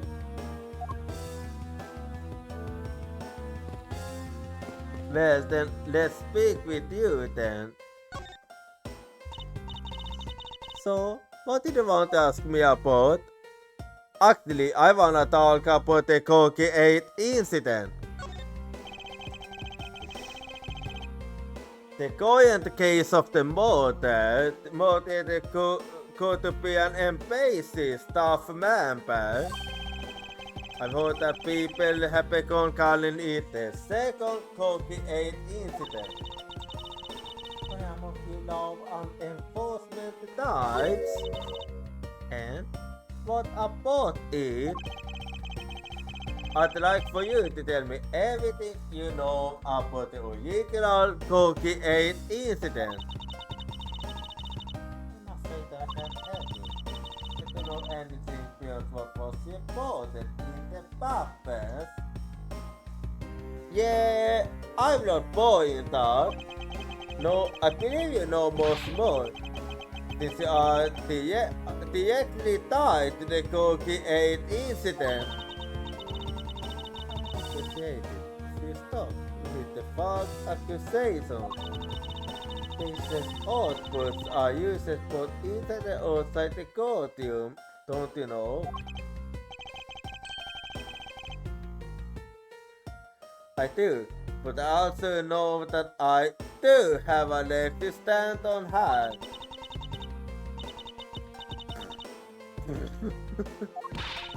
Think you can stop making that older sales face in front of me?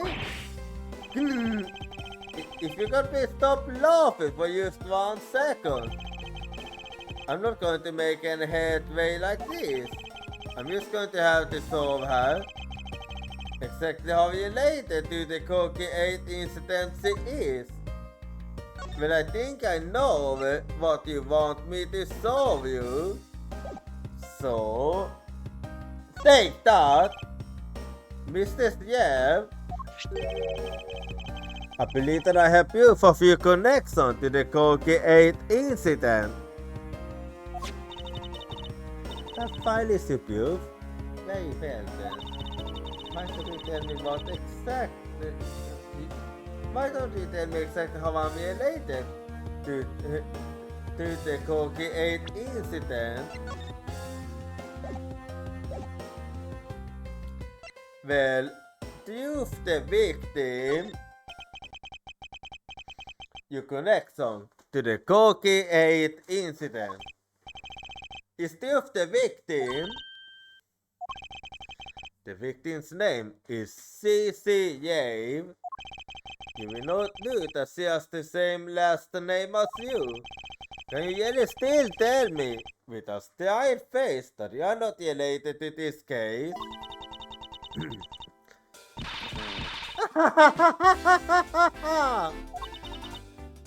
Sorry, but we're not related. Just kidding. You asked that question with such a serious look on your face. But I couldn't help but...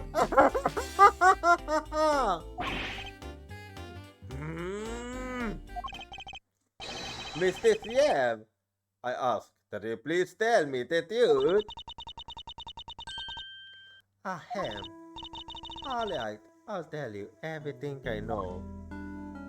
Okay, so let's start with the incident. As supposed, the one we reported the smuggling activities of the Amano group was my sister, Sister Yev, as I thought, and she was killed right before she was to testify at the impending trial by many causes, but because he was tried once, it was acquitted. He gets to live the rest of his cozy life completely carefree, all because of a lack of evidence. No, I heard that the evidence to convict him did exist. What? I heard it was I heard it from Mr. Faraday himself after Mr. Colton's trial was over.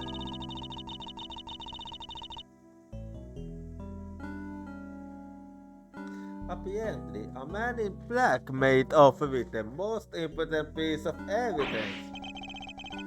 Then the evidence has been tampered with. Isn't it used like a criminal to do something like that? The smoking ink being your oath of the amount of guilt by one of his secretaries. The date Mr. Coulson oath, thought they were in league with each other all along. How big was the smoking ink? Was it a loss of liaison? I don't really know. This is why I wanted to become the lead defense. In this case, the people are calling the second Corky 8 incident. But I haven't learned anything new at all. I was probably expecting the most, I know. You mean you think this case has nothing to do with the smoking ink? I don't know what to think. Well, an outbreak is coming up now, so be right back and see you in 3 minutes.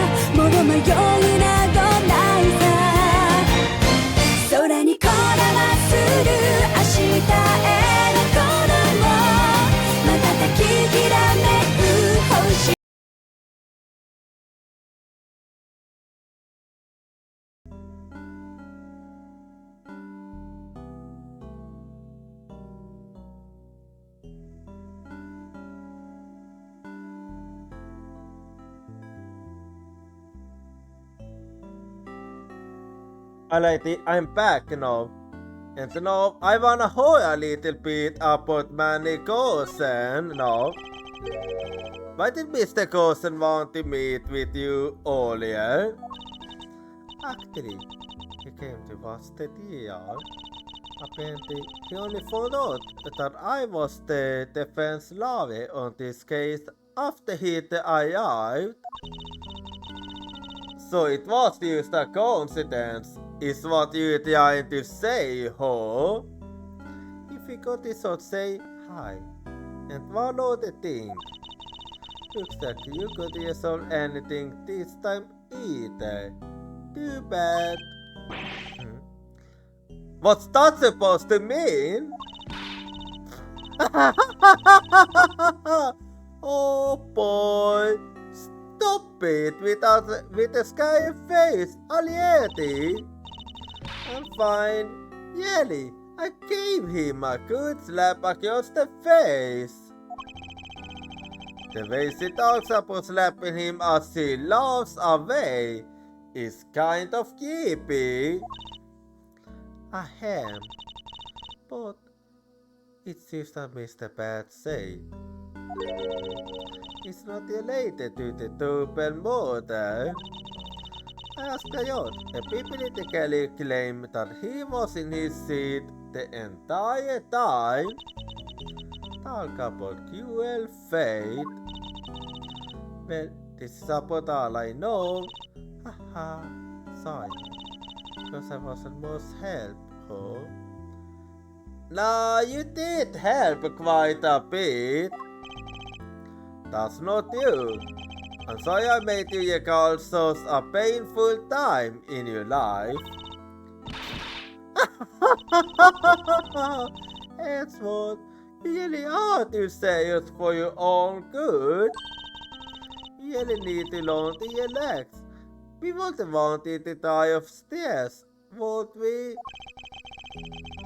Thank you for the advice, but there's no need to worry. I work in my own way, and I will catch this criminal in my own way as well. You'll see. Look at you with your game face on. Where did you go? I'm making all sorts of face. You know, laughter is the best medicine, Edward. That it is. But you get tired of making such a serious face all the time. I'm tasked with making sure that all the criminals of this world are found guilty. I have no need for laughter. There you go, make it a face again. Oh well. I've got to get going. I still have a firm loose end I need to tie up.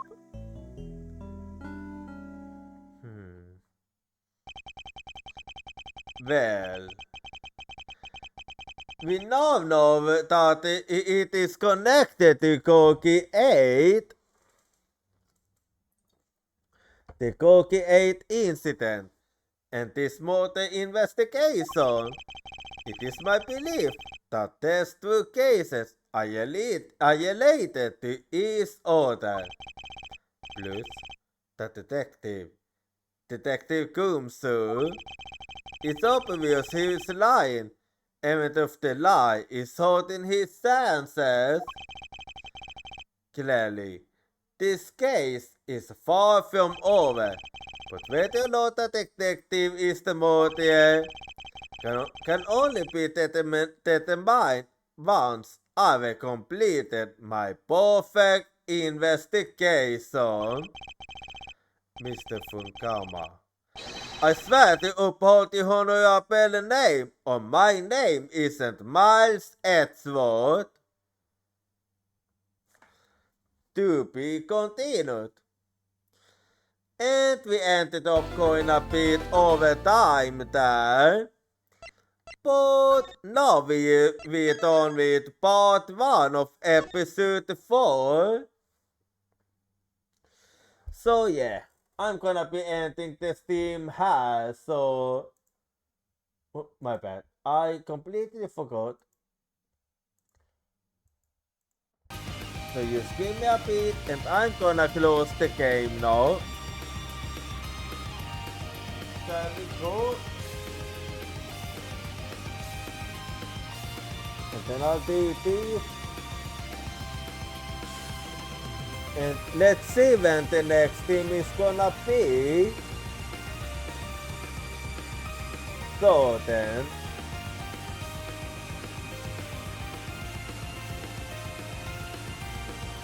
So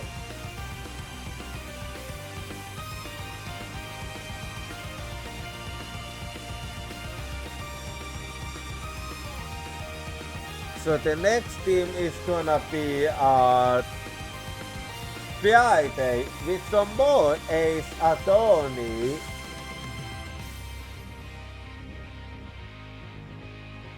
And if you wanna follow me at social, here you go. And do feel free to join my Discord. And if you aren't subscribed, you can use this 8 message. Otherwise, you can use this one. And you give me a bit, and we shall see what we shall be going for. And I'll be sleeping, Good night, Uyatsumi.